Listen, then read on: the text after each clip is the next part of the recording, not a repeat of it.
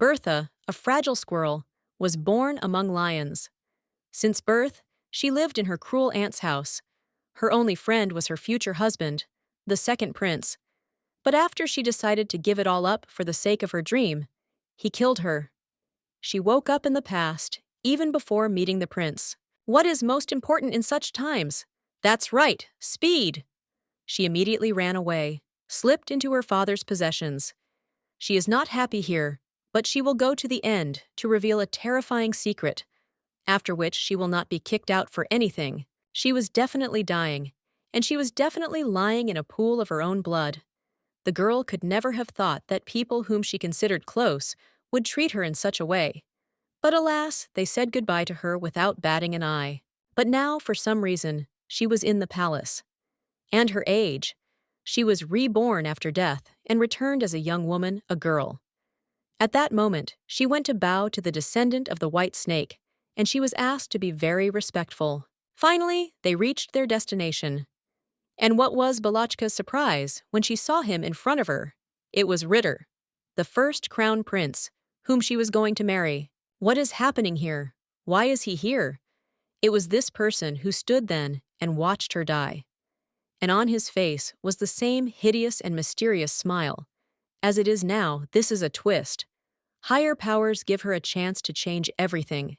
At the sight of Balachka, the young man smiled even wider and asked the girl if they knew each other.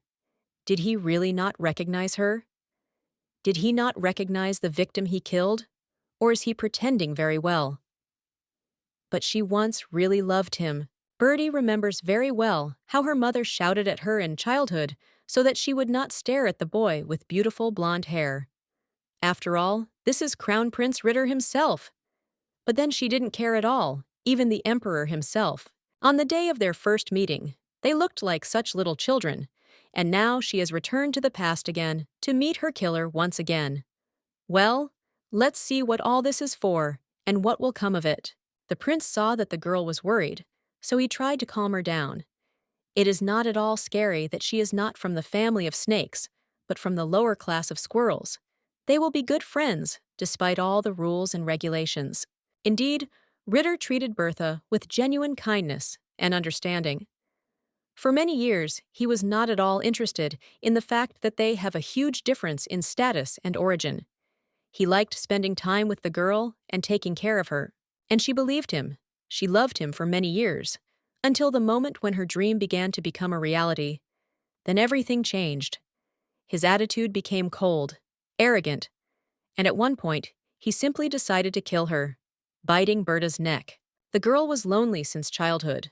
The mother died very early, and she was given to be raised by a harmful and always evil aunt. Bertha's only salvation was books.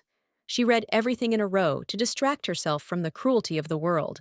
Farina Sirius, Berta's aunt, was an evil and straightforward woman. Maybe she became like this because of a difficult fate, but she was terribly annoyed by the fact that her niece was making a fool of herself, sitting all day reading some book. One morning, a woman appeared in the girl's room and coldly told her to gather. It's time for them to go. Although Bertha had no idea where they were going, usually, no one invited her anywhere. The aunt made an evil smile and said that it was time for her to benefit the family that feeds her and gives her a roof over her head. It turned out that the first prince wants to marry her, and this is great luck. Completely forgetting to ask the girl if she agreed to such an adventure, Farina turned around and ordered Berta to follow her. Along the way, she reminded that the girl should consider the prince her future husband and serve him with faith and truth. This was followed by continuous moral education. Bertha must always bow before His Majesty. Do not forget to speak carefully and quietly.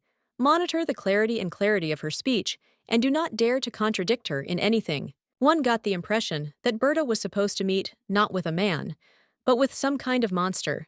And this really stressed the girl. After all, the prince is approximately the same age as she, so why so much pathos?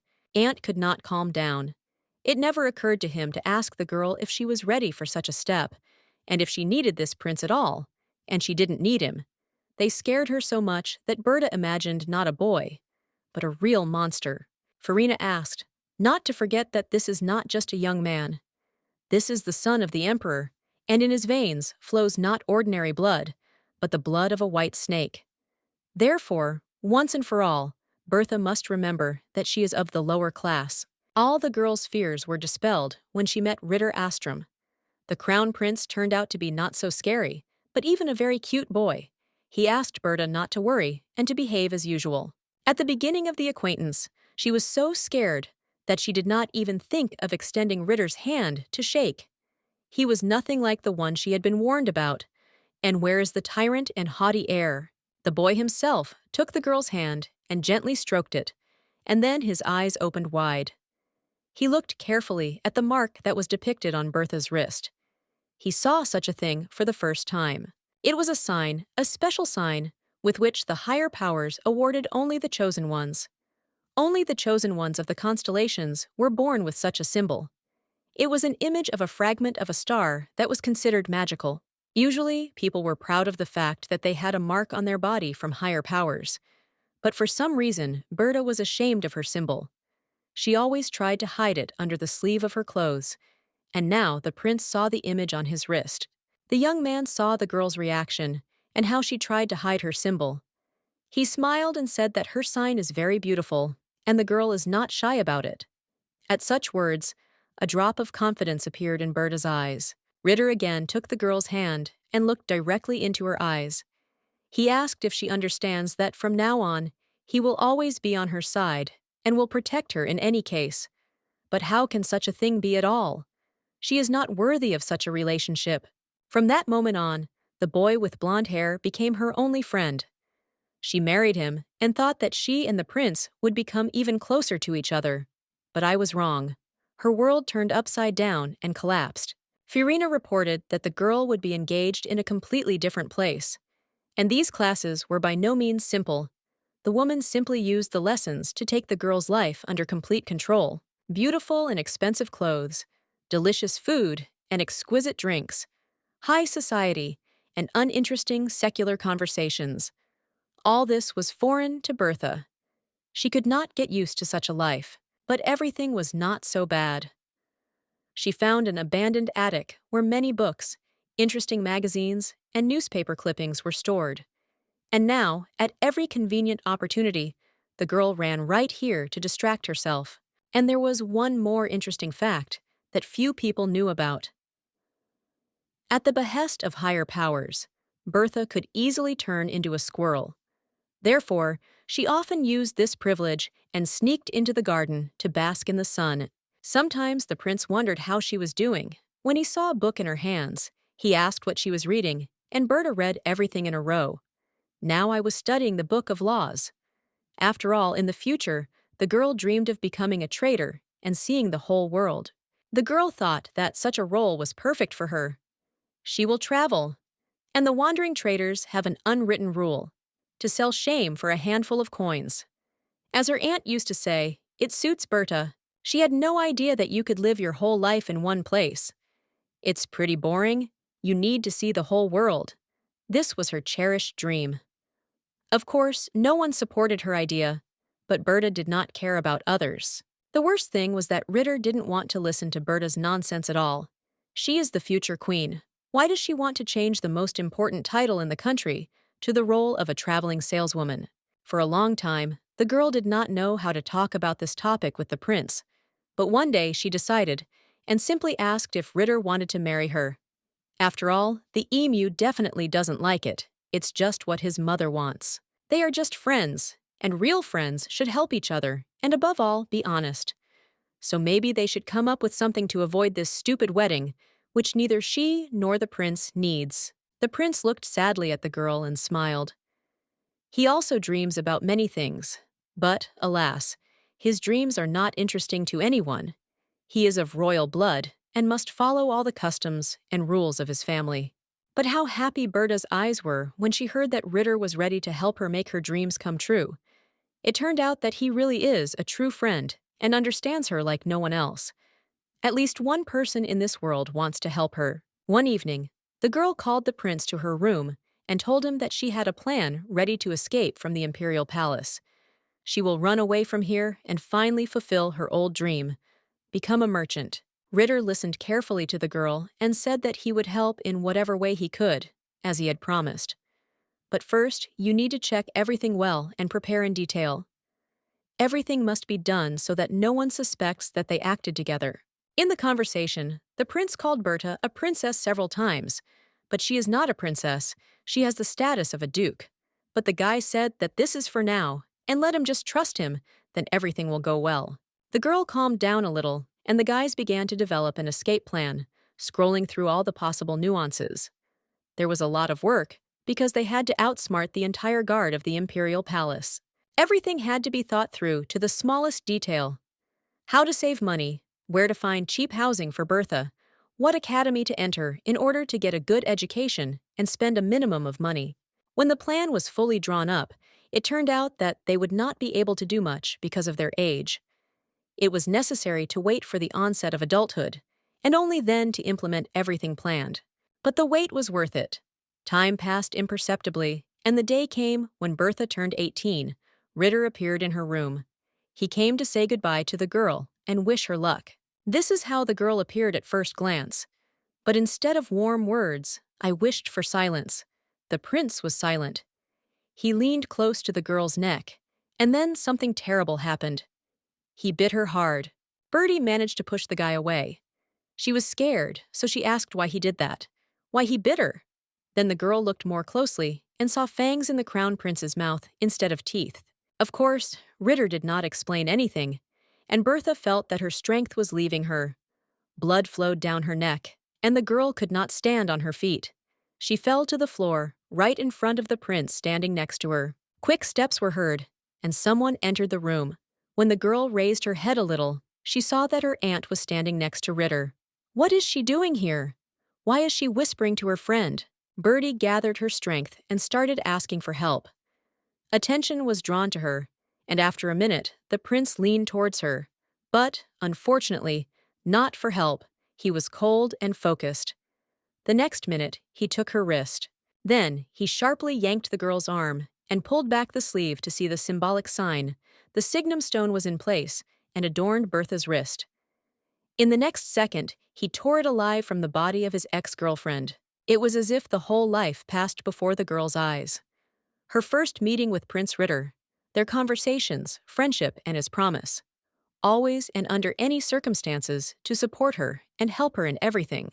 And now, Berta was lying in a half-passed state on the floor in a pool of blood. And the prince stood nearby, not even paying attention to the girl's torment, giving her the opportunity to die. He was telling her aunt something, but everyone, fortunately, forgot that the girl had a special gift. It can turn into protein. Now is the time to use it for good purposes, just to escape from this terrible place and traitors.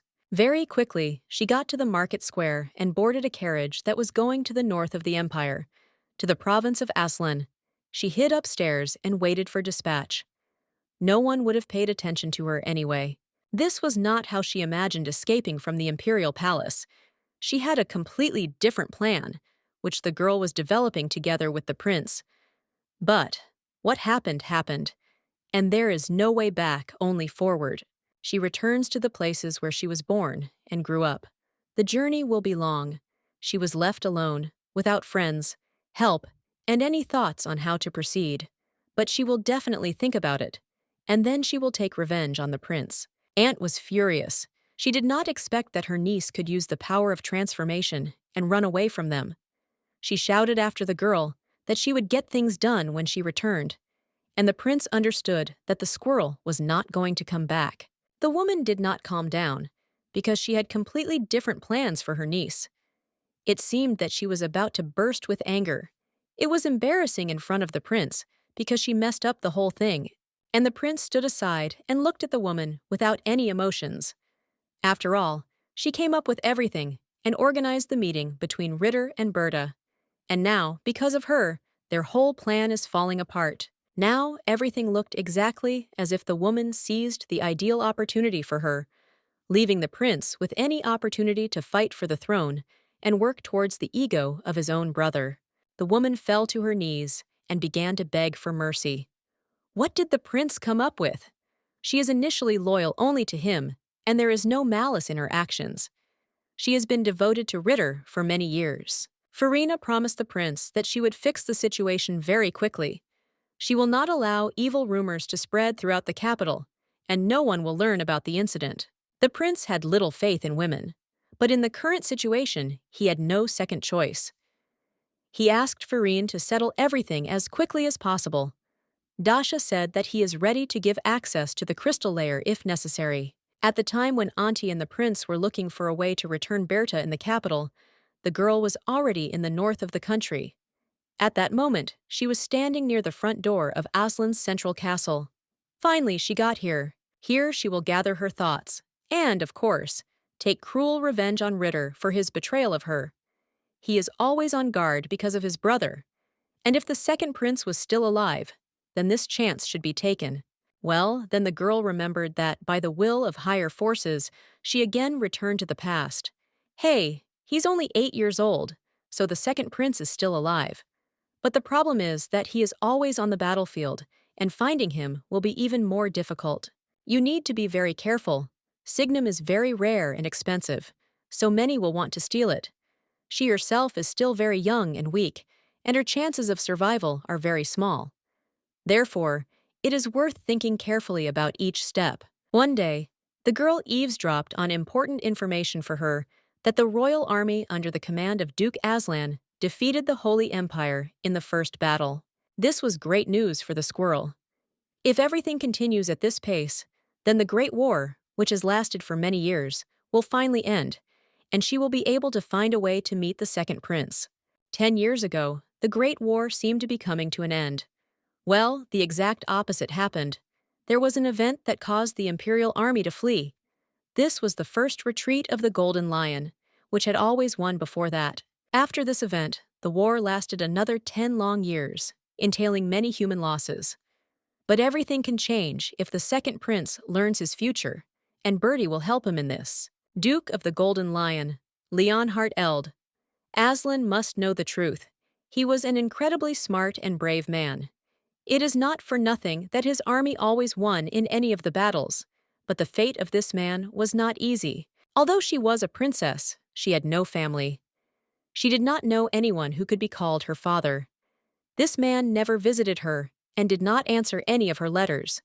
Only once came the usual invitation to visit the duchy. It happened right before the coming-of-age ceremony. Bertie felt like an ordinary abandoned child who was not needed by anyone. But even she had the right to at least something. A bright period in her life should also begin. And now she will try to do everything differently. She was given a second chance, and she tries to visit her father's house. And after the coming-of-age ceremony, he will definitely run away and become a traitor. She went too far in her dreams. Poshemu necessarily becomes an ordinary traitor. After all, she can create her own huge trade association. The whole world should know about her. Bertha did not even doubt that everything should work out for her. It is not for nothing that fate prepares her so many trials. So she deserves to be the best version of herself, because the second chance is given only to the chosen ones. All this, of course, was good, but at this moment, the girl, turned into a squirrel, was standing near the door of Aslan's northern castle and was shivering from the cold. Fortunately, the guards noticed hers. A peephole was pointed at the girl, and she understood from the reaction of the guards that they were going to approach her now. Probably, they noticed a sign, and it's very bad. It is necessary to quickly escape, but it was too late. Bertie heard someone call her, and call her mistress. Then she was asked not to run away, and the phrase Princess Aslan sounded again. Hey, I didn't hear it. One of the soldiers ran up to her and leaned over. The guy raised his helmet and showed a surprised face. Why is she unaccompanied? After all, princesses cannot move alone. This is completely unacceptable. Berta started to explain something to the guard, but he smiled, asked for forgiveness, and said that he did not understand the squirrel's language. And then it dawned on her that she was still. The guy carefully lifted her in his arms, trying not to cause pain or discomfort. He said that he would take her inside the castle. You can't freeze the princess in front of the front door. Ego can be punished for this. The first people the girl met inside were the maids. They were all amazed and moved. Then they began to greet the princess in the castle and say that she is ready to serve her at any moment and on any occasion. But their joyous shouts suddenly stopped because the maids saw Joanna. This was the main housekeeper. In appearance, the woman seemed very serious and impregnable. But in the next second, the chief servant leaned over Berta to get a better look at her. Joanna broke into a smile of emotion and said that the princess had lost a lot of weight, but she will make sure that everything is. After a few minutes, the girl was seated at the table, on which mountains of goodies rose. The woman said that if the squirrel needed a supplement, she would arrange everything in an instant, just so that the princess would get better. Since Berta had been in the car for a long time, she was very hungry, and now delicious dishes were very convenient. She ate everything that was brought for her from the kitchen, and then washed it down with delicious drinks. But why are they treating her so well? And again, the image of Ritter appeared before Berta's eyes. She remembered that no one can be trusted. Sometimes kindness brings terrible consequences. The prince also treated her very well, but as a result, he killed her. If people show you too much kindness and attention, then they definitely have ulterior motives, and they will definitely use them to offend. Berta learned this rule a long time ago. Therefore, the girl called Joanna over and said that she needed to tell the head of personnel something. It was necessary to feel the soil and understand what is really happening here. The woman immediately approached Berta, said that the girl can call her simply Joanna, and she is ready to fulfill any request. The woman thought that Bertha had a proposal. Not knowing what the girl was actually talking about, Joanna said that the hostess was not at home. He left for the battlefield again and did not tell when he would return, but she will be able to convey everything to him. He wrote, but when their master learns that the squirrel has finally returned home, he will surely hurry to deal with all the enemies in order to return home as soon as possible and see her. After all, her father loves her very much. In the meantime, the girl can rest and gain strength. But there was no time for rest. Berta asked, there is no main master who fulfills his duties in the estate. It was necessary to prevent. Before Joanna could answer the squirrel's question, the door suddenly opened and a young guy appeared on the threshold. It was the deputy master, Carlos Aslan. The guy's facial expression was slightly nervous. But when he came closer and took a better look at the girl, Carlos smiled. He greeted her and said that they had been waiting for the escaped squirrel for a long time, and finally she returned.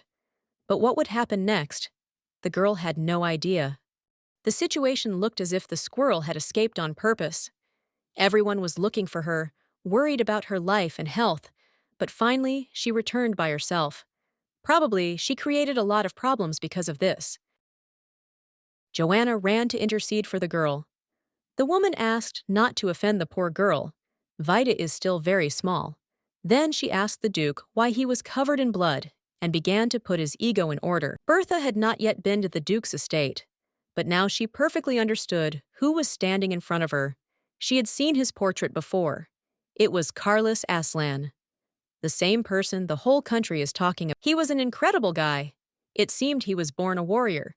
He started wielding a sword flawlessly at the age of 10. There were and are no equals to him in this matter, and everyone says that the battlefield became his second home a long time ago. His enemies never knew mercy. He has no equal in military affairs. Because of his hair the color of dark blood, the inhabitants of the empire called him the King of Lviv. The girl has more than once heard different stories about ego exploits. Finally, it dawned on the girl that the guy standing in front of her, who is considered a hero of all times and nations, is her brother. That's right. She didn't expect to. Carlos came even closer and sniffed strange thing. The guy clearly identified the smell of snakes. But why does she emit such a smell? After all, this is not characteristic of proteins. So something happened to. If my brother knew what happened to Berta a few weeks ago, then everything would be clear to him. She was overcome by people whom she completely trusted. These people are vile sales snakes, but she will take revenge on them soon. It seemed that absolutely nothing could be hidden from this guy.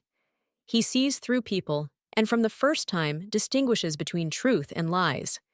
It was dangerous to look into his eyes. She has such a wonderful brother. For the first time in a long time, Berta felt that she was in a safe place. But such a terrible and strong Carlis was filled with warmth and pacification. It was as if she was under a warm, weightless blanket. Usually, everyone was afraid of the young Duke. Ego's bright yellow eyes in the series make people fear and panic. But Berta looked at the guy with a smile and affection, and he was surprised in return. Has there really been a man who is not afraid of him? At the next moment, Carlos bent down and took the girl in his arms. He hugged her tightly and held her like that for several minutes. As it turned out, then he gave her his smell, the one that the entire Aslan family should smell like. The fact is that no one has ever hugged Berta. And it was at this moment that she was frightened by the fact that she did not know how to react to such behavior of her brother. Yes, and why does he do it? At first, she thought that seeing that the girl was frightened, the Duke put her on the ground, and Joanna started scolding the guy for scaring the squirrel with his actions. She just returned home. She needs to recover. The woman reminded that this girl is his sister, and he should take care of her, or just treat her carefully. But the young man replied that it doesn't matter. She's just an escaped squirrel. And the Duke was absolutely right. He reminded Joanna that this girl doesn't even have a name, but he is not going to offend her. He is not interested in women and small children, because he is a warrior. War is his. The guy's words were pure and true. Indeed, the girl did not have a name until she was 10 years old. No one took her for the Duke's daughter. She was a dirty blood, and even the servants treated her with contempt. The maid was treated this way because they took the example of the vicar. Auntie always called Berta the adoptive half-breed. They were black, and royal beastmen are famous for their golden eyes. Ritter had the eyes of a snake. Their shade was yellowish. At Carlis, they were bright yellow, which testified that the boy belonged to the family of Lviv. The brighter the blood of the animal, the brighter the shade of gold in the eyes. Rod Aslanov has always been famous for the pure shade of gold in his eyes. But, as it turned out, she also belongs to this glorious family. But why then do her eyes have a completely different color? What is the reason? This should be known. This is the clear reason why even the servants called her a mudblood. She has a different eye color, but this is not the time to talk about it. Someday, she will figure it out. And she has a name, so everything is not so bad. She remembers her name and will not allow anyone to call her half-blood anymore, she shouted, drawing Carlos and Joanna's attention. The girl said in a firm voice that she has a name. Her name is Berta.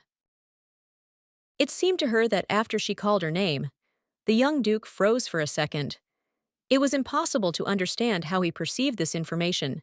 Maybe it was better not to talk about it. Joanna smiled and said that the name is very beautiful and suits the girl. Then I wondered if Bertie came up with the ego herself, but she answered that her father called her that, and it means blessing. The young Duke thought for a moment, and then said that he would call his little sister a tail. But this is not the same name. After all, tails are the distinguishing feature of their genus. The girl playfully puffed her lips, portraying both. And now she looked more like a little angry chipmunk than a squirrel. But the guy just smiled. He didn't care how his sister would react to his words. Joanna decided to defuse the situation and intervene in the conversation. Otherwise, there might be a scandal. Carlos is a short-tempered person. Therefore, the woman asked if the girl wanted to see her father. The main maid reported that the mistress was not there now, but she can meet with the administrator, who deals with all the affairs of the duchy. Maybe they will have something to. Joanna went in search of the manager, and then Berta panicked. After all, the woman left her alone with Carlos. And what are they talking about with this self-confident guy? Although he is her brother, he behaves very strangely. Of course, the maids overheard the conversation in the room, and were happy that the squirrel had already been given a name. But the housekeeper told them not to rejoice in vain. If you give a child an inappropriate name, his fate can change. For example, the character will not fit. It is so serious that the body can begin to break down. The most harmless thing that can happen is that the child will be constantly haunted by misfortune.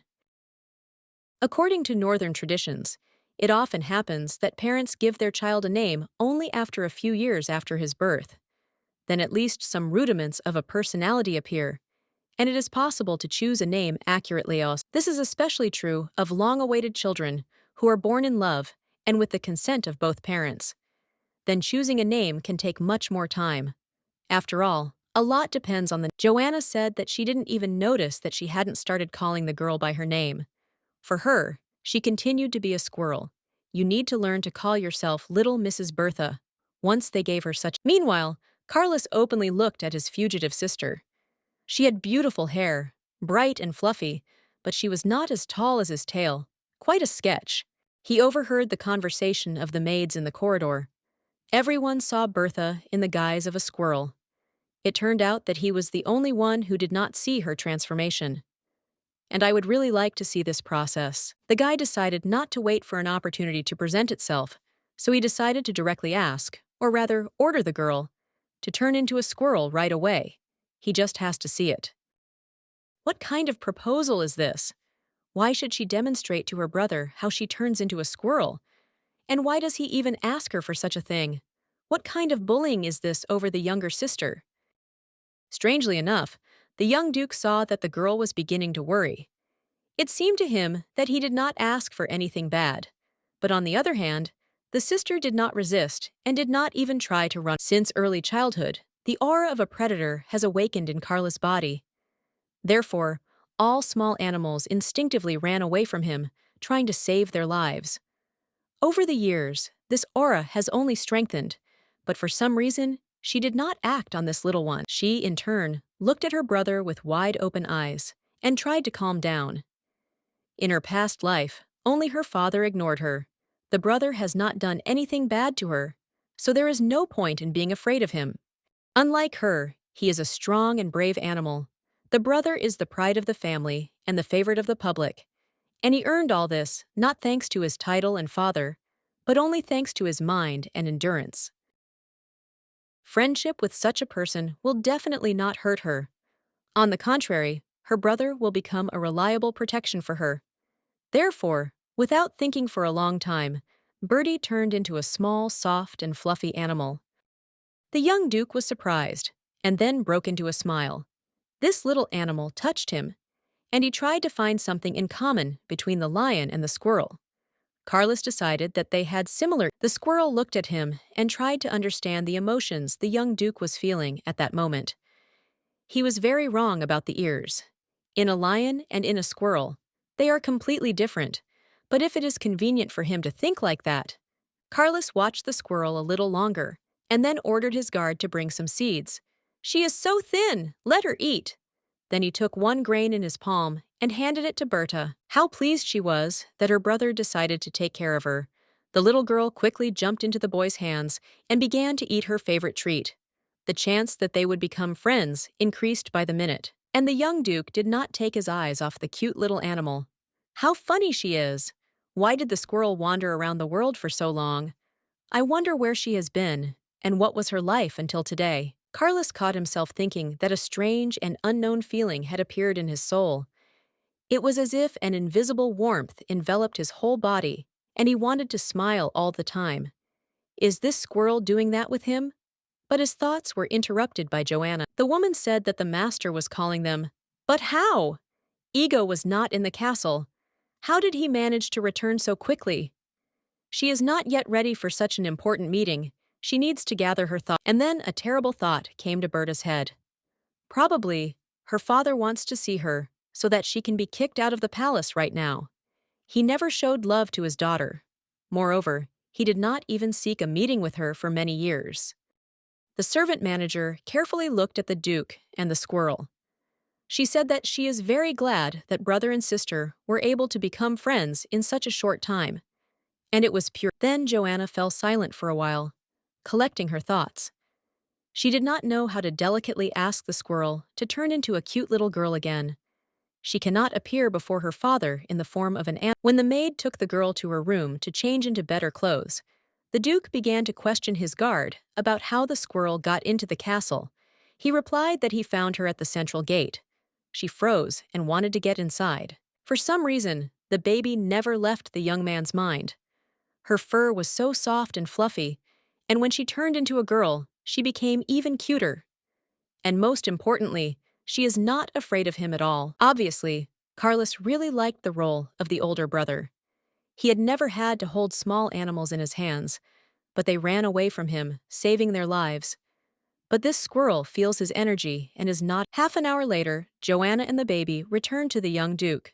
Together, they went to the door behind which was the hostess's office. The atmosphere was quite tense. Berta did not know what was waiting for her. But everything happened wrong. As the girl imagined herself, father was not in the office. Instead of him, a pleasant young man stood at the table and smiled at the guests. Joanna forgot to say that they are not going to the hostess, but to the manager. He was a nice-looking guy. His name was Count Jalot, and he was Master Aslan's right-hand man. The manager got up from the table and bowed to the girl. The girl smiled and also introduced herself, saying that her name was Bertie, and this name was given to her by her father. But they told her that the Pope wanted to see her, but it turned out that this was not the case at all. But she doesn't mind talking a little with the manager. The man thought a little, then answered that the master asked to notify him immediately after the girl appeared in the palace. For this, the manager uses a magical crystal layer.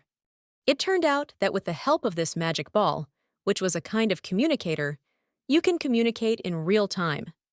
The Duke is now at war, but he will talk to his daughter without any problems, even at a distance. There are, of course, some nuances. For example, if a fierce battle is going on now, it will be extremely difficult for her father to get in touch. The North is now in the middle of a fierce war with an enemy nation. The girl wanted to shout loudly that she is here precisely because she wants to prevent this cursed, protracted bloodshed. But she did not decide, because she did not know how those present would react.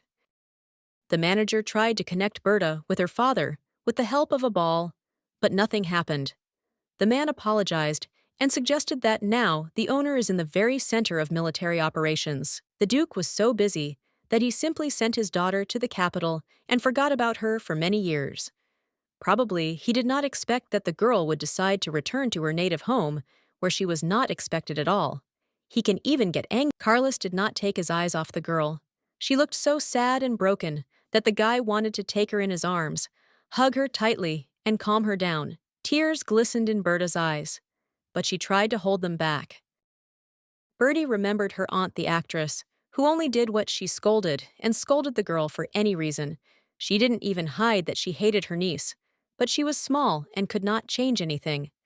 With a smile on his face, the manager of affairs of the duchy told Berta that she would have to wait a little. When the war ends, she will definitely see and talk to her father. But then Carlos intervened in their conversation, and his facial expression showed that the guy was very angry. He approached the man and reminded him that he was only following orders, but let him not meddle in family matters. The manager was a little confused, and a minute later he froze in his bow. He apologized that it was not his business and that he might have offended the girl, but then some strange sounds were heard from the sphere. Count Jalot apologized once more and approached the communication device. It was clear that someone was giving instructions to the man at the end of the call, and the manager promised to do everything right this minute. Then the zealot turned to the girl and said that His Majesty had gotten in touch and wanted to talk to Bertha. Using the layer is not difficult at all. You just need to come up and put your hand. The girl immediately followed all the man's instructions and looked forward to hearing her father's voice. And then he was heard right out of nowhere, right above his head. The Duke asked why she had returned to the north. She had never heard her father's voice, but now she knew for sure that it was he who was talking to her. A man to whom a whole army, thousands of people, obey. He again asked what happened in the capital. Why did she run away? Well, what could she answer such a question? What will she do? She cannot tell that she died from the hands of the prince, rather from his teeth. How to tell her that it was because of him that she turned into a squirrel and ran away from the cat? From her point of view, she exposed a terrible traitor and also saved her life. But for all other family members, she is a disgrace to the entire Aslan family, and she will not be able to explain everything in such a way that they would believe her. Leonhardt, the head of the Aslan clan, asked not to hide anything and to tell the whole truth. And then Berta thought, and suddenly the father knows the whole truth, and now he is just checking it for honesty, so it's not worth lying. And the girl told her father how her aunt mocked her all this time, and then tried to marry her off to the first Prince Ritter. She arranged a meeting between the prince and Berta. At first, the prince and the girl became friends and got along well. He even promised to protect her in any circumstances. But then something went wrong. He began to act together with his aunt behind her back. Bertha decided not to tell the whole truth. They still won't believe it. Therefore, she simply said that she was afraid that she would really be married off even without her father's consent, and fled to the north to ask the Duke for protection. Leonhardt, to the girl's surprise, supported her. He said that he would not allow himself to marry a prince without his will. The man was very angry with his sister, who acted without informing him. But then it was worse. Duke Aslan said that while he is away at war, there will be no opportunity to see each other. He cannot leave the battlefield, and let Bertie return to the capital and fear nothing. He won't let her down. The girl learned that heavy battles are taking place behind the high mountains of the north. Therefore, the supply of food and weapons there is very complicated. The army is holding on with its last strength and is constantly asking for help. She listened attentively and then decided to admit that she had come here to help her father win the war as soon as possible, with the least losses. But no one listened to her. What can a child understand about war? Carlos watched as the squirrel's tail, which stuck out from under the hem of the dress, twitched nervously. He understood that the girl was worried, and for some reason this excitement was transmitted to him. He must intervene to help the little one. And he couldn't stand it. He came up and also put his hand on the layer. Then, in a calm tone, he asked his father what he had said to Balachka. He replied that he wanted her to calmly return to the capital and not return to his orders. The guy perfectly understood that it was not safe for his sister to stay in the north. But first, he must ask Balachka if she wants to live in the palace of Duke Leonhardt Aslan, and she answered that she would be happy to stay. The Duke overheard the conversation between the brother and sister, and he was dissatisfied with what he heard, but his son calmed him down. He will definitely be able to protect his little sister from enemies. In addition, there is a lot of But Leonhardt was not so confident. He suggested that their castle might be on the front line. How then will they be able to protect their people, and Balachka in particular? There is nothing more dangerous than blind self-confidence. The Duke's voice was confident, and his order could not be discussed. He decided that his daughter should be in a safe place, and that is precisely the capital. The enemy's army will definitely not be able to get there. But the brother and sister still decided to try their luck. Carlos tried to persuade his father. For some reason, he really wanted this little brave girl to stay in her home. She was very nice. The guy was a warrior, and all means are good for war. Therefore, Carlos decided to cheat. He told his father that the girl had lost weight and was in a bad condition. He is not sure that she will be able to reach the capital at all. It was clear that Leonhardt thought a little, yes, he really hasn't seen his daughter for many years, and has absolutely no idea what his baby looks like now. But Carlos is with her now, and he better know. Maybe the young Duke is right. The girl has really come a long way, probably. Such a journey has exhausted her. In addition, she will be all alone in the capital. He will not give her back to the Vicomtesse. There was an uncomfortable pause, after which the girl, nevertheless, heard from her father that he allowed her to stay. She will live in her parents' palace until Leon. Now she should thank her brother from the bottom of her heart. If it were not for his mournful words, then the Duke would definitely send her back to the capital, and the hated Ritter is waiting for her there. But Carlos did not want to listen to anything. As a sign of gratitude, he asked the girl to touch her fluffy red tail. He is so cute. Bertha was surprised. She could not think of such a... Finally, the guy managed to touch his sister's fluffy tail. He was so gentle and soft that the Duke did not want to remove his hand. The security guard didn't lie. The squirrel's fur... Bertha could not say that her brother's actions brought her great pleasure. She was afraid that the boy, like all boys, would start pulling her favorite ponytail. It would be better if he asked to touch her pigtails. Suddenly, Joanna ran into the room screaming. The woman reported that a fire had started in the palace. The warehouse in the left wing caught fire, and most of the building was also engulfed in flames. Panic, the young Duke reacted instantly. He knew very well that it was there that most of the spare ammunition for the army was located. And if the fire reaches there, the army will surely be without weapons. What will he say to his father? When the boy finally ran to the place of the fire, he saw a continuous fire that consumed more and more territory. He was not confused and immediately began to command. A lot of water was needed. Carlos himself did not understand how he managed to organize the supply of water to the place of the fire so quickly. Probably, military conditioning and stress tolerance worked. All the inhabitants of the castle, only one squirrel stood aside and could not even move. She understood that this was the first news about the retreat. Events are repeated. Everything happens in the same way as in the past life. The girl knew that after this terrible incident, they would lose most of the weapons and food for the army. The troops will have to retreat, and the Duke will not be able to finish this war. She had already seen all these events in her past life.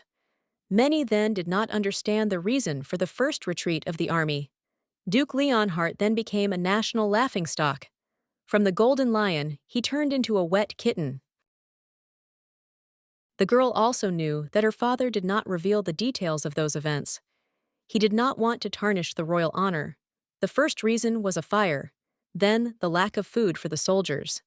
And next year, a huge disaster will happen. The army of the Kingdom of Aslan will lose a huge number of soldiers in this catastrophe. This will be almost half of the composition, and the Duchy of Aslan will suffer huge losses.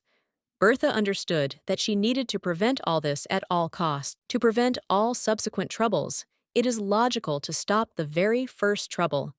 That's what the girl thought and decided that she would not allow the first retreat of Aslan's army, no matter what. It is within her power. Carlos went somewhere, and after a while, the girl found out that he turned into a lion and went in search of the one who set fire to the building with provisions for the army. 2 hours later, the criminal was already caught and brought to the palace. It is worth noting that Berta saw her brother in such a way for the first time, and what she observed she liked more and more. In this form, Carlos was even more formidable and self-confident, but it was not long to watch the boy lion. After a few minutes, he turned back into a beautiful young man with an amazing torso.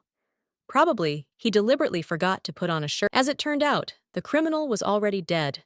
The guards asked if the master had killed this traitor, but Carlos calmly answered that this person committed suicide. Probably, he was afraid of punishment for what he had done. The young duke came closer to the lying corpse and carefully looked at his hand. A sign was visible on the outside of the palm. The guy took a closer look. This was an image of the mark of the Holy Empire. But something did not agree in the guy's conclusions. A criminal cannot walk near the warehouses that he set fire to, even if he does not gather in person and hide. Yes, and he has a label in a very visible place. This is some kind of trap. The Duke thought he is not used to taking everyone's word for it. You need to check everything thoroughly. Everything can't be so easy and obvious. Someone is trying to circle the ego around the finger, but Carlos is not one of the weaklings. A man who was in charge of provisions for Aslan's army approached the boy. He was confused. Tomorrow they had to send wagons with food and weapons to the battlefield. But what to do now? Nothing will be. Count Jello appeared out of nowhere. He was slightly saddened and said that it was his fault that he could not foresee the fire. Duke Leonhardt appointed him manager, but he could not live up to the owner's trust. But Carlos calmed him down. There are no guilty parties here. No one could have predicted such a turn of events. The fire was planned by someone from the enemy. But still, probably, there is a traitor in their house who helped the criminal. But the manager was completely upset. He asked for forgiveness again. He had to better monitor the situation in the palace. Now, because of him, the army will be left without provisions, and this will lead to defeat in battle. Carlos could not get rid of the habit of suspecting everyone and everything. It seemed strange to him that the manager ran to them on the street, and what is even more strange is that for some reason he wants to put the blame on himself. Bertie stood for a long time and watched what was happening from the side, but finally she decided to intervene. She asked to be heard because she has something to say, but Carlos smiled and called her tales. And why? Looking at the naked torso of the young duke, she could not express her thoughts clearly. It was very annoying. And it was also annoying that this impudent guy allows himself to call her tails in front of strangers. In the next second, the girl decided that now was not the time for both. It is necessary to save the situation, and in particular, the army of Duke Aslan. Therefore, she handed the men a handful of large red berries. Carlos took one of the berries from her. But everyone knew that this plant is very poisonous. Ego was called scary, and it came exactly from hell. The berries had paralytic properties, so no one even touched them. The Duke carefully tried to take the berries from the girl, but she refused. Berta said that she had already thought of everything, and these berries could really help them. Well, why don't they want to listen to her for a minute? Count Gelot again froze in his bow and allowed himself to remind the girl that now was not the time for such amusements. These are ordinary poisonous berries. They cannot feed the whole army of the Duke. Finally, Carlos couldn't stand it and ordered everyone to shut up. And the girl said that the plant can grow in any conditions. Both leaves and fruits are edible, and one such berry can feed two warriors. The manager tried to be calm, but it turned out very poorly. He again tried to explain to this little girl that the plant is completely poisonous and will cause many problems with the soldiers' health. If the warriors eat even a few of these berries, their stomachs will simply burn from the poison, and then the enemy army will easily capture the positions of Aslan's army. How these berries will help? They will only harm. Everyone around began to whisper, "What did this little girl come up with? She wants to destroy her father's army and then put the whole country in danger." After all, everyone knew that tuberculosis causes diarrhea and spasms. The girl was tired of listening to this nonsense for the 100th time. Therefore, she asked everyone to pay attention to her. The next minute, she opened her mouth, bit off a huge piece of berry, and swallowed. Everyone's mouths fell open in horror and surprise. This girl is definitely abnormal. They already have a lot of problems, and here she is with her inventions. Now it will be necessary to call the doctors and do gastric lavage as a matter of urgency. The doctor appeared immediately at the behest of the young master. What a stupid ego sister, stupid and stubborn.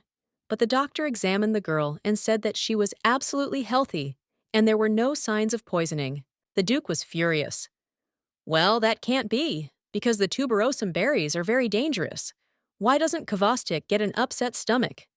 Maybe this doctor is bad and doesn't understand diseases. The plant is definitely poisonous. But why does the poison not work on Balachka? Maybe these animals have a second digestion, and what is dangerous for humans is quite normal for squirrels. He explained that he did not find the others. And maybe there are varieties of these berries, and some of them can be eaten. Then the girl learned to distinguish poisonous and non-poisonous types of tuberose, and he considered her stupid some time ago. Another of the guards suggested that the girl might have some magical abilities. Maybe she's a witch. After all, everyone from the Aslan family can turn into a lion, and she into a squirrel. The girl decided not to hesitate and explained to the men why she was not poisoned.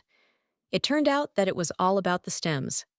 Their juice contains an antidote that neutralizes the poison from the berries. So here is the reason. Until that time, everyone thought that the plant was completely poisonous, but only the fruits were eaten. But if the berries are consumed together with the stems, poisoning will not occur. Before coming here, the girl chewed several stems. The liquid worked, so after she swallowed the berry itself, nothing special or terrible happened. She was not poisoned. Bertha knew that this fact with the stems of tuberose berries would be revealed only in a few years. One of the criminals in the future will simply eat the whole plant and not die from severe indigestion. Since the guards were afraid of testing the effect of the plant on themselves, the young owner had to do it. Therefore, Carlos took one plant and ate the berry along with the stem. Everyone froze in anticipation. Enough time passed, but nothing happened to the young master. He still felt excellent. And only then, the guards decided to try. Everyone was happy. The guards not only satisfied their curiosity, but also ate well. And all thanks to the little squirrel. She solved a big problem. Now the army will not feel hunger. Bertha knew that in this way she would be able to prevent the first retreat of Aslan's army. If we are lucky, the war will not drag on for another 10 long years. She must take advantage of this fact. Everyone praised the girl, complimented her. Such a small one, but already so smart. But only the manager stood aside without a mood. The problem is solved, and meanwhile, the soldiers were already suffering from a lack of provisions. Famine was about to begin. What kind of battle can we talk about if everyone only thinks about food? But then the assistant commander reported that he saw a wagon. Leonhardt came out of his tent to assess how many provisions and weapons he had sent from the city of Carlis. But a guard was already waiting for him, who held out a man's letter. Balachka wrote it to his father. In the letter, the girl was interested in how he was doing, whether he was healthy, whether his soldiers were healthy. Then she said that everything is fine with her, and that there is very good news for him, which will significantly affect the course of the war. Meanwhile, the soldiers began to unload provisions. It turned out that the boxes contained poisonous berries. But why were so many of them sent? Maybe they mixed up the wagons, or there was some kind of mistake. But in the accompanying letter, it was clearly written that Bertie was handing over tuberose plants to the soldiers. It is strange why the Duke's daughter is writing to them. This girl is only 8 years old. She may not understand all the consequences. The soldiers did not expect such provisions. Everyone was very hungry, but no one dared to eat poisonous berries, so that in a day they would die of terrible diarrhea. What is this girl doing, and does the Duke know about? Leonhardt came out into the yard. He saw that his soldiers were standing in confusion and looking at the berries. Well, her own daughter can't wish him to die. Therefore, the man took one berry with a stem. In this way, Leonhardt showed that tuberosum berries are quite suitable for food.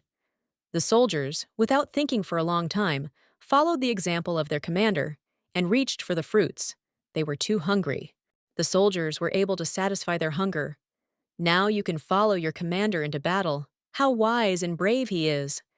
They are ready to follow Leonhardt into fire and water, because they love their master and trust him. But the Duke of the North understood very well that the grateful soldiers should not be to him, but to a little girl named Bertha, his daughter.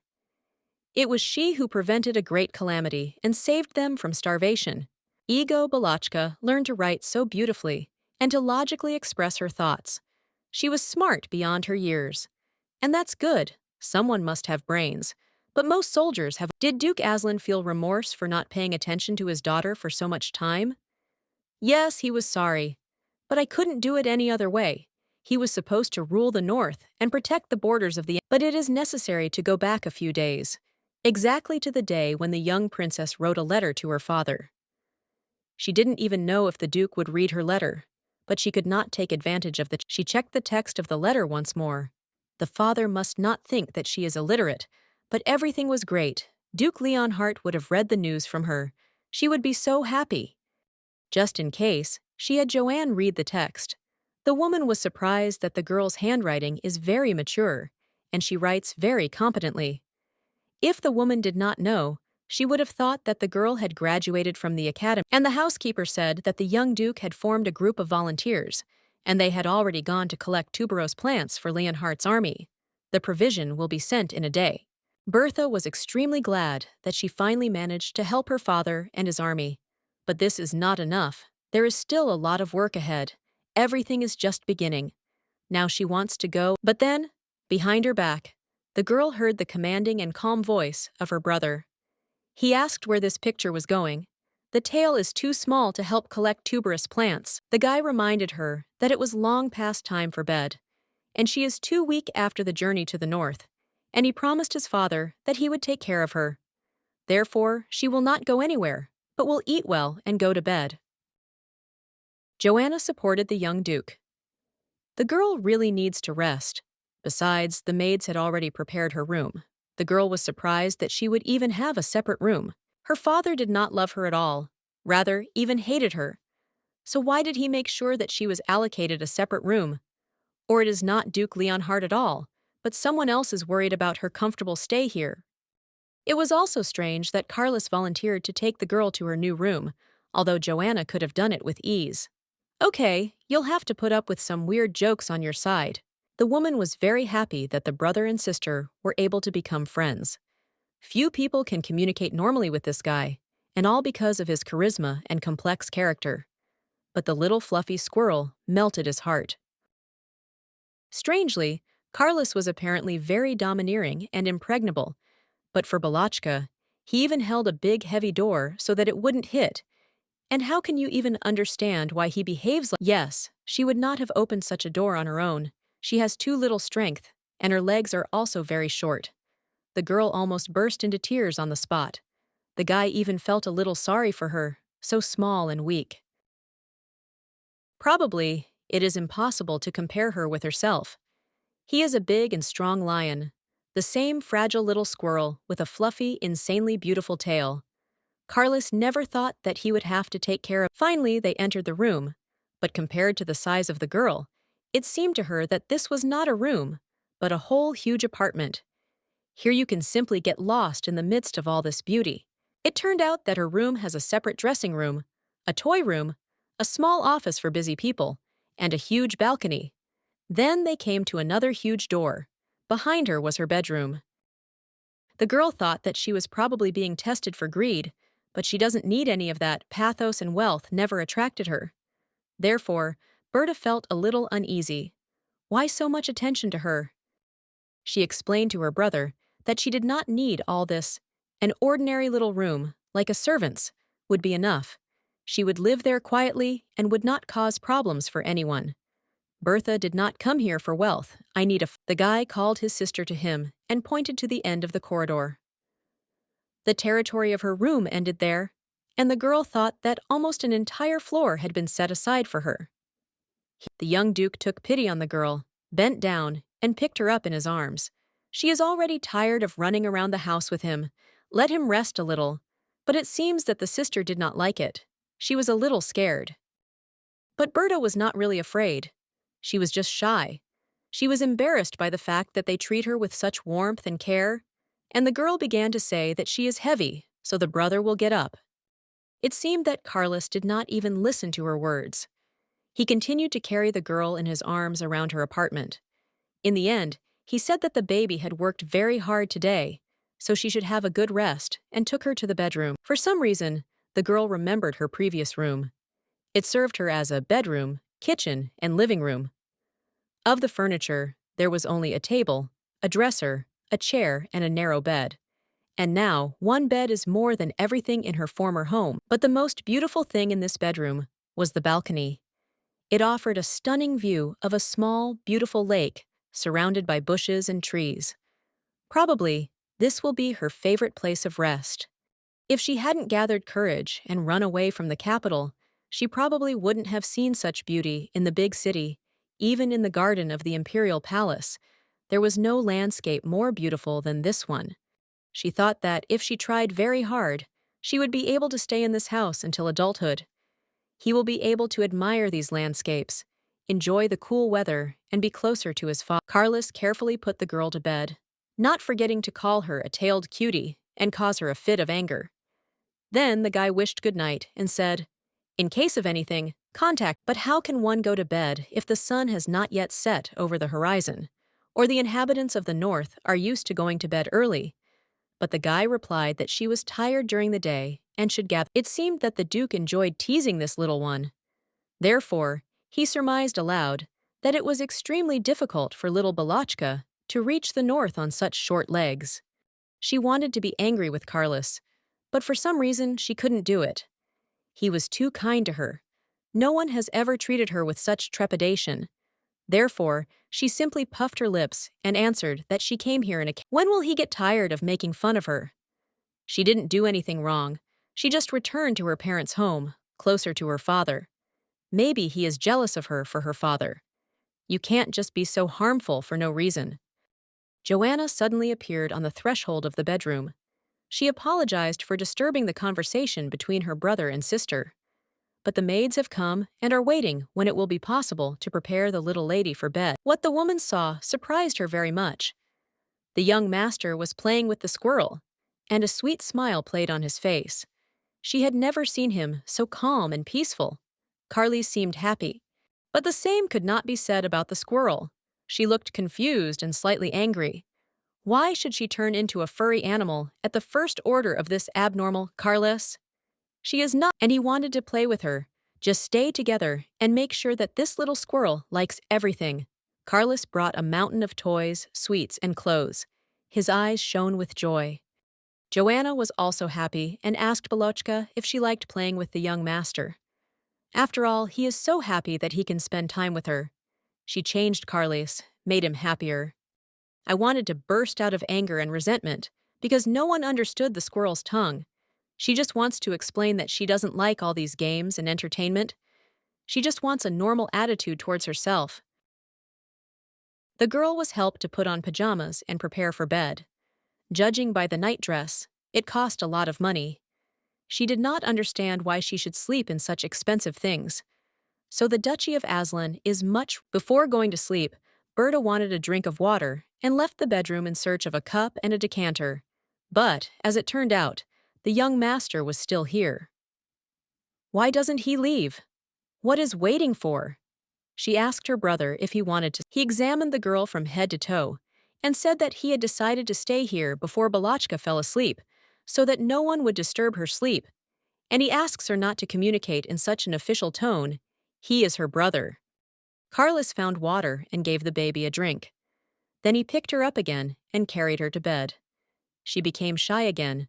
Why does he care about her so much? After all, she can easily get into. He once again wished the girl a good night and offered to tell her a bedtime story.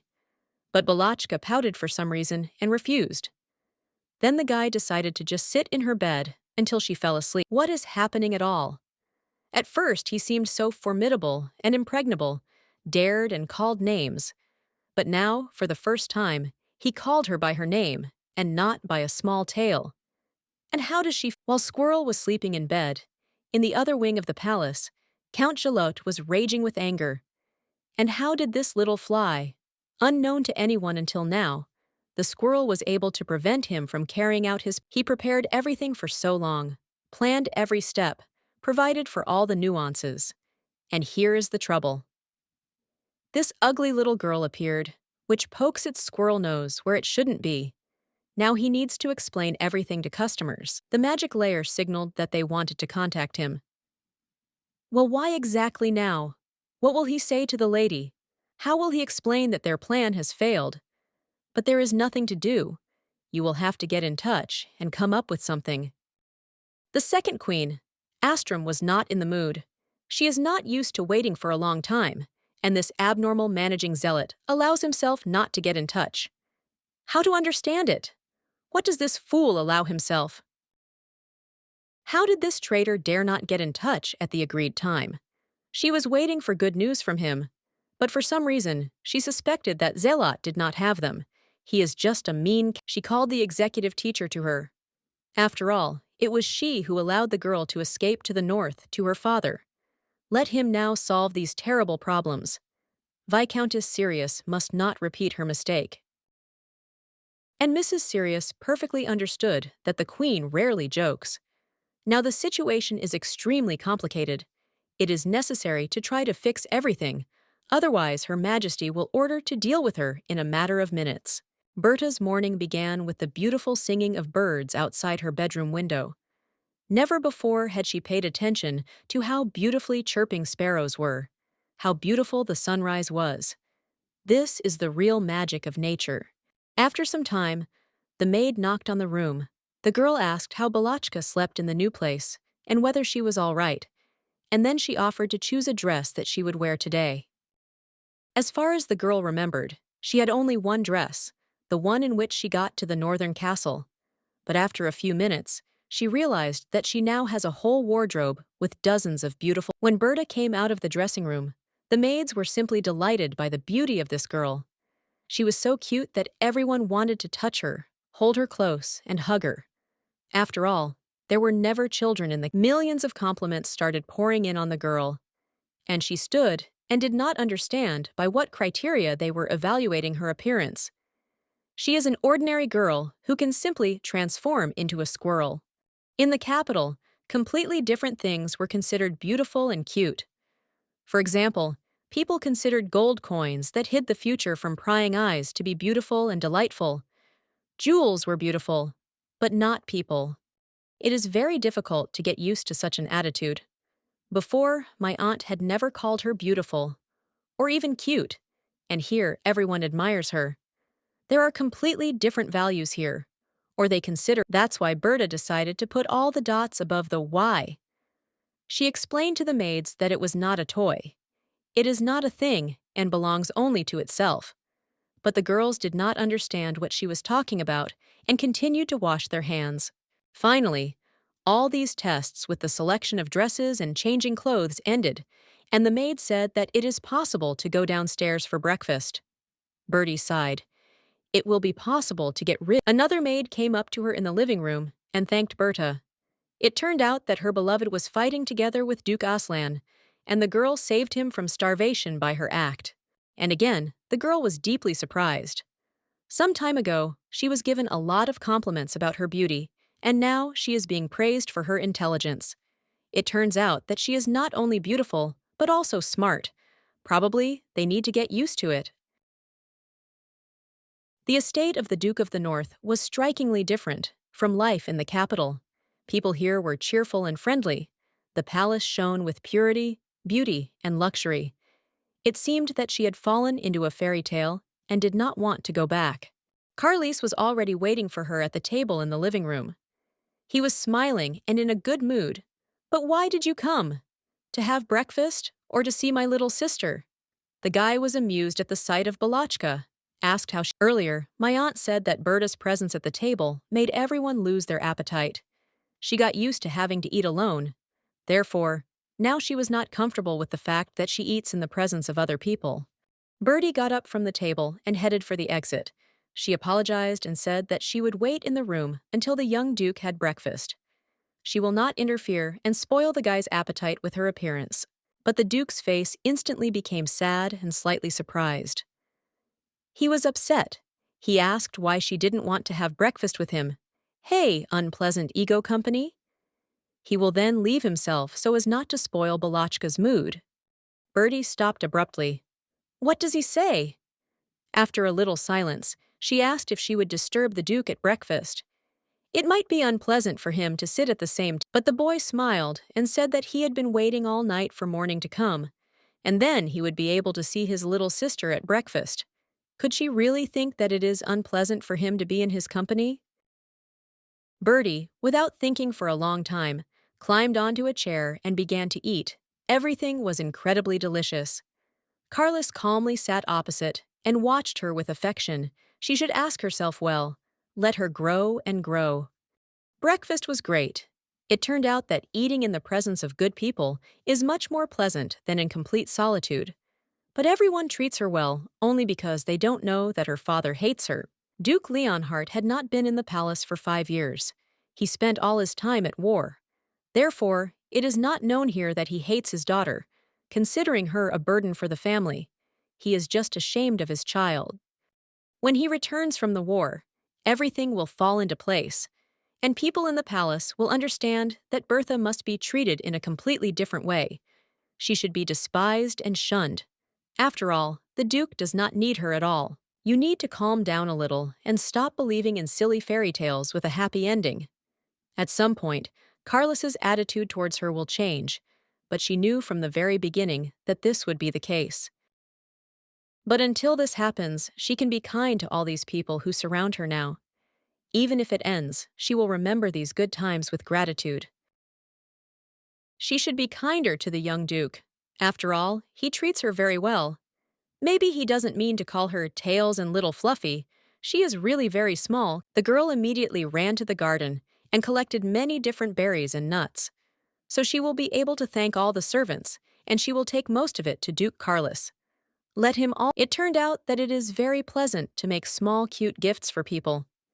Everyone, including the guards at the main gate, were pleasantly surprised by the nuts and thanked the little. In the capital, her aunt often scolded her, and then she left food as a punishment. The girl remained hungry, but then she found a way for herself.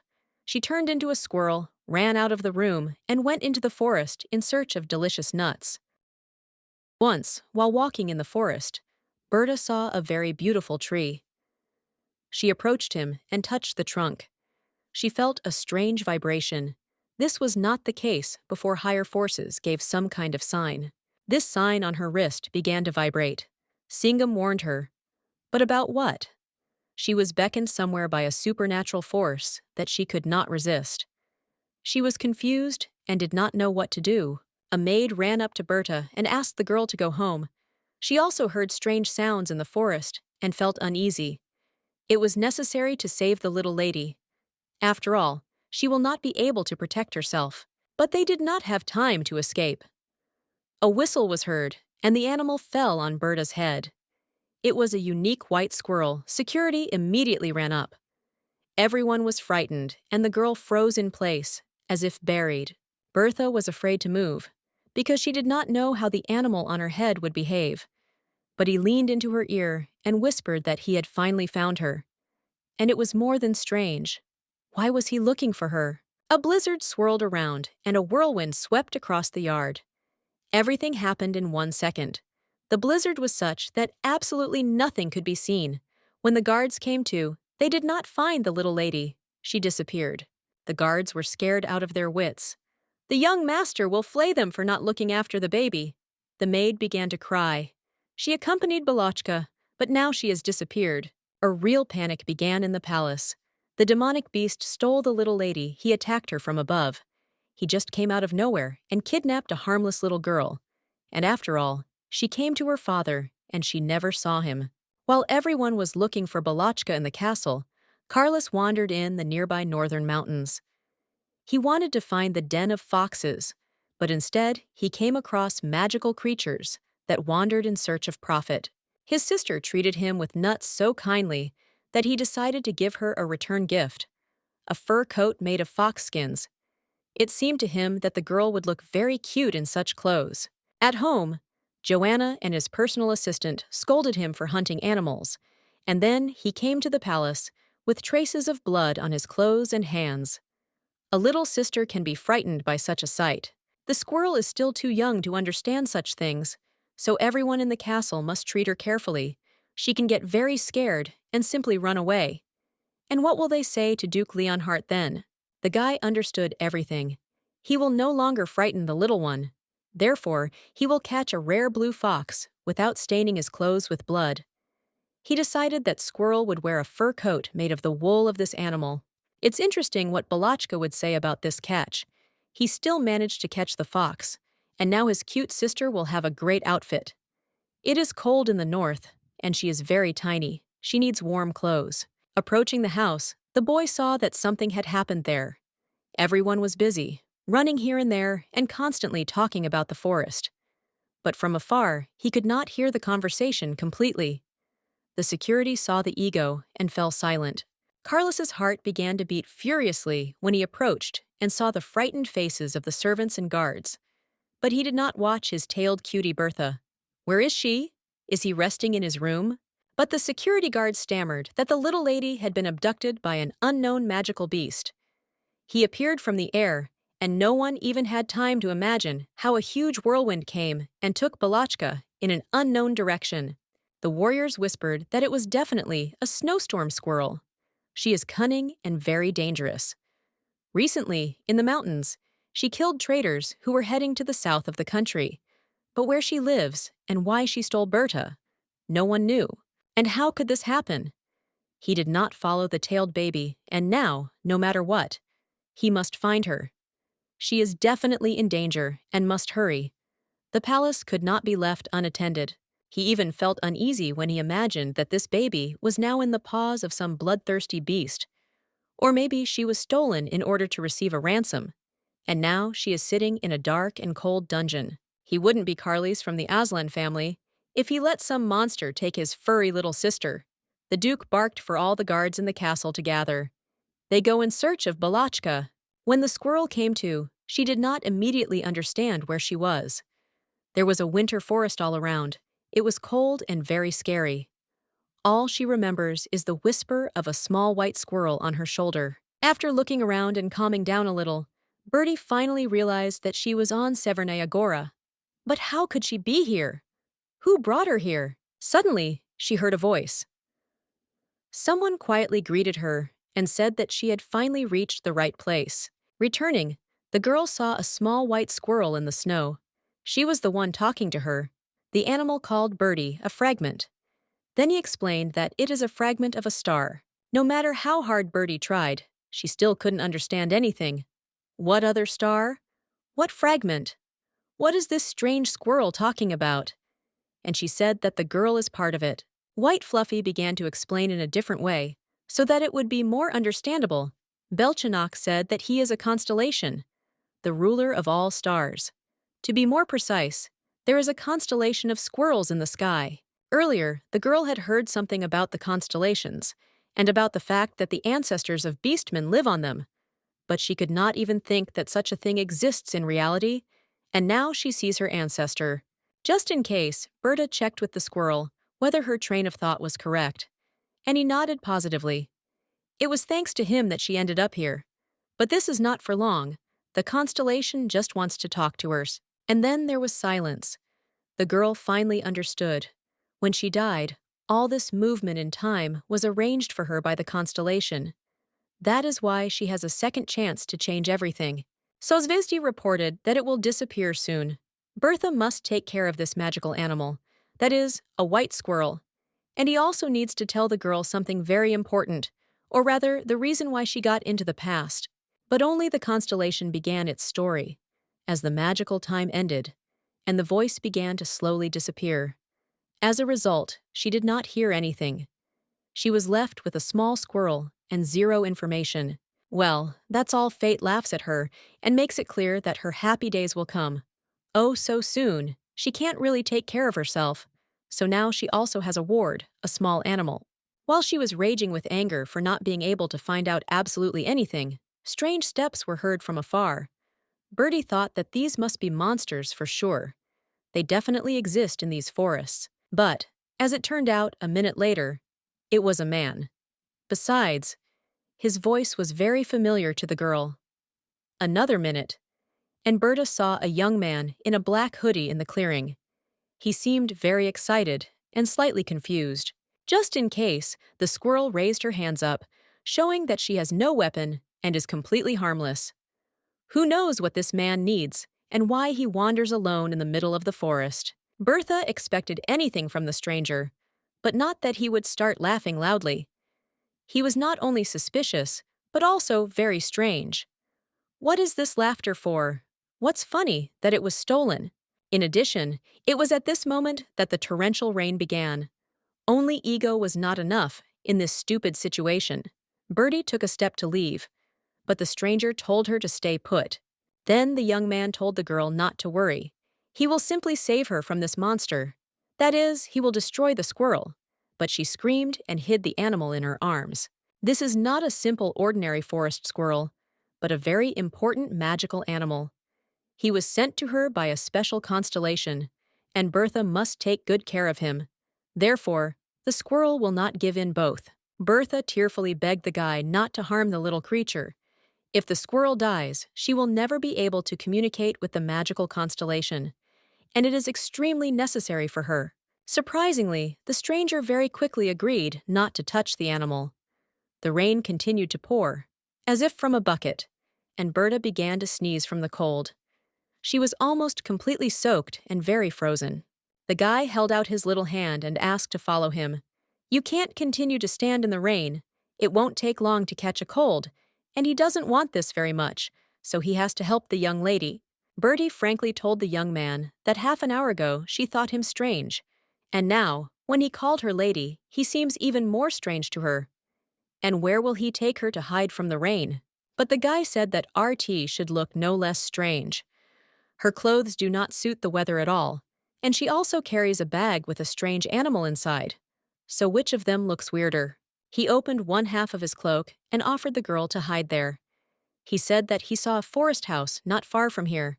He can take her there to dry out and wait out the storm. A few minutes later, the stranger and the little squirrel were already opening the door to the small house. It was a temporary residence of hunters.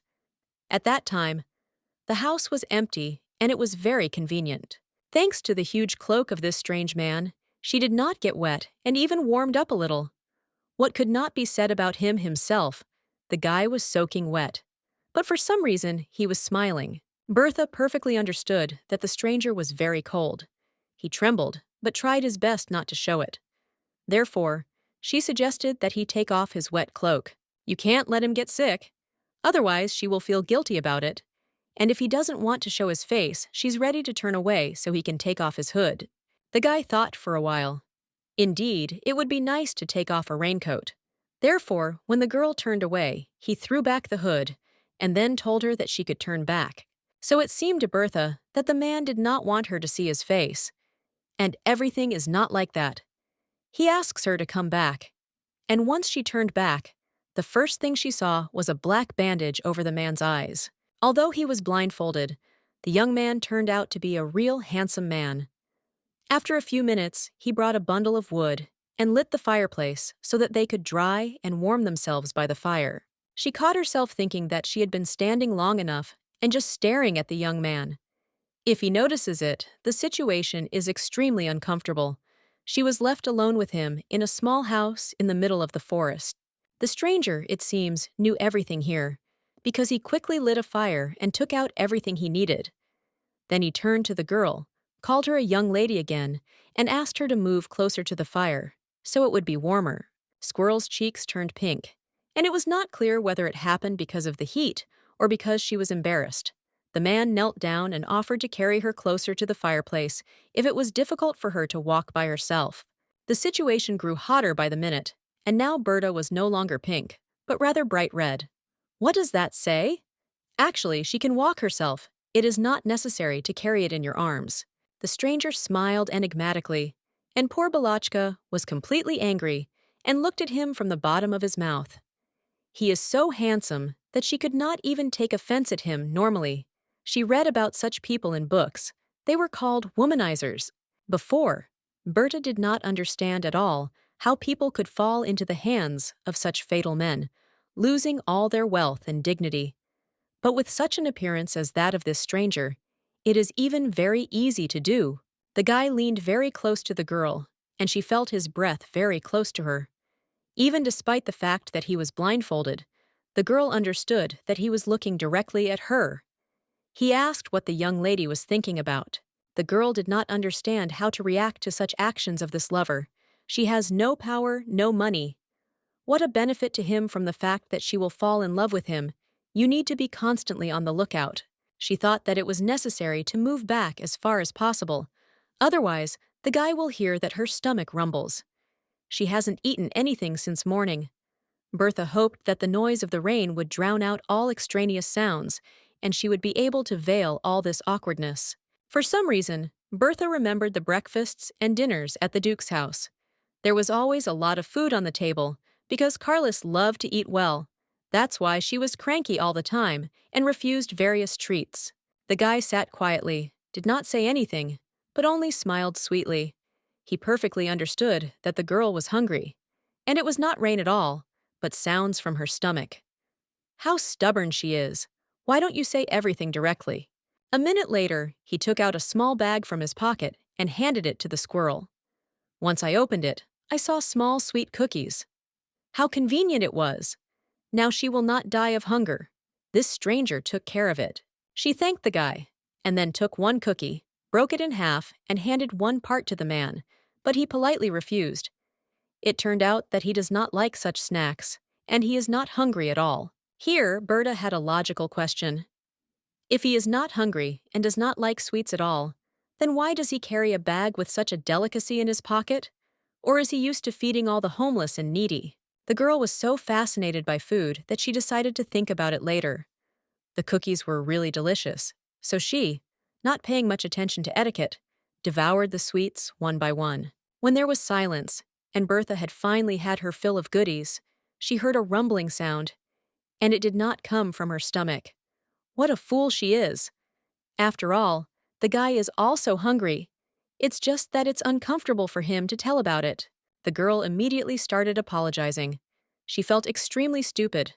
What an unscrupulous woman! She ate everything and did not leave a single crumb. But the guy said that this is not a problem. When the rain ends, he will go hunting. Bertie automatically looked out the window. What is this fool talking about? The rain pours down as if from a bucket, and one gets the impression that it will never end at all. And what to do in such a situation? It was necessary to come up with something quickly. The guy is very hungry and suffers inconvenience because of her. She looked out the window again and noticed the plants sticking out from under the snow. Yes, this is a tuberose. So she found a solution to the problem. Without thinking for a long time, Bertie quickly jumped out into the street. The guy didn't even have time to ask her what happened. She ran away, but still decided not to interfere. She will not be able to run far. They are deep in the forest. In the very next minute, the girl was picking berries together with the stems from under the snow. She perfectly remembered that it is impossible to separate these elements. It is possible to get poisoned. Now she will feed her savior and also save him from hunger. Bertha gathered a whole bag of berries and returned to the house. Seeing this, the stranger asked if she knew what kind of plant it was and what its properties were. But she replied that she is well informed about it and glad that tuberose grows here. The guy was a little surprised.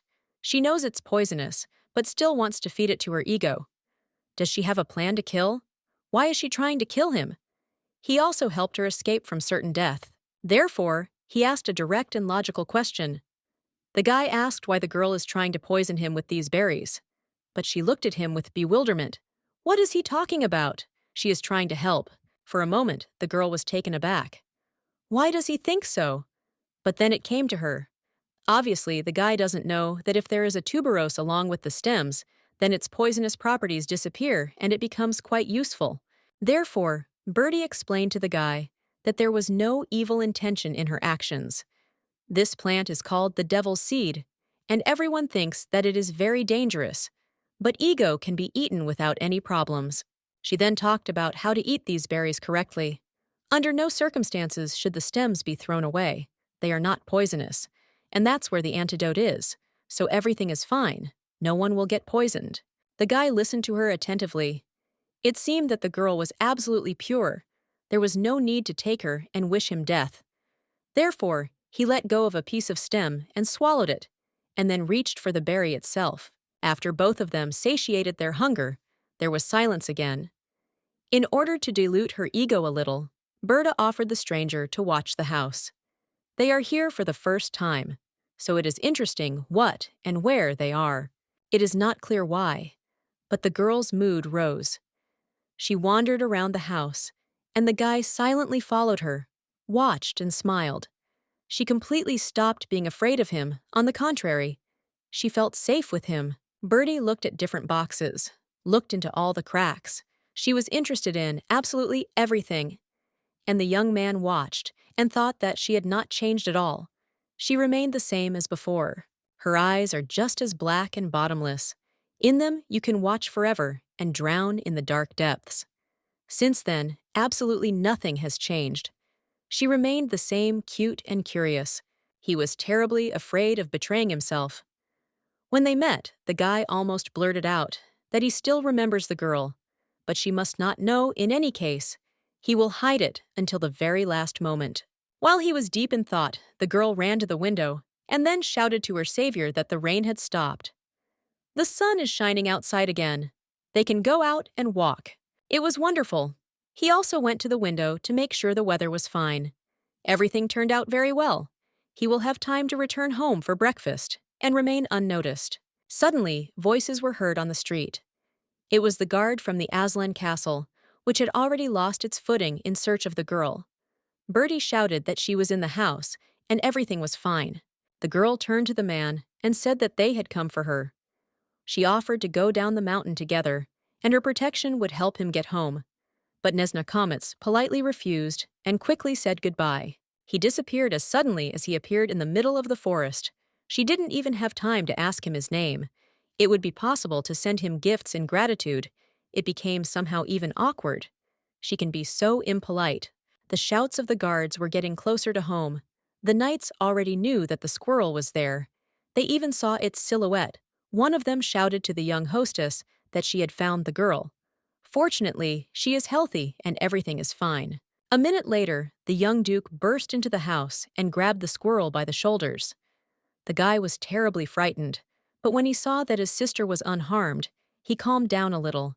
He was so worried about her and would not leave her unattended again. Her recent Nesnakomets did not go far. He hid behind the trees and began to observe the situation. The guy saw very well how Duke Aslan treated the little girl, and he also found out that the baby's name is Bertie. Well, why does everyone call her a little lady? Isn't she a servant? The baby is not at all like a child of nobles. Her manners are completely different from the manners of children from high society. Okay, as long as he hides and watches. Then the stranger paid attention to the young man who was next to the girl.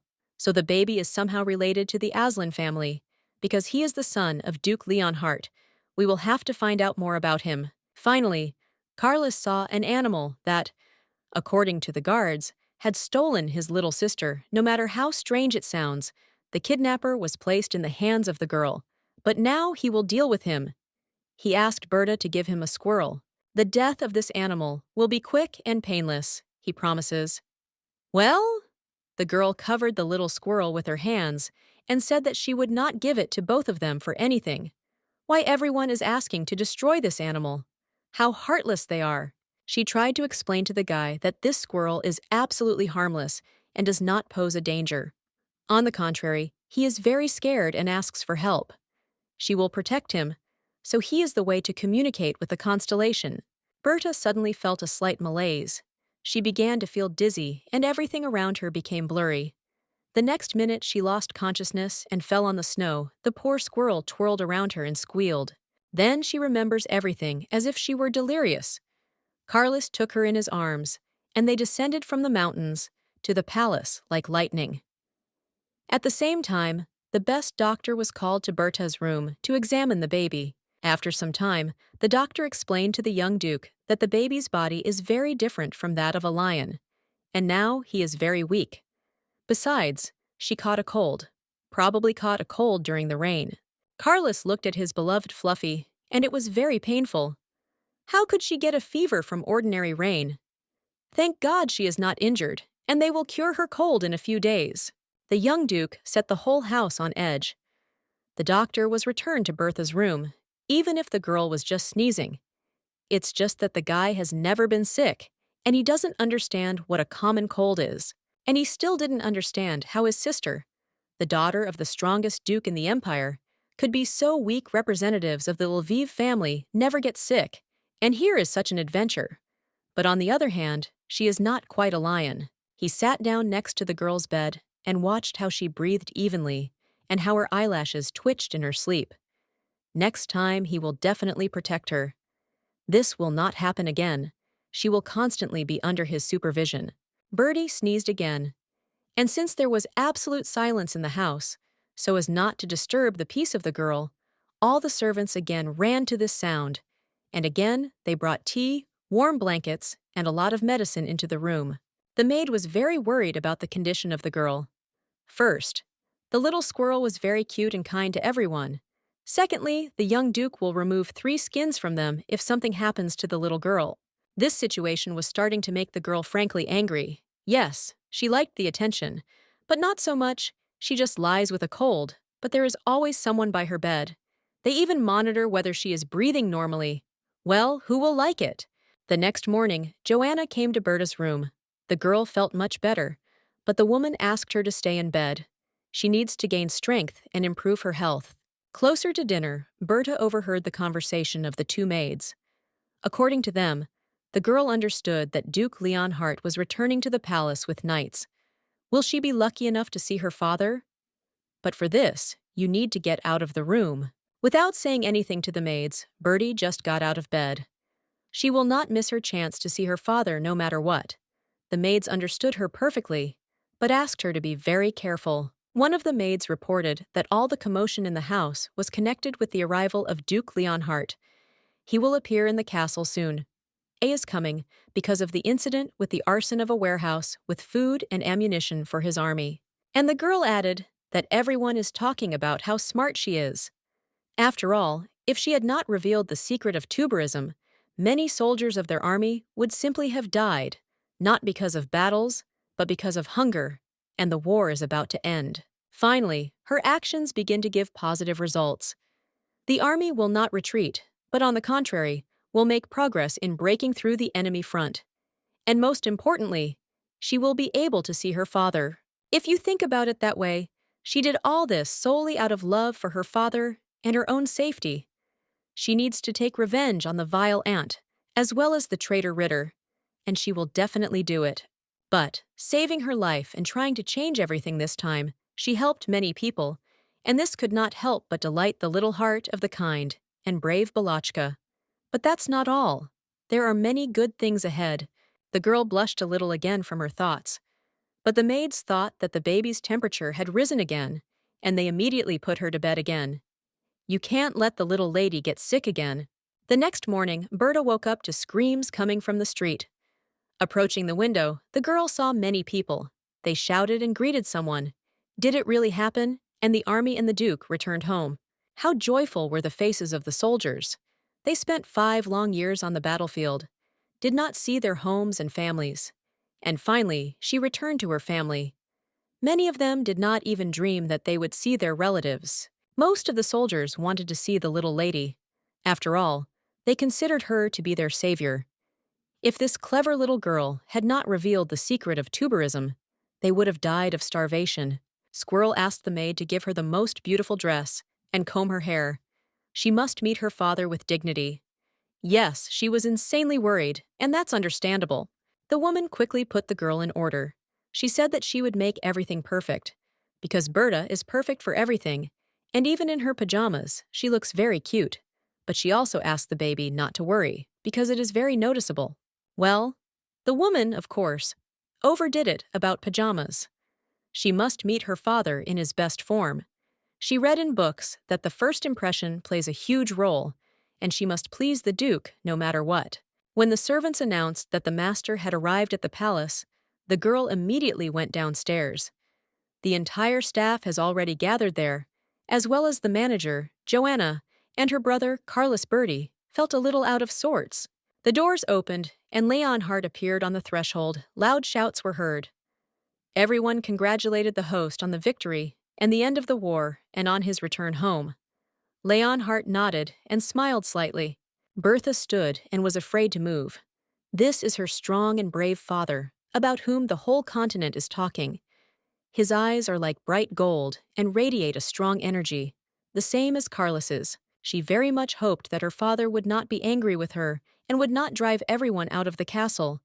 But the fear did not pass. She felt that the man was looking directly at her, but she herself could not calm her trembling and raise her eyes. The girl closed her eyes in fear when the Duke approached her at arm's length. Now he will hit her, as Aunt always did, and then he will tell her to move away from his lands back to the capital. And the man actually extended his hand to the girl, but not at all to hit her. He has not seen his daughter for more than 5 years. She grew up so much and became such a cutie. I wanted to stroke her hair so much. But this did not happen, because Carlos approached them from nowhere and greeted his father. Then he congratulated him on his victory and return. He, as always, was absolutely calm. The father also greeted his son. I thanked him for saving the food situation. Otherwise, the army would not be able to win. His help cannot be overestimated. But the guy came up close to Berta and said that he had almost no merit in this. Berta came up with all this. It was she who found out about the antidote in the stems of tuberose. She suggested collecting plants and sending them to the front, and Berta decided not to be dragged, but to declare herself. Therefore, she turned to her father and said that it was she who discovered the properties of the plant. But that's not all. Tuberosum did not fully reveal its potential. Leonhardt looked at the girl slightly annoyed. Why does she call him the head of the family and treat him so officially? Maybe she is not familiar with the traditions of this house, or she does not feel well. He leaned over to Joanna, the manager, and said that it was a bit uncomfortable for him to talk to Balachka in front of many outsiders. He asked to take her to the room, and tomorrow they would talk without witnesses. The woman took the baby aside and said that the Duke was very tired after the long journey. It will be better if they meet tomorrow and talk about everything calmly. Besides, she will have time to prepare. Circumstances could not be better. Her father is a very serious person and will not listen to various nonsense. And today, Balachka is too excited to express her thoughts clearly and logically. After all the greetings, Duke Leonhardt went to his office. There was no time to rest. A lot of paperwork accumulated. That could not wait. His assistant entered the office and showed some information. It is necessary to settle matters with the country's economy, deal with foreign traders. Then Joanna came in and reported that the little lady had had dinner and gone to bed. The girl is no longer hot. The man thanked the woman, leaned back in the chair, exhaled noisily, and closed his eyes. This baby is too fragile. You need to take good care of her. But despite her age, she is so smart. Bertha has changed a lot since their last meeting. She has grown up, but she remains the same sweet girl. Although he did not show it, he was very proud of what she had become. She has a lot of energy and courage, the same as in Lviv. He so wanted to hug her and hold the girl tightly to him, but he was embarrassed to do it in front of everyone. And Bertha was standing in front of him, trembling all over. She is definitely afraid of him. The Duke asked if he looked threatening.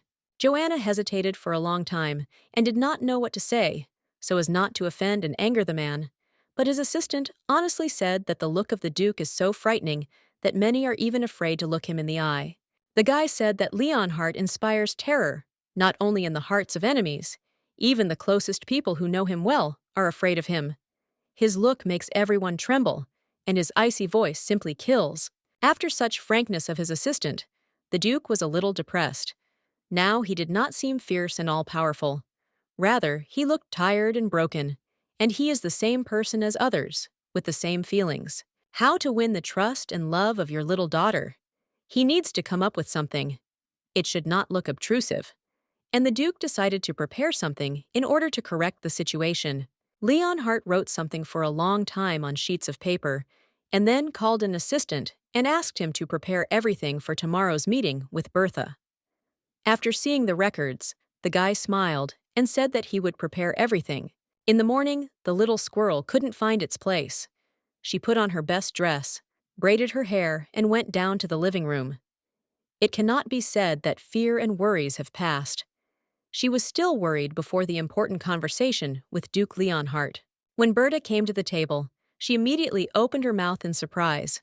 Why are there so many unique sweets here? The chef decided to organize an exhibition of desserts in honor of the arrival of the main host. And maybe today is some kind of holiday? The Duke's assistant immediately ran up to the girl. He helped the little girl sit down at the table and politely asked what delicacy she would like to start with. Mr. Leonhardt prepared everything for her. As it turned out, the Duke hired the most famous confectioner in the country so that he could prepare all these delicacies for the little daughter's ego. Each dessert is unique. Everyone sat down at the table, but instead of eating, they looked at the little lady. They kept asking the girl to eat more, try each sweet, and choose the ones she likes the most. After some time, the girl decided to get down to business. Breakfast was late. She thanked for the treat and said that she came down here not only to have breakfast, but also to settle one very important matter. The Duke looked at the girl carefully. It seems that she inherited his courage and stubborn character. The baby knows exactly what she needs and why she came here. Therefore, the man said that he was ready to listen to her. Bertie reported that she has been collecting information about the northern lands for quite a long time. Now it becomes obvious that the flow of people to these territories has recently decreased significantly, and this has a bad effect on the development of the region. Leonhardt asked where the girl got such accurate and analytical information. She just arrived recently, but Berta could not tell that she had wandered around in the form of a squirrel for enough time, so it is much easier to collect the necessary information. The baby continued. The mountains that surround the lands of the Duchy of Aslan create an impenetrable defense, but on the other hand, they really interfere with any kind of agriculture. Therefore, residents have to buy food from external sources. But even after the end of the long and painful war, according to the girl, the affairs of these lands will not improve. In the near future, prices for seeds of food crops will rise very much. Bertie knew this very well, as she had already visited the future and experienced all the hardships of the post-war years on herself. She remembers this because the servants almost stopped bringing her food. But the girl is here precisely in order to solve the duchy's food problem, and she knows exactly how to do it. She has already managed to save people, and she will not stop there.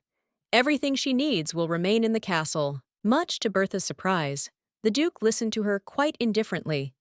Then the man told her not to worry about it.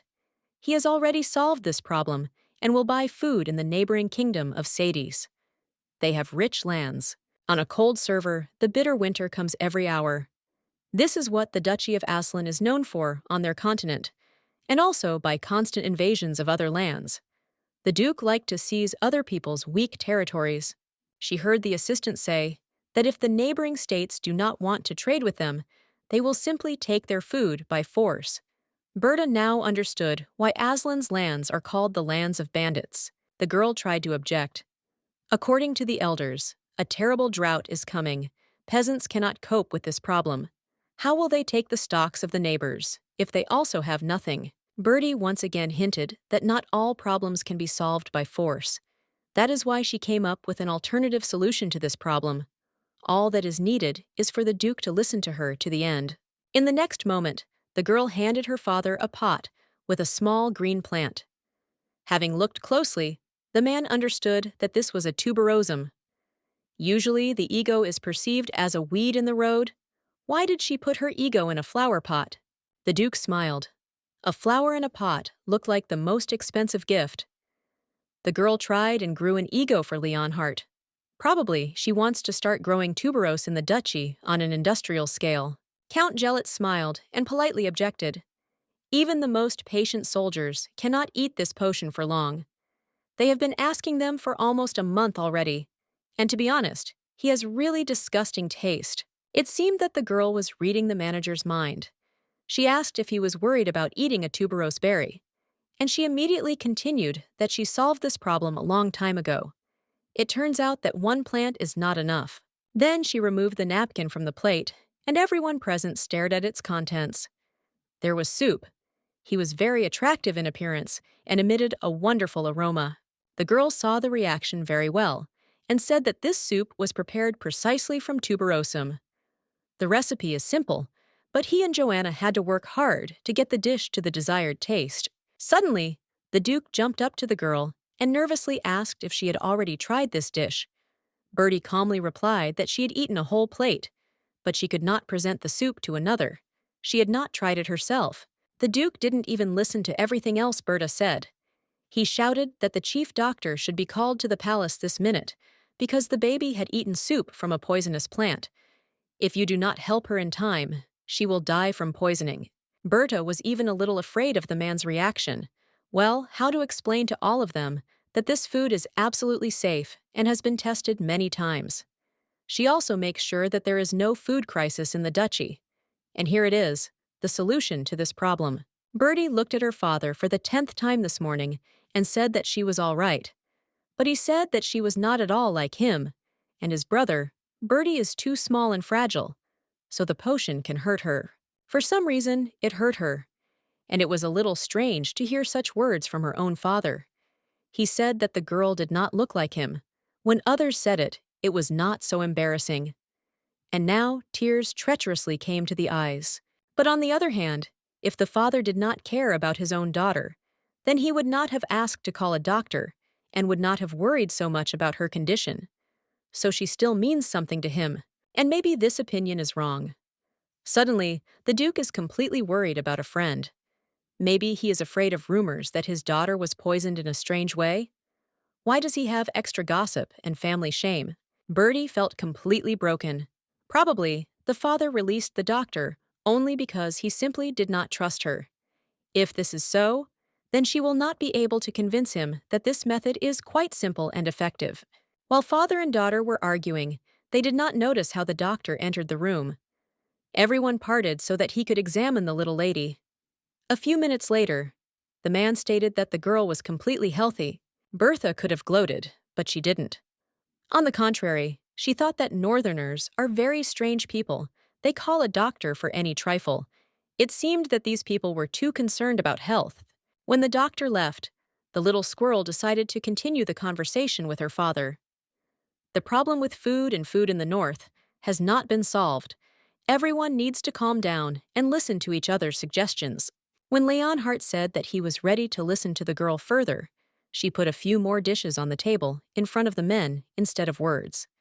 It was a tuberose baked in sauce, a tuberose salad, and a light dessert made from the same berry. Berta smiled and said that this is not all the dishes that she can prepare from this plant. The menu is very diverse, and most importantly, all these dishes are delicious and give a feeling of satiety. In addition, the girl noticed that there are also some very important factors. This is the taste, price, and availability of tuberosum. The plant has all these advantages. Therefore, hunger in the north is no longer a problem. Bertha saw how surprised everyone present was by her act, and this made the girl very happy. She convinced everyone that it is possible to create miracles from ordinary weeds and direct them to the welfare of the duchy. The Duke himself, for some reason, remained unperturbed. It seemed that he did not fully believe in the sincerity of the girl's intentions. In addition, she constantly repeated about some kind of deal between them. What does she mean? What does this little brave squirrel want? A bunch of new expensive toys? Own a huge mansion by the sea? Or does she need the most beautiful star from the sky, which is named in her honor? But, on the other hand, Leonhardt perfectly understood that if this beautiful baby did not want, he would happily do absolutely everything. Therefore, the man asked what she wanted in return for the recipe for her dishes. The girl's answer followed immediately. She calmly replied that she would like to stay in her father's castle until she grows up, and if the father allows, she will gladly help in whatever way she can. A minute of absolute silence followed. It was the most difficult minute in Berta's life. Now her fate was decided. They will be allowed to stay, or they will be chased away and forced to leave the castle by evening. Leonhardt carefully examined the girl. Why does she want to stay here? Maybe because of heredity? But she will still receive half of his property. Maybe there are other reasons. For example, she lived very badly in the capital. Berta decided to break the silence and said that she did not need luxury apartments. She is ready to live in an ordinary room for servants. If even this does not suit the Duke, then she even agrees to a basement room. If Leonhardt knew how to blush from shame, he would probably just burn. How can his own daughter say such things? What is the basement? Hey, they didn't show her room? The manager cleared his throat and nervously began to explain that Mr. Carlos had personally given the little girl a tour of her apartment, and she spent her last nights there. She has a lot of servants and a personal maid. In order for the Duke to stop yelling at the manager, the squirrel decided to intervene in their conversation. She said that her brother had indeed shown her everything, but she had enough of a more modest room. She was not used to luxury at all. All she asks her father is to let her stay here and not go back to the capital. Berta thought about herself that she would be able to run away anywhere when she grew up, and then she will realize her dream, become a saleswoman. The Duke was silent again and looked at the baby. After a long pause, the man said that this should not happen. Berta's mood immediately deteriorated. Can he offer to pay for accommodation? Or even get a job as a servant in the castle? The little girl could barely hold back her tears and could not understand what the man meant. He simply told her to go to his room and said that it is not customary to pay for accommodation in his family's house. It seemed that Berta had angered her father. Well, what should she do now? Such a brilliant plan has completely failed. No one is interested in tuberium dishes, and no one is going to leave it in the castle. You will have to start all over again. Completely disappointed, the girl returned to her room, but a servant was waiting for her there. The maids offered her warm milk, toys, delicious food, sang lullabies to her, and tried to cheer her up in any way they could, but it turned out very poorly. Bertha climbed into bed and seemed to be about to burst into tears. Well, why is everyone so kind to her, and her own father treats her like a stranger? Is he sorry that she will live in her parents' house until she comes of age? Meanwhile, Carlos entered the room and, seeing the state of his little sister, became very worried. He asked the maids what the problem was, but they didn't know what exactly upset the little squirrel. The guy quietly sat down on the bed next to the baby and carefully stroked her lush red hair. He asked who offended the little tail.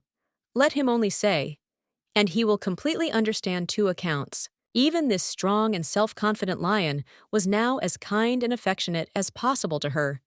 If only her father had stroked her hair, she would be extremely happy then. When the girl was left alone in the room, she again had the opportunity to think about the current situation. Why do they continue to take care of her? After all, the Duke made it clear that it was time for Bertha to leave the castle and return to the capital. At first, her goal was to stay in her father's castle solely for safety reasons. But it turned out that there are a lot of good people here, and most of them sincerely love her. Bertie would very much like to stay and live with them, but to become part of the castle, she needs to try again to convince her father to leave her here. She still could not understand what his words about the fact that they do not pay for housing in their parents' house meant. While Bertha slept peacefully in her bed, the conversation continued in the Duke's study. Joanna worked hard. The little lady fell asleep. She asked questions well during the day, walked, but went to bed early, and was very sad.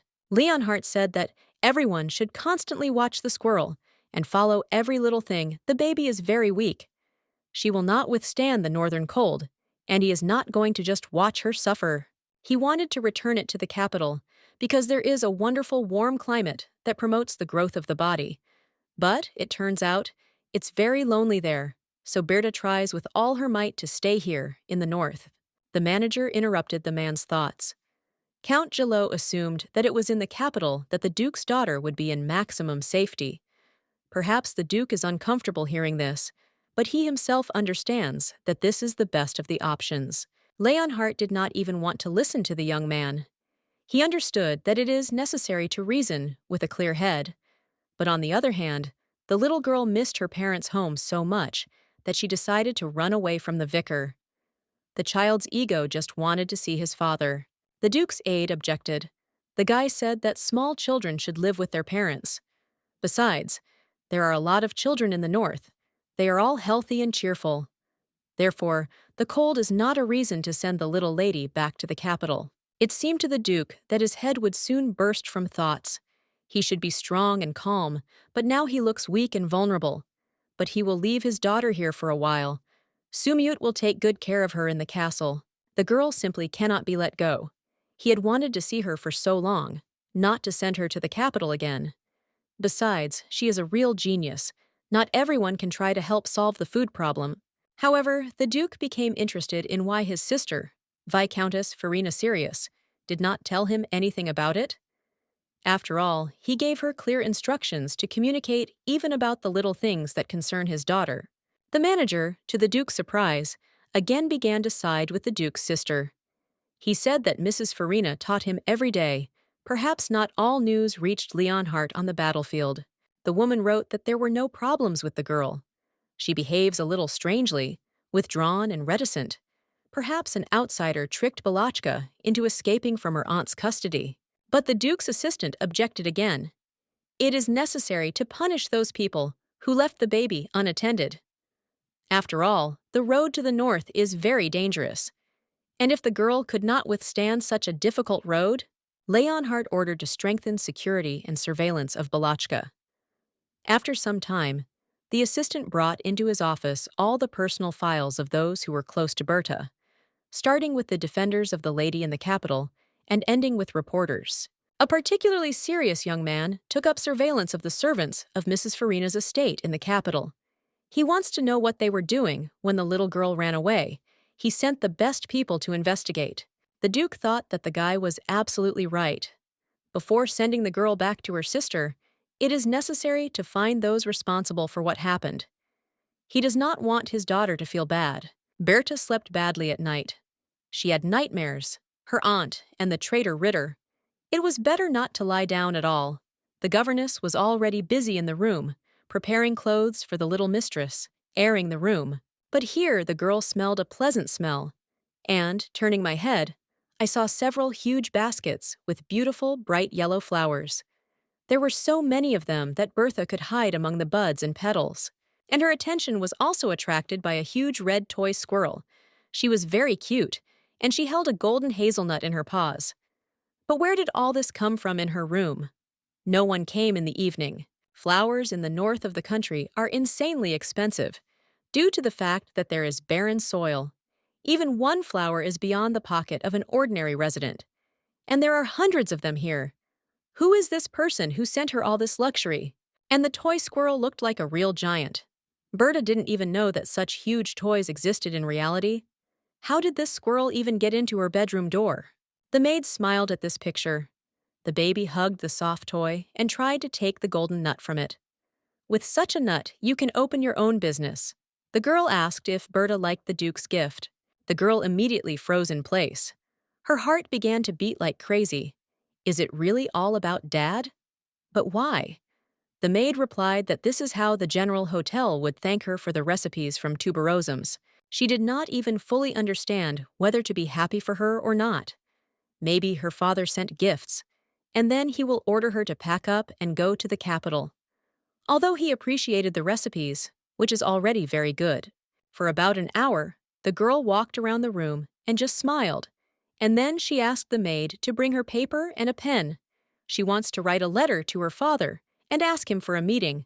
Berta still did not lose hope of establishing a relationship with him.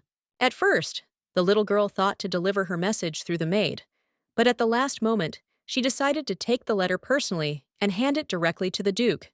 That's exactly what she did. The Duke was sitting in his office.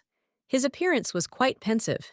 He accepted the letter and asked if it would be possible to read it right now. Bertie nodded. She was not afraid of her father's anger, because the text of the letter was quite warm. The man barely smiled. And so I wanted to take this red-haired girl in my arms and hug her. What could this little girl write with her little pen? Probably words of gratitude for the toys. To the great disappointment of the Duke, there were no words of admiration and gratitude. His daughter painted several more recipes and technologies for making tuberosum. This is certainly good, but he expected the second. Here the girl cleared her throat and said that she decided to thank her father personally and not with the help of writing, "Hey, I really liked the gifts." But the best gift for her would be permission to stay in the north. Leonhardt's expression immediately changed. He became serious and cold, and then answered that he would never allow her to stay in the castle. Over time, she will understand why he does this. What was a little girl to do? The negotiations reached an impasse. She asked to leave her here until she comes of age. Missy Chas, her task was to convince her father to visit him at least for a month. Voiced his most stupid thought. He said that he would build the same castle for her in the capital. It has an unusual architecture, because its walls go not only underground, but also into the surrounding mountains. Of course, due to the special landscape in the capital, the builders will not be able to recreate the structure 100%. But the Duke will order, and they will try to make it as similar as possible. The girl lowered her head so that the man would not see that she was about to cry. Then Berta said that there is no need to build anything in the capital.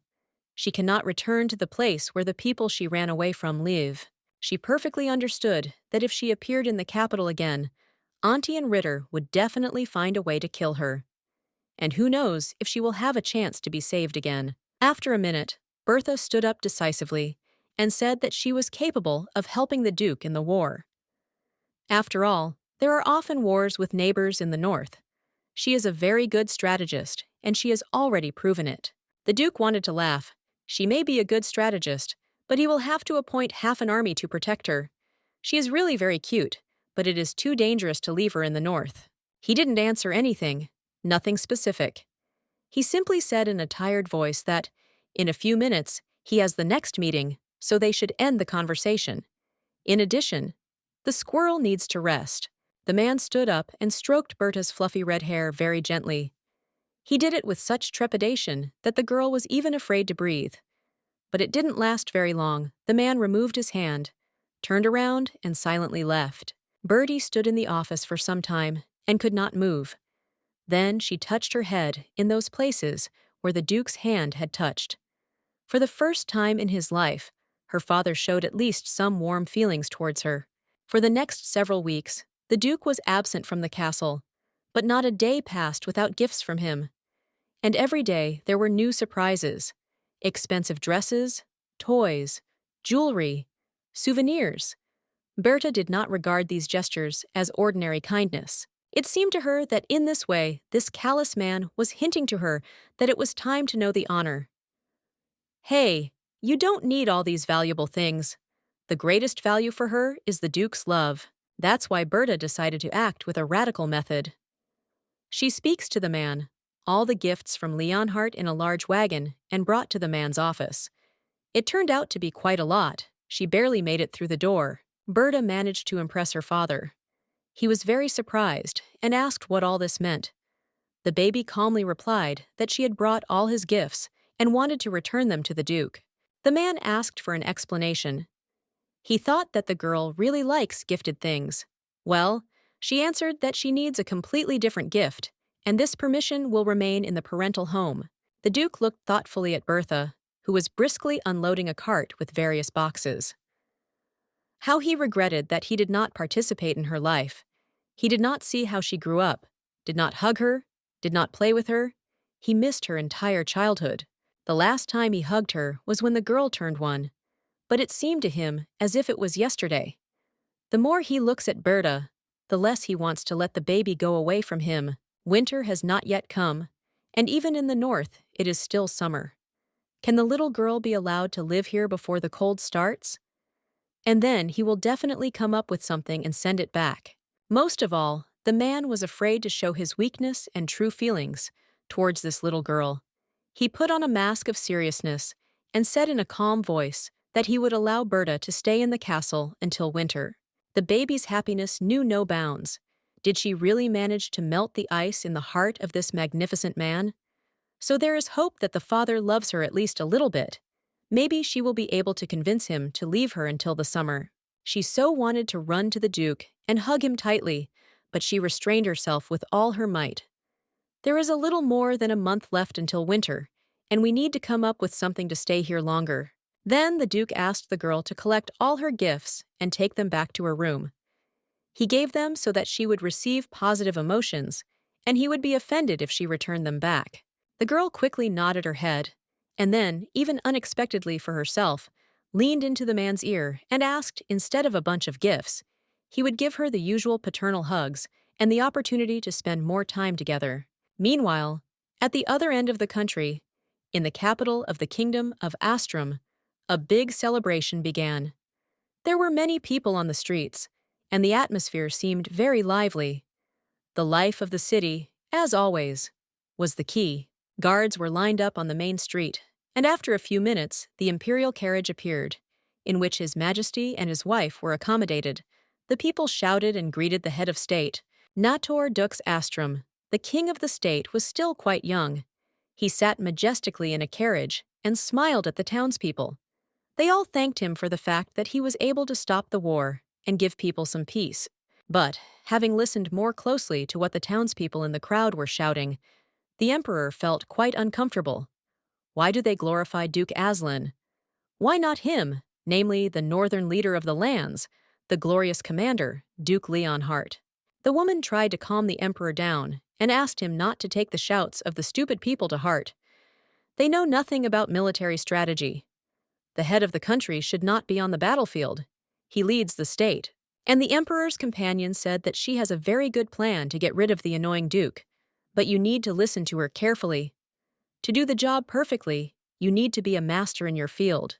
Meanwhile, Count Gelot received an unknown man in his office in the middle of the night. And, it seems, the manager was somewhat alarmed. He asked the stranger not to come to the castle for some time, so as not to arouse suspicion. It seems that the man was not very worried about this. He smiled at the count and said that everything is fine. He is here completely secretly, and no one has seen him. He thought everything through in advance. Not a single living soul in the castle knows that his own daughter set fire to warehouses with provisions and weapons for Duke Leonhardt's army. She fulfilled the order and died, as it was agreed. The body was certainly not found. Count Gelot looked straight at the man with a serious look. Why is he telling this to him? Is he really waiting for sympathy? But they agreed on everything in advance. Both he and his daughter knew what they were getting into. Therefore, the conversation is inappropriate. The man was silent for a minute. It seemed that he was considering the manager's claims. Then he said that he is not asking for pity for his dead daughter, but I would like to receive the promised payment for my services. They also agreed on this in advance. His daughter took care of her younger brothers and sisters, and helped her father a lot in the household. So, if Count Gelit provides funds for the maintenance of his younger children, the eldest daughter will sleep peacefully in the afterlife. He does not demand anything more. The manager once again looked at the guest with a piercing look and asked him to come to the table. He opened the locker himself, pretending to take money out of it. He said that his gratitude would be very great, and that the man did not even expect such generosity. The next minute, when the stranger approached the table, Gelit took out a dagger from the bedside table with a sharp movement and plunged it into the man. This was his reward for a job well done. Then the killer asked to say hello to his daughter. Then the count called his loyal assistant to him and asked him to remove the man's corpse from the office. He nodded silently and then said that a guest was waiting for him in the living room. This is a woman who came to him from the capital. Gelit's mood immediately changed. He did not expect that the lady would personally visit him and decide to go from the capital to the far north. But there is nothing to do. You will have to accept the woman with all honors. Meanwhile, Bertha was busy writing a letter to her father. She needs to convince the Duke to let her stay in the castle as long as possible. It is desirable that he allow the girl to live here until the age of majority. But for some reason, Berta did not get anything meaningful. She could not concentrate and choose the right words. Therefore, the girl decided to change the situation and turned into a fluffy red squirrel. The frosty air and open space really came in handy. She took a deep breath and closed her eyes. How she liked it in this harsh and cold land. She was loved here. She remembered the capital and thought that the center of the cold was located there. Even Aunt Farina's servants despised her there. At the sight of her, they became angry and chased her to the farthest corner of the house. In such cases, she climbed onto the highest branch of the tree so that no one could see her, let alone reach her. She enjoyed the silence, listened to the sound of the wind, and put her thoughts in order. And now she climbed to the very top of the tree. But in the next minute, it turned out that the window of Duke Leonhardt's study was clearly visible from this place. The man was sitting at the table and working with papers. The girl listened. Her father was talking to his assistant. It was about her. The Duke studied the origin and meaning of her name. The word Berta meant blessed with happiness. Every time the man said his daughter's name out loud, a sincere smile appeared on his face. He did not choose a name for his child, but it turned out that the girl introduced herself. She called herself Berta, not even knowing that this was his favorite female name. It always caused warm and tender feelings inside. It is a pity that he did not give her this name. It is interesting why the daughter chose him. The assistant looked out the window and saw the swaying branches of the tree near the window. The guy guessed out loud that someone was there, but the Duke replied that it was just the wind, and he opened the window in case Squirrel wanted to come to him. Bertha was shocked by what she heard and saw in the window. It turns out that the father was thinking about her name all this time. She received her ego in her past life, before the resurrection, and she seemed to her to be a symbol of deep indifference. And now she is 8 years old again, and she learned that, despite endless wars, her father did not stop thinking about her. He did not forget her for a minute. He remembered her, but there were probably reasons why the Duke did not make himself known, and the girl assumed that there is hope that her father, at least a little, but still loves her. After all, she also thought about him all these years, because she sincerely loves her daddy and wants to be with him. All the next day, Berta felt excellent. She was in high spirits, and the servants could not understand what had happened to their little mistress. She directly glowed with happiness. The girl had an unfinished part of the strategy. She must use a secret recipe and bake a delicious tuberose cookie for her father. The man will try his ego and will not resist her request. After a while, the little girl went to the Duke's study, and in her hands was a tray with cookies, jam, and tuberose cupcakes. In addition, she prepared her father's favorite tea. This time the plan should work. But then the worst thing happened. A woman was standing near the door to her father's office, and Berta remembered this silhouette very well. She could not be mistaken. This was her Aunt Farina. But what the hell? What is she doing here? The girl's hands and feet immediately became cotton wool, and the tray flew out of her hands. The cups and saucers broke into pieces, and Bertie simply froze in place. We need to pull ourselves together and pull ourselves together. Otherwise, everything is lost. The woman looked at the baby and smiled mischievously. Then she said that Bertie remained as clumsy as before. I wonder who she went to. Then the woman came closer and began to deliberately stomp on the liver scattered on the floor. The aunt perfectly understood that this was causing the girls a lot of pain because she was trying for her father. But Betty decided to remain silent and not start a conflict. Next, Irina looked intently into the girl's eyes and said that she was very upset by the escape of the little girl. For the first time, she forgives her, but asks her not to run away from home again. Now, Berta clearly realized that she would make every effort not to return to the capital, namely to her aunt's house. She will no longer allow this vile traitor to make fun of her. Therefore, when Farina wanted to touch Berta's hair, she sharply pushed her hand away and asked her never to approach her again. And the woman understood from the expression on the girl's face that she was not joking at all. Her look changed, became bold and open. The aunt's conversation with her niece took place in front of the maids. Therefore, the woman decided to smooth the situation and said that in the north, the baby was spoiled very much.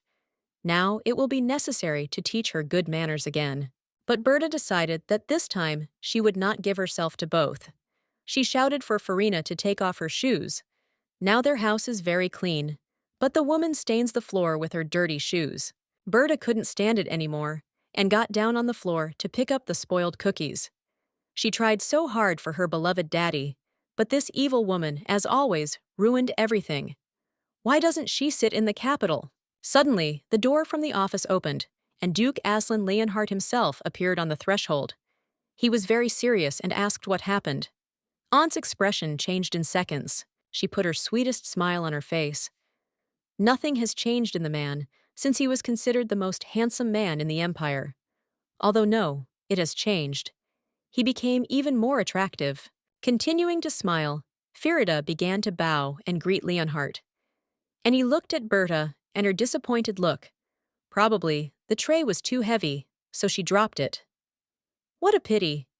The baby must have tried very hard. It seemed that the aunt would burst with anger now. The man didn't notice her at all, or simply pretended that he didn't see anyone here except Balachka. But why does he persistently ignore her? Suddenly, the Duke noticed that the baby was looking at the floor, and looked there. Cookies were lying on the ground, and the little girl said that she was preparing them especially for her daddy. She so wanted him to enjoy the delicious taste. The man's eyes became round. How? Was this little girl trying for him? Did she want to please him? The Duke held himself in his hands so as not to burst into tears, because this situation touched him to the core. Ego Baby baked emu cookies with her own hands. Therefore, he bent down and began to collect crumbs with his own hands. Farina's eyes slowly climbed to her forehead. In order not to remain in an awkward situation, the matron began to joke with the maids, who were watching the whole situation from afar. She laughed that the servants in this castle are very observant, but too lazy. But the Duke sharply asked the woman to stop chattering and not to offend his staff. He will not allow anyone to mock his servants, because they are the same people as the Duke himself. The woman did not expect such a turn at all. She got into an unpleasant situation, and now looks extremely stupid, both in front of the servants and in front of Leonhardt himself, and all because of this nasty girl. The girl tried to be as inconspicuous as possible, and carefully observed the behavior of her aunt and her father. It seemed that the father was not very happy to see a woman in his house. She managed to make him angry in a few minutes. Out of the corner of his eye, the man noticed how Berta was trying to seem indifferent to this incident, but she was doing it badly. He thought that the child should not see him swearing with the Viscountess. Everyone around him is already afraid of him, and now he scared even a little girl. Bertie will begin to think that he is a real despot and will not want to stay in the castle anymore. After all, their relationship has just begun to develop. Therefore, in the same steely tone, the man asked the little girl to go to his room. He invited the Viscountess to his office. He had a lot of questions for the woman, and there is not much pleasant there. Farina again broke into a smile. She was not at all against being left alone with the Duke, without this nasty child. Although he is a rather rude man, he is very handsome, and she needs that. In vain, the woman expected any courtesies from the Duke. He was extremely serious, and after a short pause, asked Firin to explain himself. How did it happen that Balachka ran away from the capital? While the sly relative tried to open up, the situation kept getting worse. The Duke was not kidding at all. He asked why she allowed the little girl to go alone to the far north. The Viscountess had decided from the beginning that she would place all the blame on her niece. Therefore, the woman began to smile stupidly, said that Bertie was still a child, so she came up with an escape plan for herself. I probably read about it in children's books. Leon Hart was silent. He perfectly understood that this vile woman wanted to get out of the water dry. It seems that the vicar wants to shift all responsibility to the 8-year-old child. It became clear to the man why his poor little daughter developed an escape plan and decided to run away from the capital as far as possible. Probably, this nasty liar treated the baby terribly.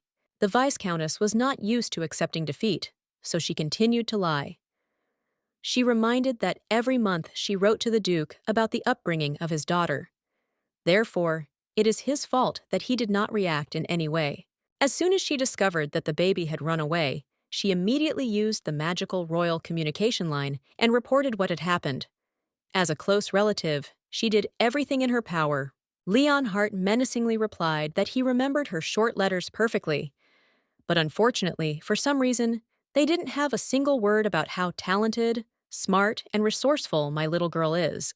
The existing situation played completely against the favor of the actress, and she perfectly understood it. Where can this nasty and stupid half-breed get any talents? This is just a misunderstanding. But the Duke objected, and said that everyone who managed to communicate with Berta praised her for her kindness, honesty, sincerity, and sharp mind. Many ego advisors consider the girl a real genius. The woman frowned. What a fucking genius! She had never noticed anything like that behind this ugly girl. Yes. And where does talent come from? If after the death of the baby's mother, Farina threw all the books out of the house. She even ordered the governesses not to bring books to her house and not to teach the girl anything good.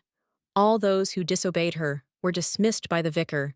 She is not even sure if this stupid squirrel can read. Well, the Duke's last question drove the woman into a dead end.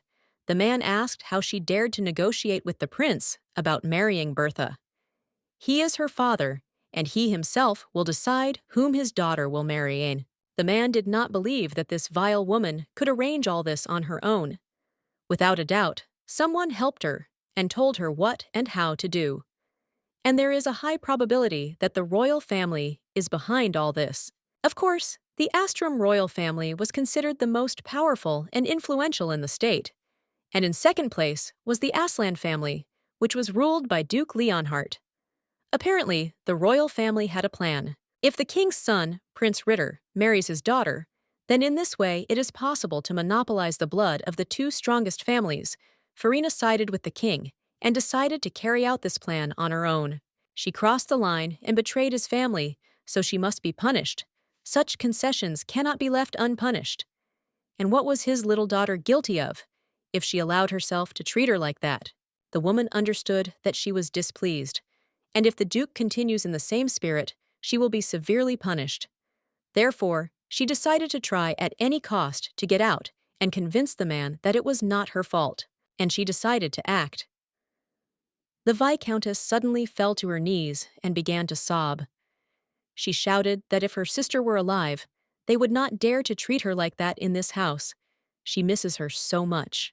Does the Duke not remember how before his death, his wife asked him to take care of her younger sister, Farina? So why is Leonhart so cruel to her now and accuses her of all sins? Leonhart bowed his head for a moment and thought, yes. In his last letter, his late wife specifically asked him not to offend and support her sister, because she would take care of their daughter. But the Duke suddenly replied that he was trying with all his might to help Farida. But after his youngest daughter ended up on the street, he no longer wants to fulfill all the whims of the vicar. Enough!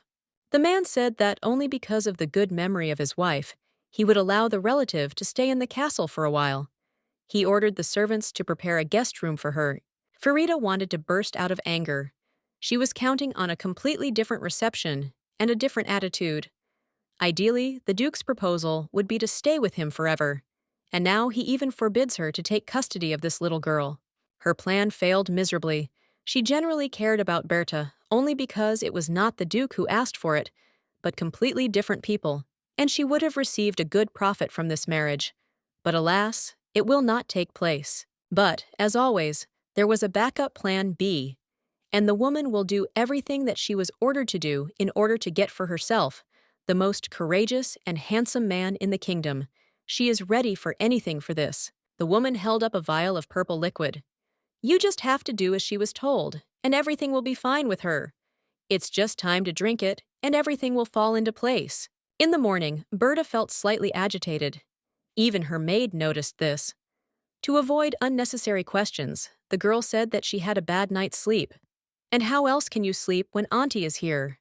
There was a knock on the door, and a maid appeared on the threshold with a huge box. Again, gifts from Duke Leonhardt. They will soon just be put somewhere. She asked her father not to send anything more, but of course he did not listen. This time, the gift was particularly elaborate. The Duke decided to give his little one a fur coat from Severnaya Chernobyka. It was really a stunning, unique thing, but the girl in this outfit felt out of place. But it turns out that these were not all gifts. On the table lay an envelope containing a letter from the Duke. Finally, he heard her request and wrote, "She will keep this message until the end of her days." Before her reincarnation, the girl did not receive a single letter from her father. She wrote hundreds of them to him, but never received a reply. Even on her birthday, she did not hear a word from the Duke. Now she has a whole collection of short but sweet letters from her father. The days when she could only imagine what the Duke's handwriting looked like were already being remembered, as if in a fog. While the girl was going through Leonhardt's letters in her hands, she did not notice how the door suddenly opened, and Auntie appeared on the threshold. She did not even deign to knock. It was not in her rules. The woman also forgot to say hello. Right from the threshold, she ordered the girl to show her that she was hiding something in her golden purse, but Berta refused. This is her treasure, and they are not for prying eyes. Praise be to God! The evil woman turned her attention to the exquisite fur coat that the maid was holding. She immediately ran to the dress and tried to try it on herself, saying that it would suit her perfectly. But the maid said in a calm and confident tone that the fur coat was not intended for the Duchess. This is the Duke's gift to his young daughter, and probably Mr. Leonhardt would be against someone measuring Berta's clothes. Irina did not expect that they could treat her like that. How could a maid speak to her in such a tone? She is not going to steal this fur coat, even though she wanted it too much. I just decided to touch it with my hands. The maids saw how the girl reacted to the behavior of this rude and malicious woman. Therefore, they decided to calm the baby in any way possible, brought her a delicious time and sweets, as well as a lot of toys. And the girl decided to protect the poor maids, whom the vicar scolded for nothing. Therefore, she asked the woman to behave as the guests of the Aslan family liked. It is not customary to be rude to servants here. The woman's face instantly twisted. She was humiliated by this little girl, even in front of the servants. If they weren't here, this little rat would get a good pat on the back of the head. It's a pity that she can't do this in front of people. The poor maids became uncomfortable, and they asked Berta not to swear with her aunt because of them. But the girl had a completely different opinion. Then she asked them to leave. She needs to talk to this traitor alone. Woman, I didn't understand much about the behavior of this nasty little girl. She still did not understand why all the servants and the Duke, including the girl, called the girl by the name of Bertha. Who gave her this terrible name? While the vicar was in thought, the maids managed to leave the room, and she was left alone with her niece. Surprisingly, the little girl was not scared, but asked what the aunt wanted to tell her. The relative demonstratively sat down on the sofa and said that the niece was behaving in an unpleasant manner. She completely forgot what education and good manners are. This is all because she left the capital. The woman continued to play her game. She said that she heard the girl being called by her name. She also liked it very much, and she thinks that it is perfect for her niece. Firina decided to tell the little girl that there is one very interesting tradition in the north. Here, people think that the name is very important, so they do not give it to unwanted children. And Bertie is an unwanted child. That is why she did not have a name until the age of 8. And the Duke knew this very well, but even now, he does not start a conversation about it. The woman pretended that she was very sorry, and she sympathized with the baby. And then the evil deceiver began to hit the weakest point. She said that for the sake of her late sister, she asked the Duke to give her a name. But he refused, and asked the vicar not to raise this question anymore. Farina reveled in what she had done to the little girl. But she remained calm and listened attentively to the nonsense that this liar was talking about. Aunt's words were very different from what she heard here. She remembers perfectly the day when she overheard the conversation of her father and his assistant in the office. He said that he spent many days choosing a name for his baby. I wonder why this woman came to the north, and why she is lying to her so openly now. Apparently, he wants to spoil Berta's relationship with the Duke, and the little girl tried so hard to finally fix everything and draw her father's attention to her. Even in the capital, the vicar did not forget to remind Balachka every day that her father had completely forgotten about her, that he did not want to see her, because he did not love her at all. He did not want a child from her late sister. She has heard these words that bring tears to her eyes 1,000 times. But now, for some reason, her aunt's repertoire did not touch her at all. She remained calm. Arriving in the north, she realized that she could only trust herself and her feelings. As a child, she could not say anything to her father about how much the Vicomtesse Farina hated her. She was too young, and her father was too far away. But he lived his life twice. The picture became absolutely clear. Woman sinful, in fact. I thought that I had offended the girl to the core, because she stood and was silent. But the vicar did not understand that Balachka had long since become the second. She will no longer be offended. The deceiver hoped that she had done everything right, and the baby would again hide in a corner and silently obey all her orders and suffer humiliation. It has always been so, and it must remain so. And Bertie looked at her aunt and understood that she had been deceiving her all this time. Even in her past life, her words about her father not loving her took root in the girl's heart. But now she understands that all this is not true. But now she doesn't have the strength to fight this powerful and cunning woman. What can Bertie do to her without money and a roof over her head? Revenge for everything both of them won't work yet. We need to deal with what is important now. And now it is important to stay in the Duke's castle as long as possible. She agreed with the Duke that she would stay in the north before the onset of winter. But she needs a little more time, namely, until she comes of age. She urgently needs to come up with something else to convince her father to leave her here longer. She needs to be needed, and finding a tuberose is not enough for that. Something else is needed. Therefore, the girl went straight to the Duke's library. There are many books. She will definitely find something useful in them that will give her a way out of the current situation.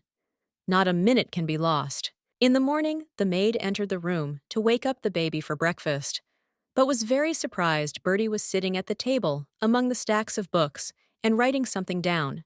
She was very focused. Finally, the baby got up from the table. A smile played on her face. It seemed that she was completely satisfied with herself. She held several written letters in her hands and was about to take them to Duke Leonhardt. One of the maids felt sorry for the poor girl. She probably wrote all night and didn't even go to bed.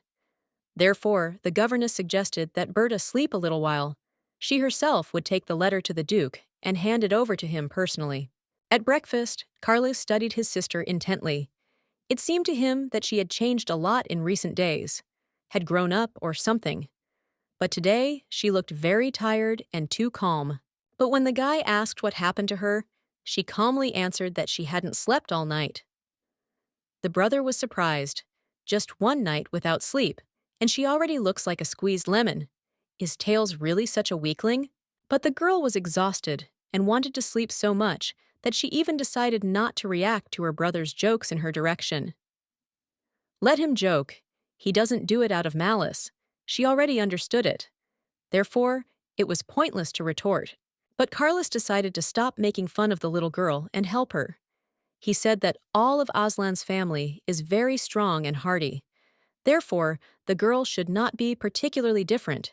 She needs to try, maybe even train to be perfect. Meanwhile, the maid took Bertha's letter to Duke Leonhardt's office. Tot was slightly surprised, but still accepted the message. The girl reported that the baby did not sleep all night, read something in books, and wrote it down. The man frowned. He also asked his daughter to monitor her health, take care of her condition. She must be very tired if she didn't sleep all night, so it won't hurt for long. Maids need to keep a closer eye on Balachka.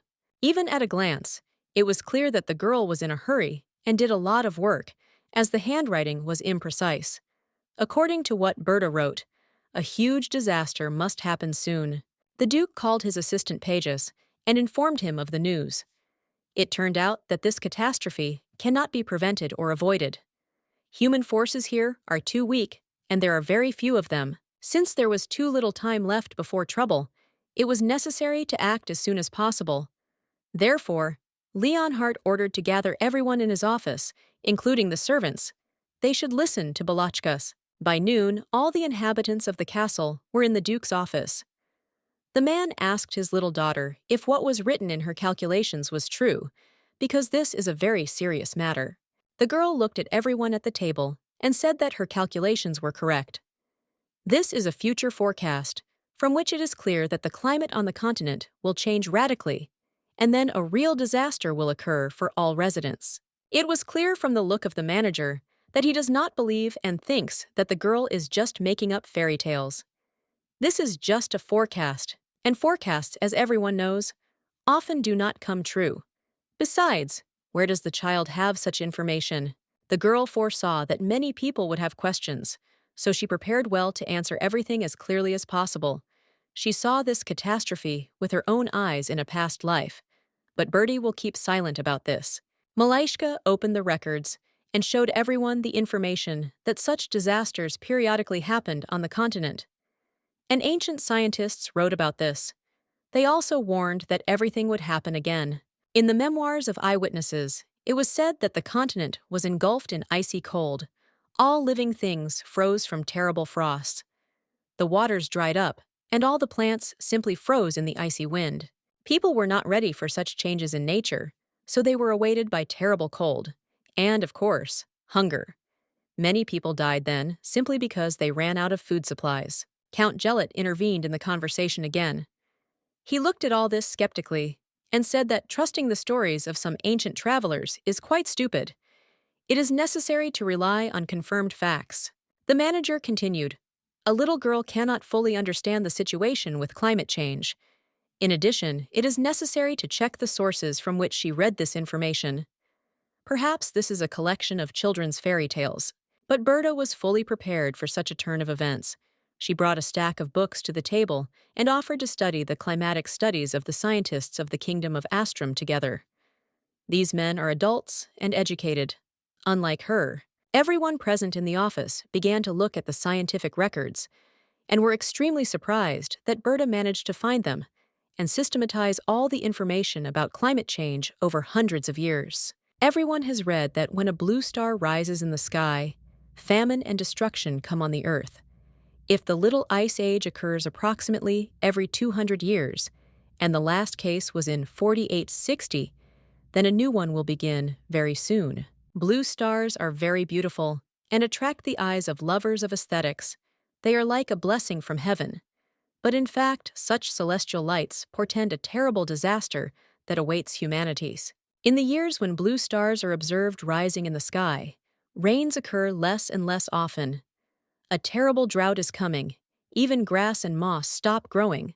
This, in turn, causes a shortage of products. Then comes the coldest winter, which lasts a very long time, and that's when humanity's struggle with great hunger begins.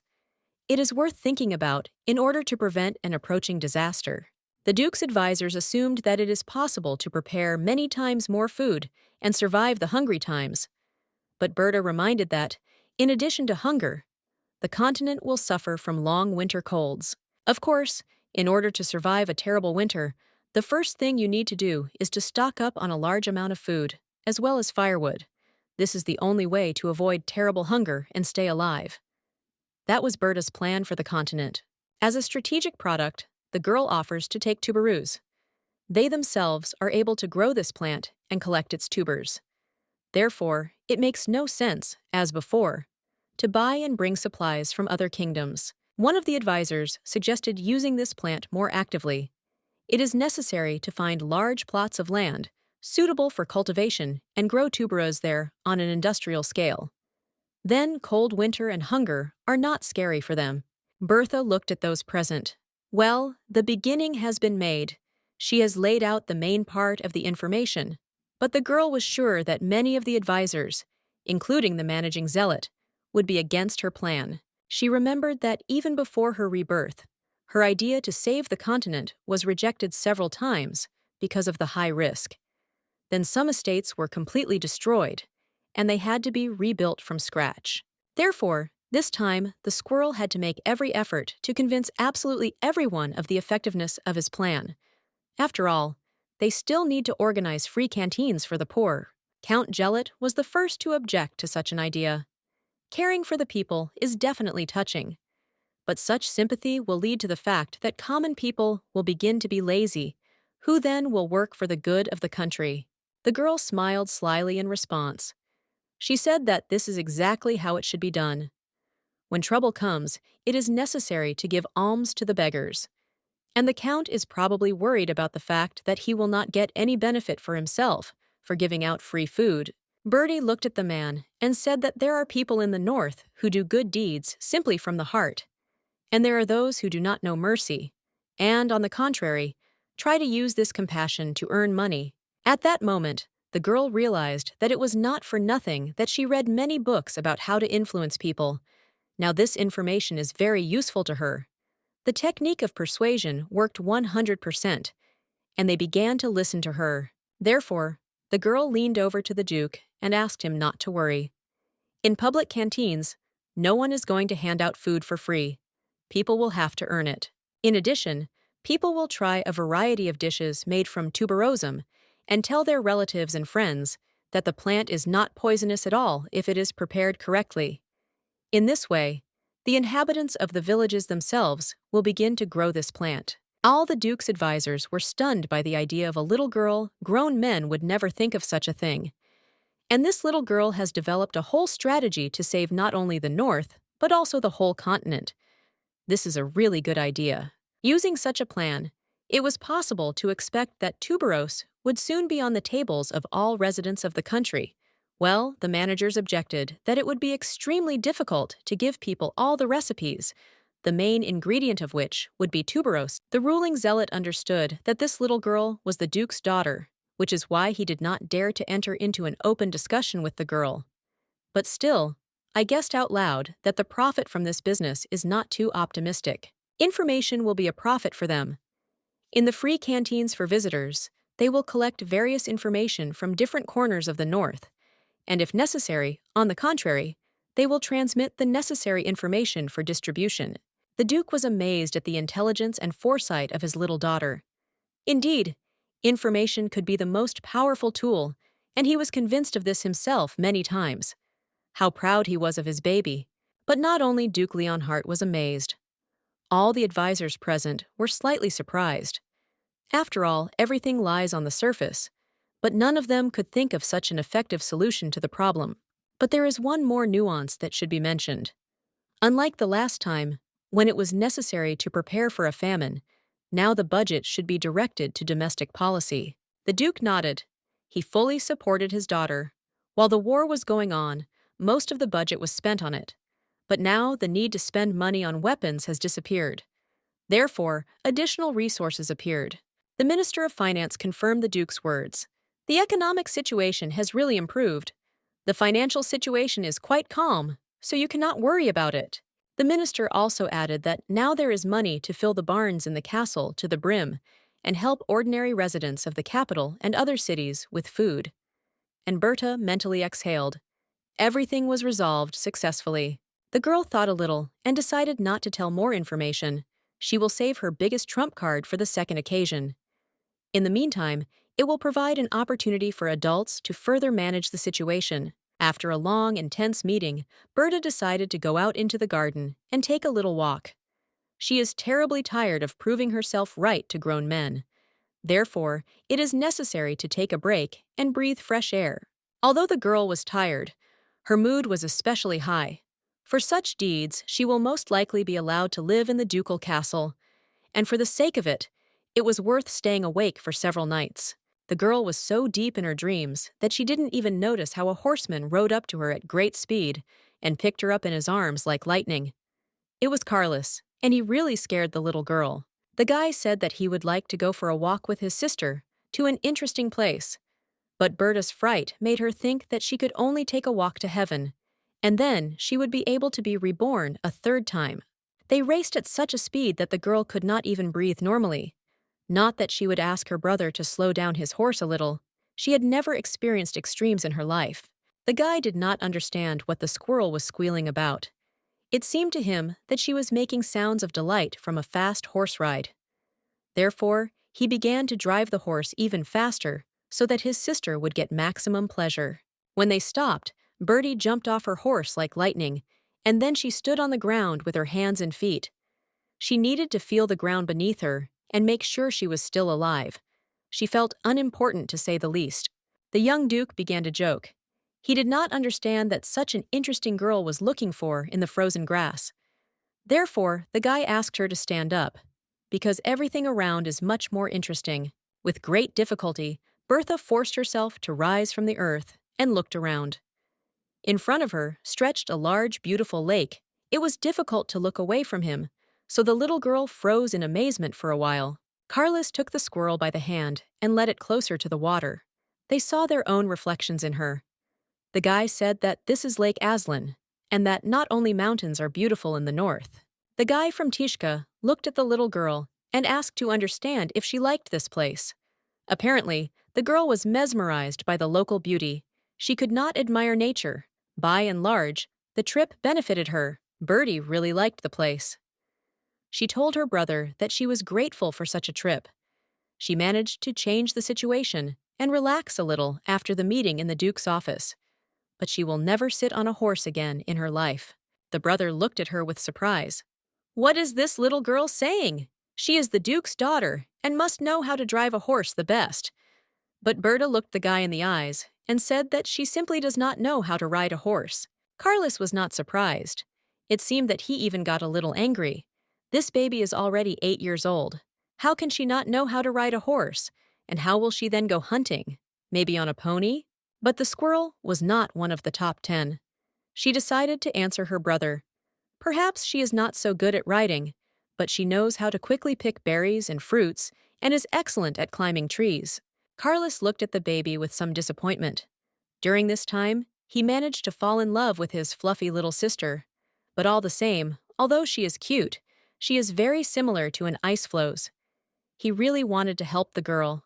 The young duke asked the squirrel how she was going to survive in this harsh northern region. To live here, you need to have certain skills and, of course, very good health. Not everyone can adapt to the cold here. The girl saw that the young duke was slightly upset and asked why Tot took out a miniature bow and arrows from his bag. It was a gift for the squirrel, in case she wants to hunt in the forest, but they always hunt on horseback. Bertha decided not to disappoint her brother. He really tried to please her.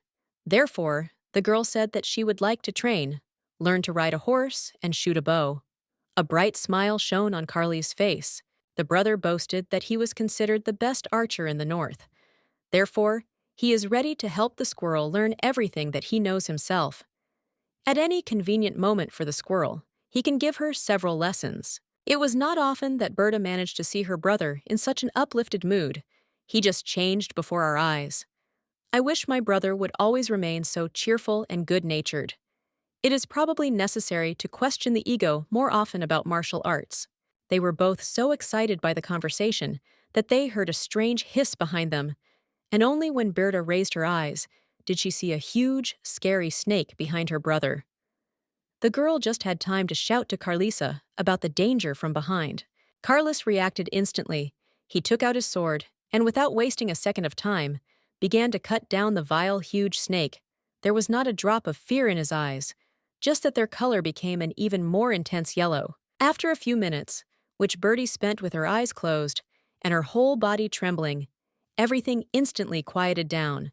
You could no longer hear the terrible hissing. When he opened his eyes, the squirrel realized that Carlos had defeated the snake. A minute later, the brother ran up to the little girl and carefully examined her. He was excited, asked if everything was okay with Berta, because she is afraid of blood, but everything was fine with the baby. At that moment, Berta realized that she was very worried about Carlos. She ran close to him and hugged him tightly. The little girl was very afraid that the snake would just eat her brother. The boy had not felt such a rush of tender feelings for a long time. He smiled and tried to calm the squirrel. He said that it was easy and simple to defeat the snake. He is even a little disappointed that his opponent was so weak. The Duke crouched down a little to be on the level with the little girl and asked her not to be afraid of anything. While he is next to her, absolutely nothing threatens her. He will destroy all her enemies, big and small. Brother and sister went to a beautiful large clearing. There was a lot of space and light here. It was possible to relax and even take a little nap. Squirrel thought that it would be nice to take a breath and calm down. For some reason, she remembered a boy whom she met in the middle of the forest and who helped her a lot. He was very tight-lipped, but definitely kind to her. Verdi did not understand then where he had disappeared to. While the girl was thinking about the past, Carlos had already prepared a warm blanket and laid it on the grass. It was possible to lie down and even sleep a little. The brother demonstrated his care for the baby with all his might.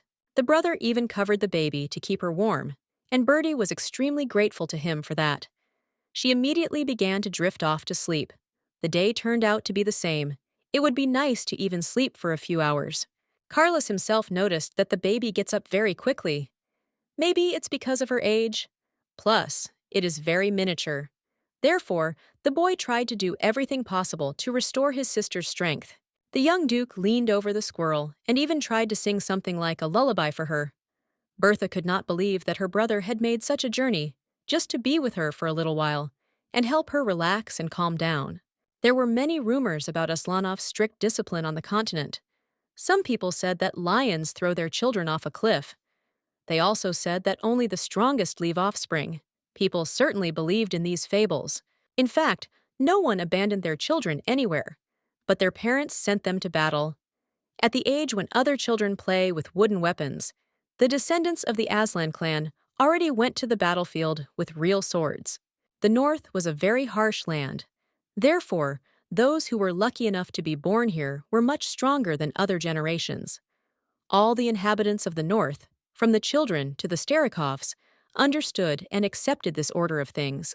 Fortunately or not, the fate of Carlos Aslan was not so bad. Enemies trembled with fear at his sight. The servants were constantly afraid of him. There was always such an attitude towards strong people here.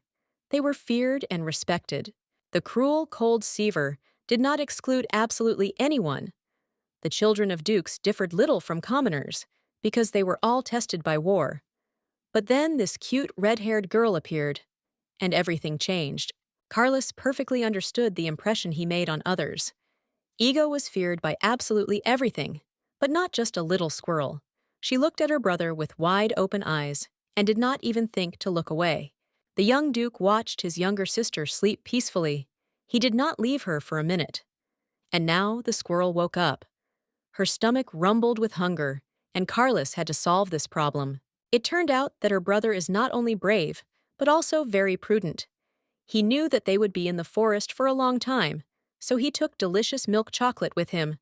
Now this delicacy came in very handy. The girl did not notice that there was only one piece left of the entire bar of chocolate. And only then she remembered that her brother had also not eaten anything since morning. She became very ashamed, and Berta handed the remnants of the delicacy to the boy. Tot smiled and politely refused the chocolate Carlos also wanted to eat terribly. But girl, he had a hearty breakfast in the morning. Therefore, it will last until dinner, without any problems, and they will already be at home for dinner, so there are no problems. Bertha again remembered the stranger she met in the forest. Then the guy also offered her a delicious cookie, but she, either because of hunger or because of greed, also did not share it. Now history is repeating itself. On the road, Berta saw a growing tuberose. Well, the girl wanted to treat her brother to something more delicious. And after walking a few meters, the girl saw a huge walnut tree. Without thinking for a long time, Bertie decided to turn into a squirrel. In this way, she will be able to quickly climb a tree, collect delicious nuts, and treat the Duke with them. This solution seemed ideal to her, so the next minute, her outfit was already lying on the ground. Everything happened so quickly that Carlos didn't even have time to figure out where the little girl had run to and what she was going to do. And after a few minutes, the squirrel put a kissable handful of fine nuts in the boy's hands. Carlos even felt a certain awkwardness. This little fluffy baby made an effort just for him. It was very pleasant and somewhat embarrassing. That's why the guy's cheeks turned a little red. It was so cute that Carlos could barely hold back the tears that came to his eyes. He bowed and sincerely thanked Balachka. He will probably keep these nuts as a souvenir. The guy smiled and took the baby by the fluffy soft cheeks. She is so cute. How good it is that he has a younger sister. This girl melted a whole block of ice in his cold heart. The Duke did it exclusively out of gentle good motives. But Berta was not used to trusting people, so she looked askance at the guy. Maybe he wants to lull her vigilance with such actions. Carlos saw that the little girl was very angry, but he could not help himself. Ego's hands reached out to touch the little squirrel. He finally has the opportunity to care for someone. On the battlefield, he saw countless enemies dying in terrible agony. But this fact did not affect the guy before. But now he has become somewhat overly sentimental. Carlos is also not used to the fact that someone can take care of him. His whole life was connected with the war. And then this cute fluffy creature appears and turns everything upside down. And the young Duke also realized that what he feels for this girl is not just sympathy or affection. He now knows exactly what this feeling is. Carlos just loves his little sister. The guy could tell that Balachka also has warm feelings for him, even though she tries to seem like a little badass. He bent even lower and told the little girl that he would never leave her. Brother and sister returned home towards evening. There was general bustle in the castle. When asked what happened, the maid replied that the Duke was waiting for a very important guest, so everyone was preparing for his arrival. The girl thought that this is indeed a very important person, since he is not received in the same way as the vicar, Farina. So the Duke still has friends, or some good relatives, whom the girl does not know. Probably, Bertie would be better off hiding somewhere further away, until the guest leaves the castle walls. Father will be embarrassed to introduce her to strangers. He will be ashamed that he has such a child. All her short life, she remained an outcast. Before the resurrection of the girl, the Duke never once invited her to his castle, and now he is persistently trying to bring her back to the capital. The girl was so lost in thought, wandering through the winter garden alone, that she did not immediately see that her aunt, the vicar, Farina, was waiting for her at the end of the alley. An evil smile played on her face, and this did not please the girl. Bertie felt that this meeting was not accidental, so she directly asked the woman why she was looking for her, the aunt, with the same mischievous smile, said that she really wanted to introduce the baby to one of her acquaintances. Then the woman looked around and called her wolves to her. According to Farina, they should meet one runaway rat. And apparently, this rat was precisely Squirrel. The girl perfectly remembered how her aunt used to set these dogs on her in the capital. And it was terrible. Bertie froze in place and began to tremble all over. History repeats itself. Now these creatures will start biting her. Farina observed the situation and laughed. So she took revenge on Balachka for her disgrace in the presence of the servants. And now the dogs need to sniff out the harmful baby to find her if she wants to run away again. The dogs began to slowly approach the girl, and she, in turn, began to shout that they should not touch her. The situation seemed simply hopeless, and Berta tightly closed her eyes from fear. But something strange happened here. Suddenly, the dogs fell silent, and then began to howl mournfully. When the little girl opened her eyes, she saw in front of her the same stranger whom she met recently in the forest. No matter how hard the vicar tried, she failed to bring her dogs back into the attack. They ran to her feet with a guilty and frightened look, and began to whimper and tremble with terror. The guy turned to Berta and calmly informed that there was no more danger. She can calm down and continue walking. He then asked why she was afraid of dogs, and the little girl could not utter a word of surprise. And in the next moment, Carlos appeared out of nowhere and stood between Berta and the stranger. The Duke shouted that he should not dare to approach his sister. Bertie understood that these two knew each other. As it turned out later, this stranger was the important guest who was waiting for Leonhardt's castle. The Duke himself went to the threshold to meet the man. Seeing that Carlos was holding the guest on the threshold, Leonhardt invited him inside. The Duke of the North immediately understood that there was some tension between the young people, but he could not understand the reason why Carlos is angry and nervously looks at the guest. Leonhardt decided to understand the situation. Carlos replied maliciously that he was not going to fulfill the role of servant and personal guide. Besides, he will not tolerate it if a guest molests his sister. If he is a guest, let him behave accordingly. Leonhardt looked at the guest in such a way that he felt uneasy. Even in the most terrible battle, the guy did not feel death so close. He was even afraid to raise his eyes and looked at the Duke. But he was silent for a second. The stranger decided to explain himself. He said that there was a misunderstanding. He did not want to molest Balachka, but only decided to help her, because the woman let the dogs down on the little girl. And the guy pointed his finger at Farina, standing nearby. Herzog is used to dealing with problems quickly. Therefore, he immediately asked the matron if their guest was telling the truth. The woman started to wriggle out, but it didn't turn out well for her. Probably, this woman is simply bored with life, or she is looking for a quick death. So Leonhardt can arrange it for her right now. But then the man changed his mind and ordered the guards to immediately expel the relative from the castle. Farina could not calm down and kept trying to justify herself. She shouted that she did not plan to scare the girl. She thought that Balachka really likes puppies. She called her bloodthirsty chain dogs puppies. The Duke thought to himself that his poor daughter must have had a hard time in the house of the vicar. She suffered bullying, but he will stop it. How could he entrust a child to such a terrible woman? This is the second time in a week that a girl has to thank a stranger for saving her life. He always appears at the right moment. Probably, he is her guardian angel. Suddenly, father and brother stood in front of Balachka. They blocked the boy's access to the girl. Then the Duke, in an icy voice, ordered the guest to take 10 steps away from the girl. And Carlis decided that it would be better to move away for 30. The girl felt very sorry for her savior. He is a guest, so why are they shouting at him like that? In addition, he saved her from dogs, and even earlier from starvation in the forest. And now they are not even allowed to stand next to Berta. Then the girl suddenly heard her stranger being called a prince. Here is the news. And what kind of country is that prince? And if he has such a title, then why does his father not allow him to approach Berta? There were only 2 princes in their kingdom. She knew one of them very well, the traitor Ritter. But he had an older half-brother, whom the girl had never seen. If you put everything into one whole and include logic, it was not difficult to guess that the mysterious stranger is the same half-brother of Ritter. This is a surprise. Such a turn of events could not but please the girl. This boy is the first prince, the one whom Ritter so despises and hates. That is, the enemy of her enemy, who is her friend.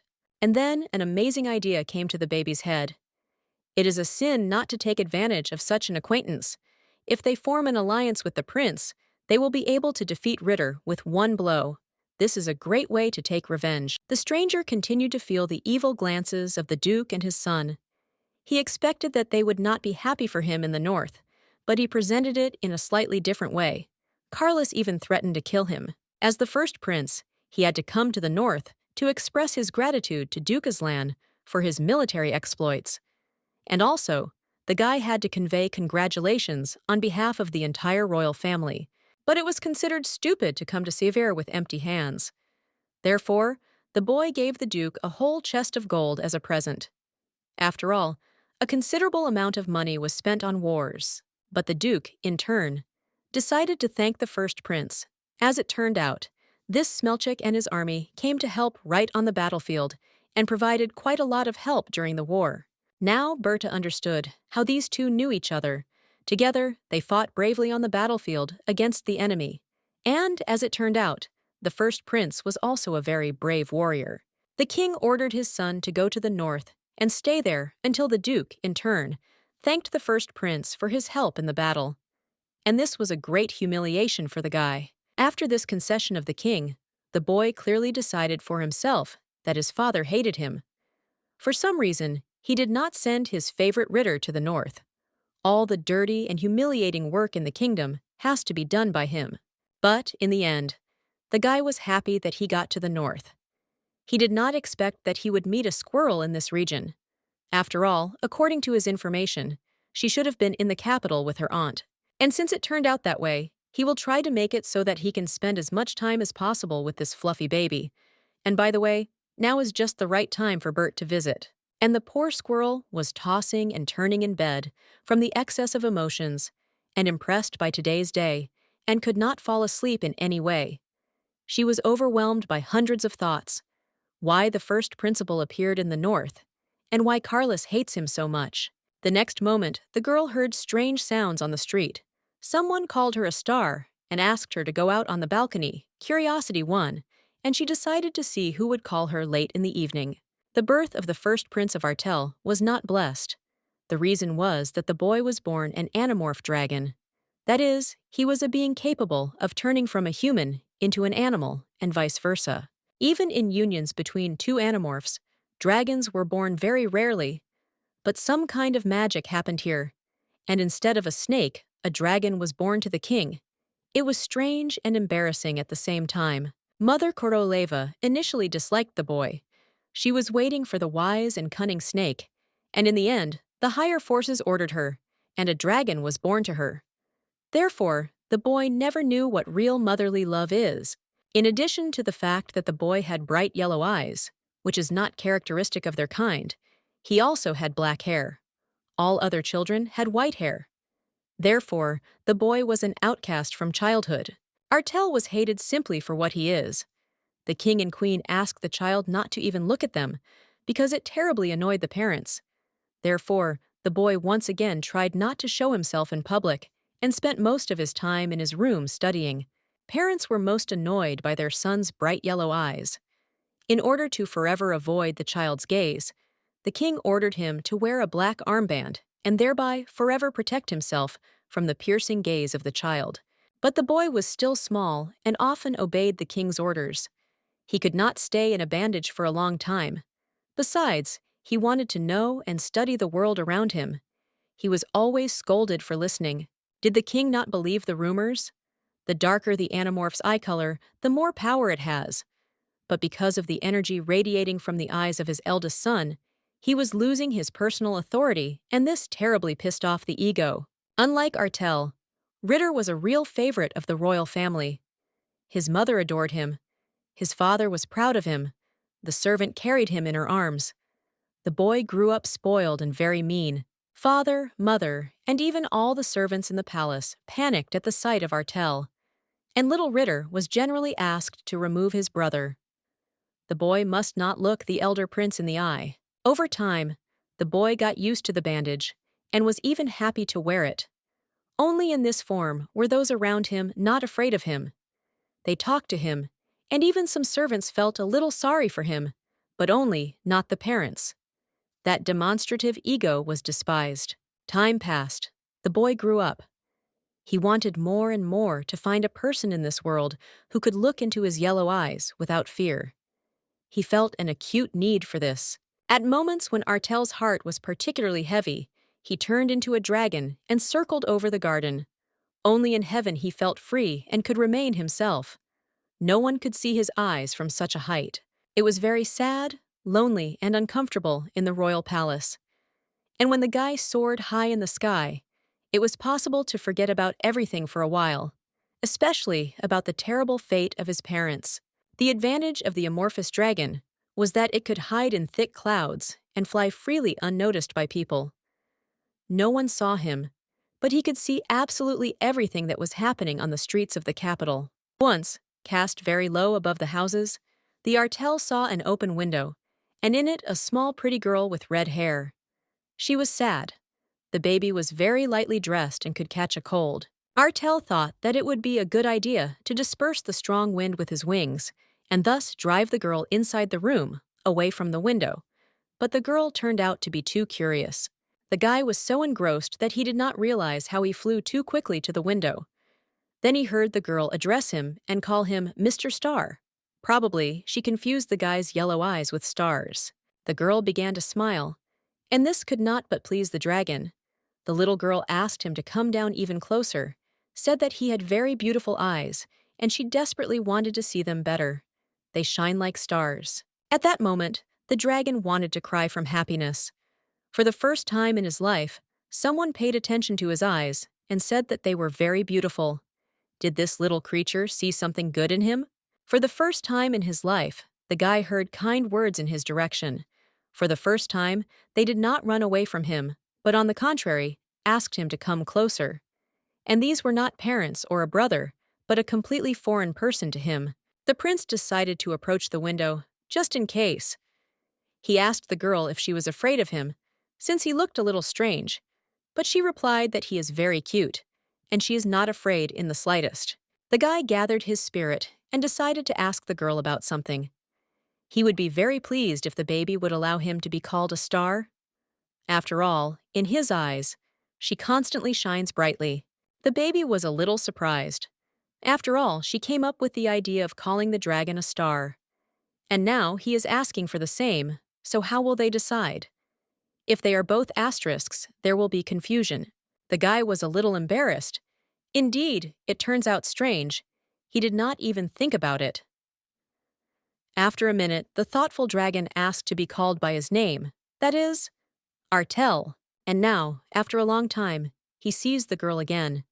Now she is not standing in the window opening, but she is standing on a beautiful balcony in her father's castle.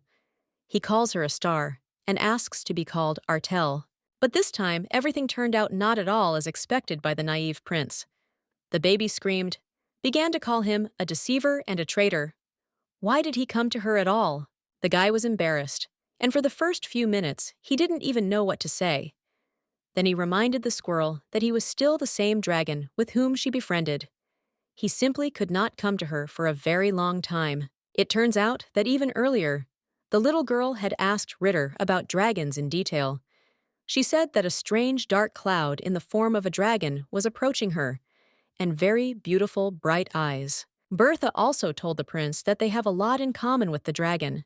The boy looked away, thought a little, and said that it is he who visits her at night in the form of a dragon. He even came up with an elaborate story that the strange cloud is a magical disguise. If he had wandered around in the form of a snake, everyone would have guessed that he was the king's son, Ritter. Then the girl was happy to hear these words from the prince. He is so wonderful and always tries to surprise her. The trick with the dragon is very interesting. It turns out that Ritter has a wonderful imagination. Every day, the prince methodically repeated the little words. He said that he was Berta's only friend, and at the same time her future husband. And the little girl blindly believed his words. And now, standing alone on the balcony, Bertha was angry because she thought that it was Ritter who had come to her. She wanted to see someone, but this vile deceiver least of all. She once again told the dragon to clean up properly. Otherwise, she will be forced to call her father and brother into the room, and then the prince will definitely not say hello. In the best case, he will remain without wings. Finally, the Artel understood why the girl was so angry. She thinks that her younger brother Ritter is chasing her. And how will he convince her that it's not him? The task does not seem to be simple. The guy decided to play openly and not hide anything. Therefore, he asked the girl to listen to him. He is not who she thinks he is. Ritter is far from here, in the capital. He would definitely be afraid to fly here. Hearing such words, the girl was very surprised. She stopped and turned back to the dragon. Is he telling the truth? Probably, yes. Ritter is really very timid.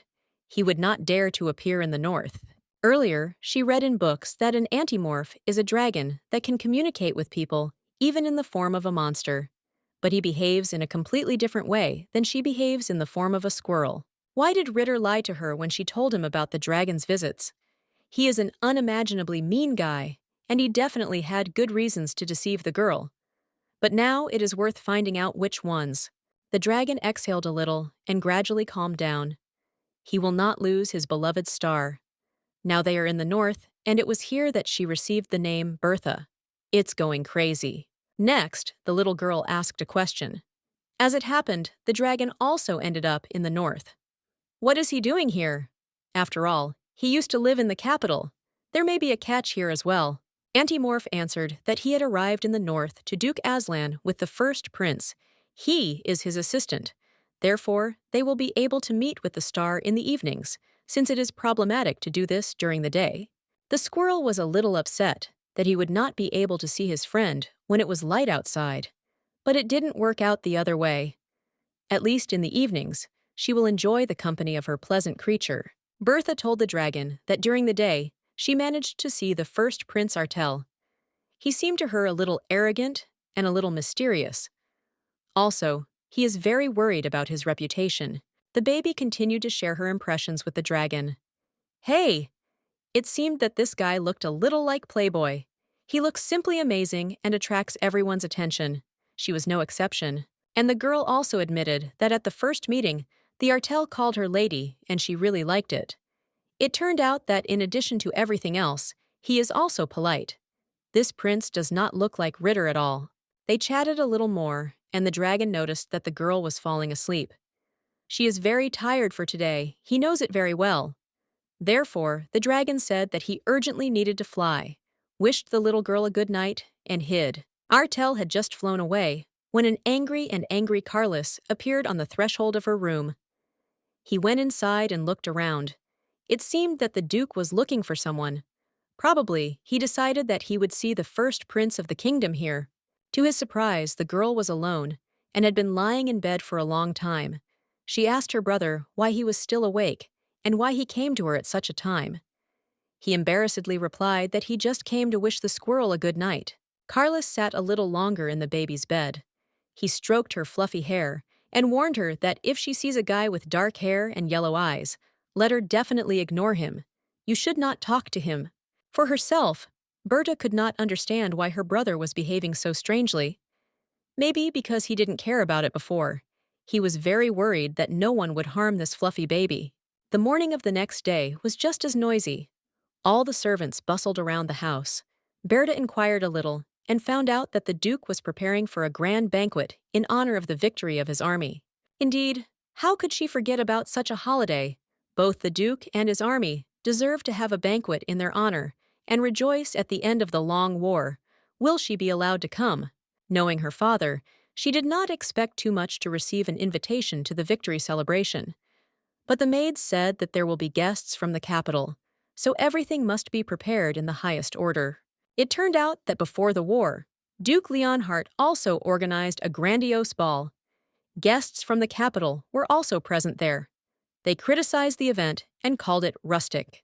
And then Balachka was handed a beautiful envelope containing an invitation to a tea party. Did she wait for the Duke to introduce her to the guests as his own daughter? And Carlis will tell everyone that she is his sister. Only after a minute and carefully read the text of the letter, the little girl realized that Prince Artel was inviting her to a cup of tea. They will drink tea only together, and it is too exciting. Bertha decided to accept the invitation and went to meet the prince. But as soon as she entered the living room, Carlos immediately ran up to her. His face expressed clear displeasure.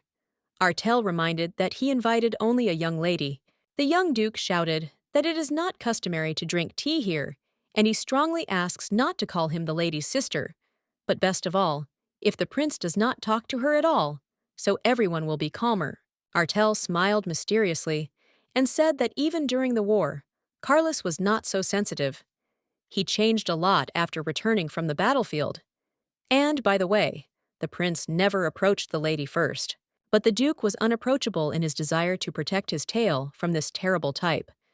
Yes, the prince is certainly very handsome, but let the maids admire this beauty, not his fluffy sister. The prince smiled again. He did not want to develop a conflict. Therefore, he said that he named the girl that way simply out of a pure heart. After all, he has no one, and he would also like to have a sister like Carlos. Bertha thought. And what about his younger brother Ritter? Is the prince not on good terms with his relatives because he says that he has no one? But after all, The king and queen are alive. They live beautifully in the royal palace. What is happening? But, on the other hand, it is even good. If he does not get along with his brother, then they may unite and oppose Ritter. Then the truth will prevail, and the traitors will be exposed. Carlos was terribly angry with his sister.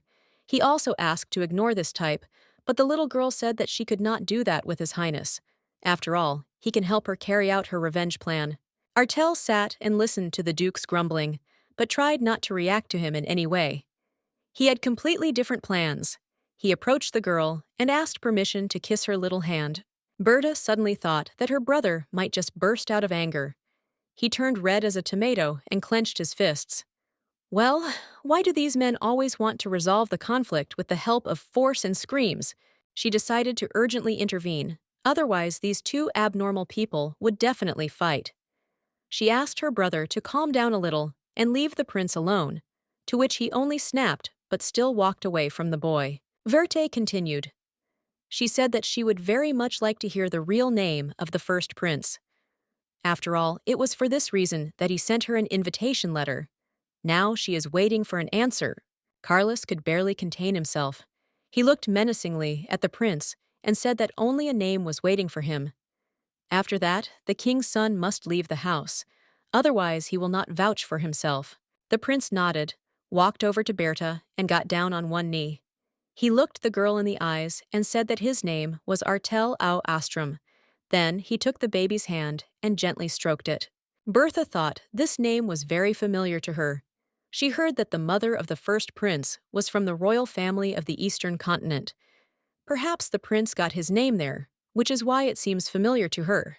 At this time, Duke Leonhard again summoned the Vicaress Farina to his office. He needed to get something from the woman. She brought medicine for the child from the royal family. So why doesn't she give it to me? The woman confirmed that she really should give the Duke medicine for the baby. With him, her niece will not be weak every winter. This medicine was prepared for Berta by the royal physician himself. It was the elixir of His Highness the Second Prince, who possesses the power of an animorph. As is known, the snake of noble wisdom has the poison of revenge, from which you can make a healing potion, and Leonhardt no longer trusted this vile deceiver. She doesn't do anything just like that. Therefore, the Duke asked what the vicar asked for in return, but she answered that she was doing it out of love for the squirrel and loyalty to the kingdom. Then Farina decided to bow out as quickly as possible, so as not to talk too much. She wished the Duke luck, said that she would be glad if her niece could survive the local winter without any problems. Duke Leonhardt lowered his head and thought deeply. Why does this woman show such concern for her niece? She hates her. The situation seems strange and slightly funny. If everything the vicar said was true, she would have given the elixir to the baby immediately upon arrival in the north. But the woman does this only after she is kicked out of the castle. Something is wrong here. Farina continued to lie meanly. She said that she had heard that it is necessary to wait for the night when the constellation of the snake shines for the medicine to work. Now, when this day has almost come, she gives the medicine. Be that as it may, the most important thing for the Duke was the health of his daughter. But he had to make sure the elixir will not harm the squirrel. But on the other hand, apart from royal medicine, they had no other. The Viscountess confirmed that the medicine had no side effects. She said that there will be no physical changes in the girl, but the woman simply kept silent about the friend. There will be changes, but of a completely different nature. The conversation continued in the living room. Verdi asked the prince why he still couldn't take the bandage off his face. I would so like to see his eyes. Even in the middle of the forest, he remains blindfolded. When the girl understood what was going on, she was very surprised. It turns out that the eyes of the animorph are terrifying to ordinary people. He can intimidate his enemies just by looking at them. Therefore, Artel took off his bandage only on the battlefield. And the little girl remembered that when Auntie set her dogs on her, the Artel dispersed them without any action. He simply took off the bandage and looked the chain dogs in the eyes. Young people walked around the castle. Servants bustled around. Bertha informed her brother and the prince that the Duke was preparing to organize a huge banquet in honor of the victory. This time, they should not fall face down into the mud. Everything will be at the highest level. Suddenly, the girl thought she heard her aunt's voice. Bertie ran to the railing and looked down. Farina was standing in the middle of the guest room and talking with the maid. She complained to the man about the appeal of local people to her person. The Viscountess decided that everything in the north looks rustic only because there is no normal housewife here. Well, there is no choice. She will have to take on this important role, and she will definitely handle it. She turned to the maid, and in a commanding tone, demanded to bring her a list of prepared banquets. But he apologized and said that there are no records of the Aslan family to outsiders, even if they are relatives. When the woman refused to show the records for the second time, Farina decided to hit her. She had already swung, but did not have time to strike Bertha. Stood in front of her, and in the same commanding tone told her aunt to lower her hand. The Viscountess simply seethed with anger. How dare this little rat oppose her? The stupid niece imagined herself the mistress of this house, but she will not allow herself to be mocked anymore and will show everyone who she is. The woman decided that if she could not hit the maid, she would take all her anger out on her niece and beat her. But suddenly, her gaze stopped at two young people. Behind her stood the young Duke and Prince Artel. These two, each in their own way, tried with all their might to protect Bertha. This was especially evident in the prince. At the sight of the girl, his gaze became simply unbearable. He could kill just by looking at a person, but for some reason, the guys decided not to interfere. The prince assumed that the squirrel was not so weak that he could not cope with such a ridiculous situation, so these two decided to just watch from the side. The evil vicar once again decided to teach the girl proper manners. She began to tell that Sever has a bad influence on the little girl, and she forgets about the manners she was taught in the capital. But Bertha did not even listen to these stupid words. The girl came even closer to the woman and asked who taught manners to the actress herself. After all, mocking a small child is very bad and does not correspond to cultural behavior at all. Even before the resurrection of Bertha, the aunt was obsessed with the culture of behavior, dignity, and elegance. Therefore, it was not at all difficult to embarrass her now. She will not tolerate a single stain on her aristocratic name. Everything happened so quickly that Carlos didn't even have time to figure out where the little girl had run to and what she was going to do. And after a few minutes, the squirrel put a kissable handful of fine nuts in the boy's hands. Carlos even felt a certain awkwardness. This little fluffy baby made an effort just for him. It was very pleasant and somewhat embarrassing. That's why the guy's cheeks turned a little red. It was so cute that Carlos could barely hold back the tears that came to his eyes. He bowed and sincerely thanked Balachka. He will probably keep these nuts as a souvenir. The guy smiled and took the baby by the fluffy soft cheeks. She is so cute. How good it is that he has a younger sister. This girl melted a whole block of ice in his cold heart. The Duke did it exclusively out of gentle good motives. But Berta was not used to trusting people, so she looked askance at the guy. Maybe he wants to lull her vigilance with such actions. Carlos saw that the little girl was very angry, but he could not help himself. Ego's hands reached out to touch the little squirrel. He finally has the opportunity to care for someone. On the battlefield, he saw countless enemies dying in terrible agony. But this fact did not affect the guy before. But now he has become somewhat overly sentimental. Carlos is also not used to the fact that someone can take care of him. His whole life was connected with the war. And then this cute fluffy creature appears and turns everything upside down. And the young Duke also realized that what he feels for this girl is not just sympathy or affection. He now knows exactly what this feeling is. Carlos just loves his little sister. The guy could tell that Balachka also has warm feelings for him, even though she tries to seem like a little badass. He bent even lower and told the little girl that he would never leave her. Brother and sister returned home towards evening. There was general bustle in the castle. When asked what happened, the maid replied that the Duke was waiting for a very important guest, so everyone was preparing for his arrival. The girl thought that this is indeed a very important person, since he is not received in the same way as the vicar, Farina. So the Duke still has friends, or some good relatives, whom the girl does not know. Probably, Bertie would be better off hiding somewhere further away, until the guest leaves the castle walls. Father will be embarrassed to introduce her to strangers. He will be ashamed that he has such a child. All her short life, she remained an outcast. Before the resurrection of the girl, The Duke never once invited her to his castle, and now he is persistently trying to bring her back to the capital. The girl was so lost in thought, wandering through the winter garden alone, that she did not immediately see that her aunt, the vicar, Farina, was waiting for her at the end of the alley. An evil smile played on her face, and this did not please the girl. Bertie felt that this meeting was not accidental, so she directly asked the woman why she was looking for her, the aunt, with the same mischievous smile, said that she really wanted to introduce the baby to one of her acquaintances. Then the woman looked around and called her wolves to her. According to Farina, they should meet one runaway rat. And apparently, this rat was precisely Squirrel. The girl perfectly remembered how her aunt used to set these dogs on her in the capital. And it was terrible. Bertie froze in place and began to tremble all over. History repeats itself. Now these creatures will start biting her. Farina observed the situation and laughed. So she took revenge on Balachka for her disgrace in the presence of the servants.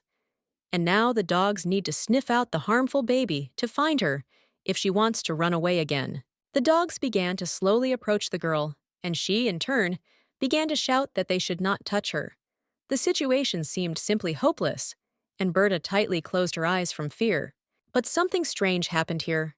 Suddenly, the dogs fell silent, and then began to howl mournfully. When the little girl opened her eyes, she saw in front of her the same stranger whom she met recently in the forest. No matter how hard the vicar tried, she failed to bring her dogs back into the attack. They ran to her feet with a guilty and frightened look, and began to whimper and tremble with terror. The guy turned to Berta and calmly informed that there was no more danger. She can calm down and continue walking. He then asked why she was afraid of dogs, and the little girl could not utter a word of surprise. And in the next moment, Carlos appeared out of nowhere and stood between Berta and the stranger. The Duke shouted that he should not dare to approach his sister. Bertie understood that these two knew each other. As it turned out later, this stranger was the important guest who was waiting for Leonhardt's castle. The Duke himself went to the threshold to meet the man. Seeing that Carlos was holding the guest on the threshold, Leonhardt invited him inside. The Duke of the North immediately understood that there was some tension between the young people, but he could not understand the reason why Carlos is angry and nervously looks at the guest. Leonhardt decided to understand the situation. Carlos replied maliciously that he was not going to fulfill the role of servant and personal guide. Besides, he will not tolerate it if a guest molests his sister. If he is a guest, let him behave accordingly. Leonhardt looked at the guest in such a way that he felt uneasy. Even in the most terrible battle, the guy did not feel death so close.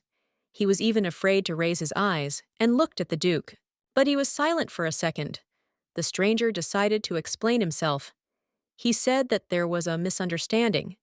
He did not want to molest Balachka, but only decided to help her, because the woman let the dogs down on the little girl. And the guy pointed his finger at Farina, standing nearby. Herzog is used to dealing with problems quickly. Therefore, he immediately asked the matron if their guest was telling the truth. The woman started to wriggle out, but it didn't turn out well for her. Probably, this woman is simply bored with life, or she is looking for a quick death. So Leonhardt can arrange it for her right now.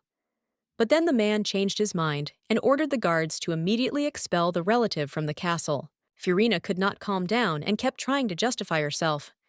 She shouted that she did not plan to scare the girl. She thought that Balachka really likes puppies. She called her bloodthirsty chain dogs puppies. The Duke thought to himself that his poor daughter must have had a hard time in the house of the vicar. She suffered bullying, but he will stop it. How could he entrust a child to such a terrible woman? This is the second time in a week that a girl has to thank a stranger for saving her life. He always appears at the right moment. Probably, he is her guardian angel. Suddenly, father and brother stood in front of Balachka. They blocked the boy's access to the girl. Then the Duke, in an icy voice, ordered the guest to take 10 steps away from the girl. And Carlis decided that it would be better to move away for 30. The girl felt very sorry for her savior. He is a guest, so why are they shouting at him like that? In addition, he saved her from dogs, and even earlier from starvation in the forest. And now they are not even allowed to stand next to Berta. Then the girl suddenly heard her stranger being called a prince.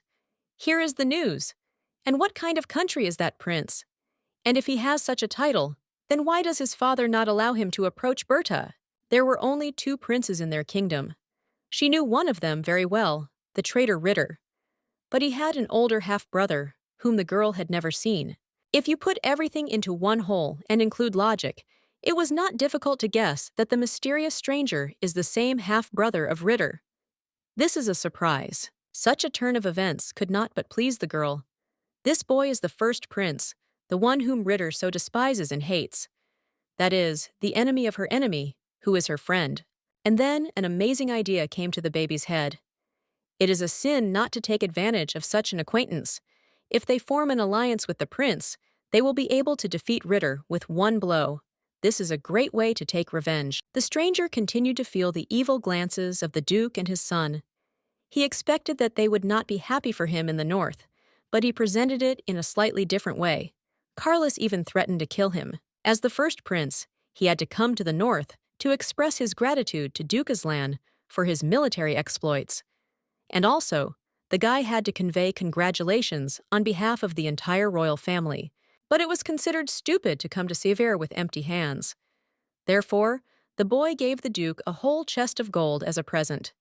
After all, a considerable amount of money was spent on wars. But the Duke, in turn, decided to thank the first prince. As it turned out, this Smelchik and his army came to help right on the battlefield and provided quite a lot of help during the war. Now Berta understood how these two knew each other. Together, they fought bravely on the battlefield against the enemy. And, as it turned out, the first prince was also a very brave warrior. The king ordered his son to go to the north and stay there until the Duke, in turn, thanked the first prince for his help in the battle. And this was a great humiliation for the guy. After this concession of the king, the boy clearly decided for himself that his father hated him. For some reason, he did not send his favorite Ritter to the north. All the dirty and humiliating work in the kingdom has to be done by him. But, in the end, the guy was happy that he got to the north. He did not expect that he would meet a squirrel in this region. After all, according to his information, she should have been in the capital with her aunt. And since it turned out that way, he will try to make it so that he can spend as much time as possible with this fluffy baby. And by the way, now is just the right time for Bert to visit. And the poor squirrel was tossing and turning in bed from the excess of emotions and impressed by today's day and could not fall asleep in any way. She was overwhelmed by hundreds of thoughts. Why the first principal appeared in the north, and why Carlos hates him so much. The next moment, the girl heard strange sounds on the street. Someone called her a star and asked her to go out on the balcony. Curiosity won, and she decided to see who would call her late in the evening. The birth of the first prince of Artel was not blessed. The reason was that the boy was born an animorph dragon. That is, he was a being capable of turning from a human into an animal, and vice versa. Even in unions between two animorphs, dragons were born very rarely. But some kind of magic happened here, and instead of a snake, a dragon was born to the king. It was strange and embarrassing at the same time. Mother Koroleva initially disliked the boy. She was waiting for the wise and cunning snake, and in the end, the higher forces ordered her, and a dragon was born to her. Therefore, the boy never knew what real motherly love is. In addition to the fact that the boy had bright yellow eyes, which is not characteristic of their kind, he also had black hair. All other children had white hair. Therefore, the boy was an outcast from childhood. Artel was hated simply for what he is. The king and queen asked the child not to even look at them, because it terribly annoyed the parents. Therefore, the boy once again tried not to show himself in public and spent most of his time in his room studying. Parents were most annoyed by their son's bright yellow eyes. In order to forever avoid the child's gaze, the king ordered him to wear a black armband and thereby forever protect himself from the piercing gaze of the child. But the boy was still small and often obeyed the king's orders. He could not stay in a bandage for a long time. Besides, he wanted to know and study the world around him. He was always scolded for listening. Did the king not believe the rumors? The darker the animorph's eye color, the more power it has. But because of the energy radiating from the eyes of his eldest son, He was losing his personal authority, and this terribly pissed off the ego. Unlike Artel, Ritter was a real favorite of the royal family. His mother adored him. His father was proud of him. The servant carried him in her arms. The boy grew up spoiled and very mean. Father, mother, and even all the servants in the palace panicked at the sight of Artel, and little Ritter was generally asked to remove his brother. The boy must not look the elder prince in the eye. Over time, the boy got used to the bandage and was even happy to wear it. Only in this form were those around him not afraid of him. They talked to him, and even some servants felt a little sorry for him, but only not the parents. That demonstrative ego was despised. Time passed. The boy grew up. He wanted more and more to find a person in this world who could look into his yellow eyes without fear. He felt an acute need for this. At moments when Artel's heart was particularly heavy, he turned into a dragon and circled over the garden. Only in heaven he felt free and could remain himself. No one could see his eyes from such a height. It was very sad, lonely, and uncomfortable in the royal palace. And when the guy soared high in the sky, it was possible to forget about everything for a while, especially about the terrible fate of his parents. The advantage of the amorphous dragon was that it could hide in thick clouds and fly freely unnoticed by people. No one saw him, but he could see absolutely everything that was happening on the streets of the capital. Once, cast very low above the houses, the Artel saw an open window, and in it a small pretty girl with red hair. She was sad. The baby was very lightly dressed and could catch a cold. Artel thought that it would be a good idea to disperse the strong wind with his wings, and thus drive the girl inside the room, away from the window. But the girl turned out to be too curious. The guy was so engrossed that he did not realize how he flew too quickly to the window. Then he heard the girl address him and call him Mr. Star. Probably, she confused the guy's yellow eyes with stars. The girl began to smile, and this could not but please the dragon. The little girl asked him to come down even closer, said that he had very beautiful eyes, and she desperately wanted to see them better. They shine like stars. At that moment, the dragon wanted to cry from happiness. For the first time in his life, someone paid attention to his eyes and said that they were very beautiful. Did this little creature see something good in him? For the first time in his life, the guy heard kind words in his direction. For the first time, they did not run away from him, but on the contrary, asked him to come closer. And these were not parents or a brother, but a completely foreign person to him. The prince decided to approach the window, just in case. He asked the girl if she was afraid of him, since he looked a little strange, but she replied that he is very cute, and she is not afraid in the slightest. The guy gathered his spirit and decided to ask the girl about something. He would be very pleased if the baby would allow him to be called a star. After all, in his eyes, she constantly shines brightly. The baby was a little surprised. After all, she came up with the idea of calling the dragon a star. And now he is asking for the same, so how will they decide? If they are both asterisks, there will be confusion. The guy was a little embarrassed. Indeed, it turns out strange. He did not even think about it. After a minute, the thoughtful dragon asked to be called by his name, that is, Artel. And now, after a long time, he sees the girl again. Now she is not standing in the window opening, but she is standing on a beautiful balcony in her father's castle. He calls her a star and asks to be called Artel. But this time, everything turned out not at all as expected by the naive prince. The baby screamed, began to call him a deceiver and a traitor. Why did he come to her at all? The guy was embarrassed, and for the first few minutes, he didn't even know what to say. Then he reminded the squirrel that he was still the same dragon with whom she befriended. He simply could not come to her for a very long time. It turns out that even earlier, the little girl had asked Ritter about dragons in detail. She said that a strange dark cloud in the form of a dragon was approaching her, and very beautiful bright eyes. Bertha also told the prince that they have a lot in common with the dragon. The boy looked away, thought a little, and said that it is he who visits her at night in the form of a dragon. He even came up with an elaborate story that the strange cloud is a magical disguise. If he had wandered around in the form of a snake, everyone would have guessed that he was the king's son, Ritter. Then the girl was happy to hear these words from the prince. He is so wonderful and always tries to surprise her. The trick with the dragon is very interesting. It turns out that Ritter has a wonderful imagination. Every day, the prince methodically repeated the little words. He said that he was Berta's only friend, and at the same time her future husband. And the little girl blindly believed his words. And now, standing alone on the balcony, Bertha was angry because she thought that it was Ritter who had come to her. She wanted to see someone, but this vile deceiver least of all. She once again told the dragon to clean up properly. Otherwise, she will be forced to call her father and brother into the room, and then the prince will definitely not say hello. In the best case, he will remain without wings. Finally, the Artel understood why the girl was so angry. She thinks that her younger brother Ritter is chasing her. And how will he convince her that it's not him? The task does not seem to be simple. The guy decided to play openly and not hide anything. Therefore, he asked the girl to listen to him.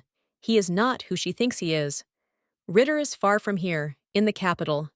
He would definitely be afraid to fly here. Hearing such words, the girl was very surprised. She stopped and turned back to the dragon. Is he telling the truth? Probably, yes. Ritter is really very timid. He would not dare to appear in the north. Earlier, she read in books that an antimorph is a dragon that can communicate with people, even in the form of a monster. But he behaves in a completely different way than she behaves in the form of a squirrel. Why did Ritter lie to her when she told him about the dragon's visits? He is an unimaginably mean guy, and he definitely had good reasons to deceive the girl. But now it is worth finding out which ones. The dragon exhaled a little and gradually calmed down. He will not lose his beloved star. Now they are in the north, and it was here that she received the name Bertha. It's going crazy. Next, the little girl asked a question. As it happened, the dragon also ended up in the north.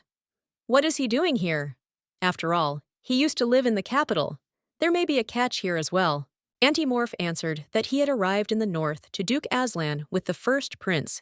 He is his assistant. Therefore, they will be able to meet with the star in the evenings, since it is problematic to do this during the day. The squirrel was a little upset that he would not be able to see his friend when it was light outside. But it didn't work out the other way.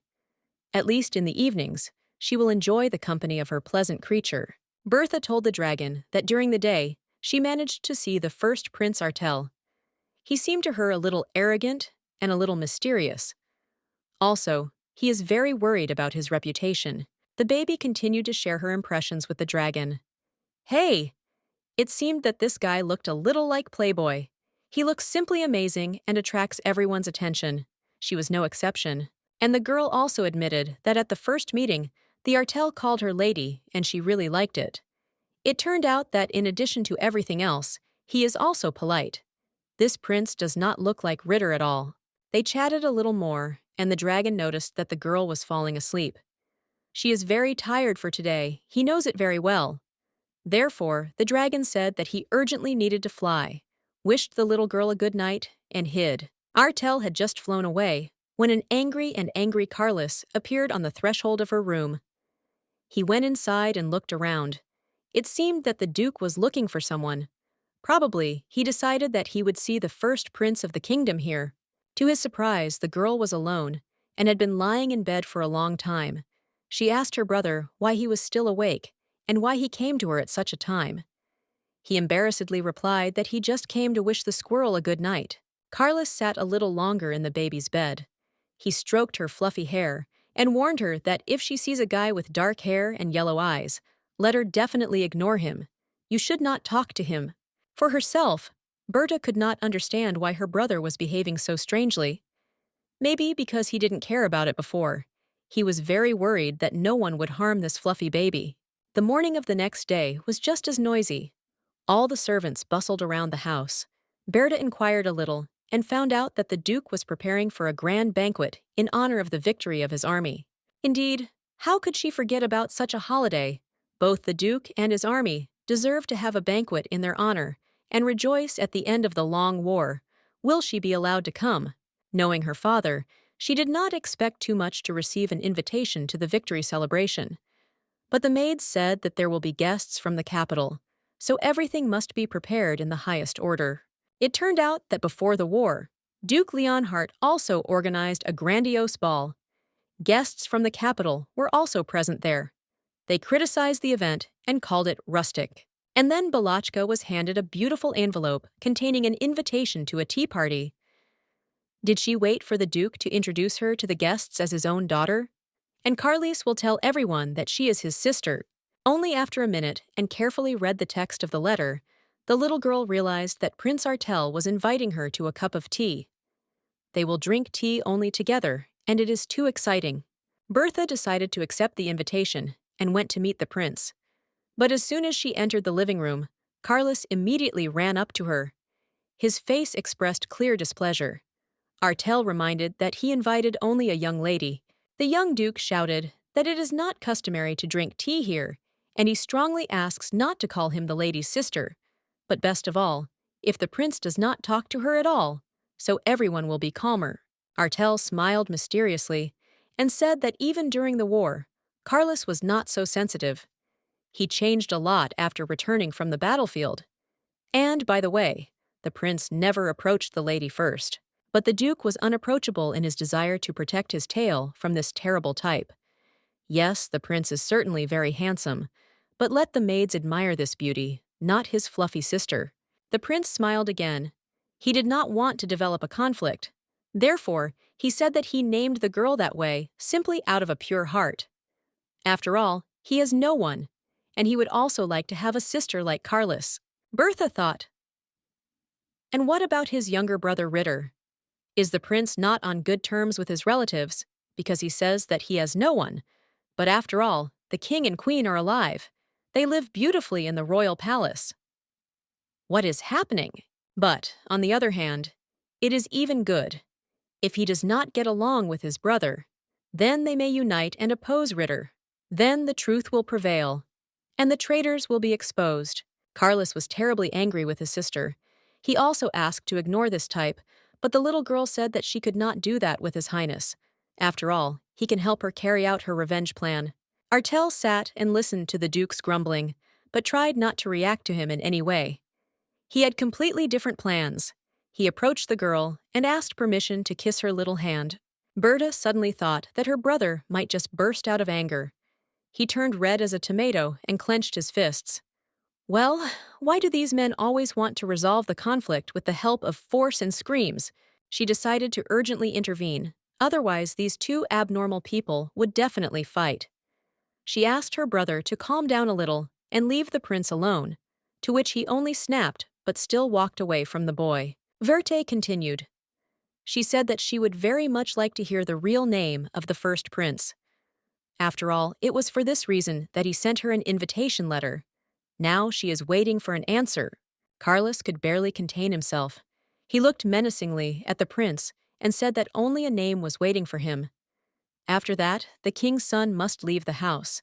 Otherwise, he will not vouch for himself. The prince nodded, walked over to Berta, and got down on one knee. He looked the girl in the eyes and said that his name was Artel au Astrum. Then he took the baby's hand and gently stroked it. Bertha thought this name was very familiar to her. She heard that the mother of the first prince was from the royal family of the eastern continent. Perhaps the prince got his name there, which is why it seems familiar to her. At this time, Duke Leonhardt again summoned the Vicaress Farina to his office. He needed to get something from the woman. She brought medicine for the child from the royal family. So why doesn't she give it to me? The woman confirmed that she really should give the Duke medicine for the baby. With him, her niece will not be weak every winter. This medicine was prepared for Berta by the royal physician himself. It was the elixir of His Highness the Second Prince, who possesses the power of an animorph. As is known, the snake of noble wisdom has the poison of revenge, from which you can make a healing potion, and Leonhardt no longer trusted this vile deceiver. She doesn't do anything just like that. Therefore, the Duke asked what the vicar asked for in return, but she answered that she was doing it out of love for the squirrel and loyalty to the kingdom. Then Farina decided to bow out as quickly as possible, so as not to talk too much. She wished the Duke luck, said that she would be glad if her niece could survive the local winter without any problems. Duke Leonhardt lowered his head and thought deeply. Why does this woman show such concern for her niece? She hates her. The situation seems strange and slightly funny. If everything the vicar said was true, she would have given the elixir to the baby immediately upon arrival in the north. But the woman does this only after she is kicked out of the castle. Something is wrong here. Farina continued to lie meanly. She said that she had heard that it is necessary to wait for the night when the constellation of the snake shines for the medicine to work. Now, when this day has almost come, she gives the medicine. Be that as it may, the most important thing for the Duke was the health of his daughter. But he had to make sure the elixir will not harm the squirrel. But on the other hand, apart from royal medicine, they had no other.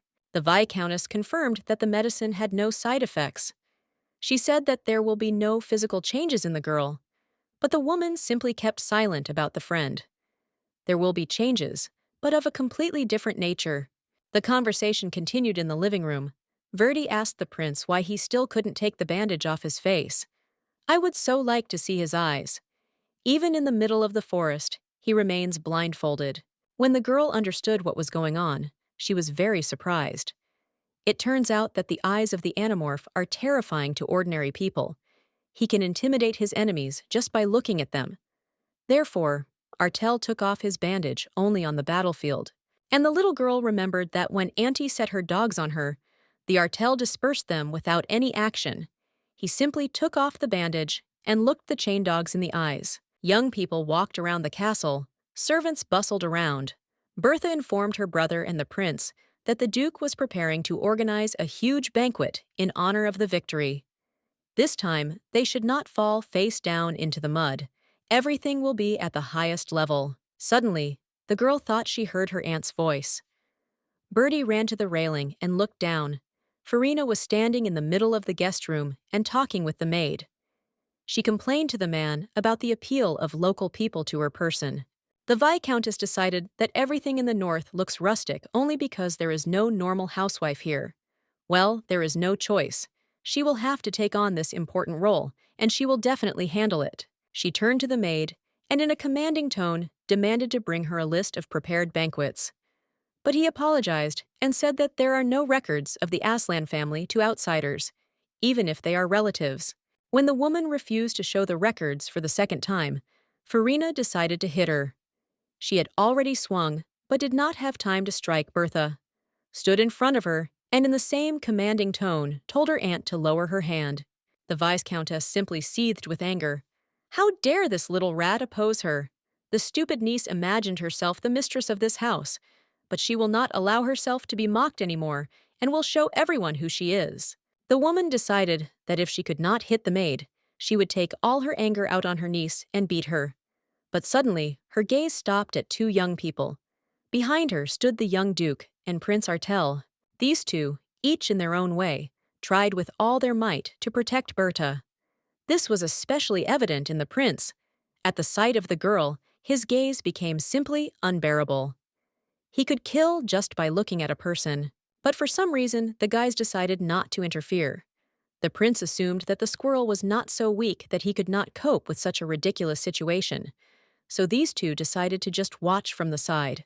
The evil vicar once again decided to teach the girl proper manners.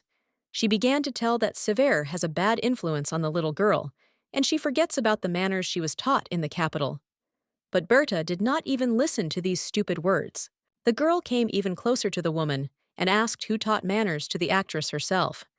After all, mocking a small child is very bad and does not correspond to cultural behavior at all. Even before the resurrection of Bertha, the aunt was obsessed with the culture of behavior, dignity, and elegance. Therefore, it was not at all difficult to embarrass her now. She will not tolerate a single stain on her aristocratic name.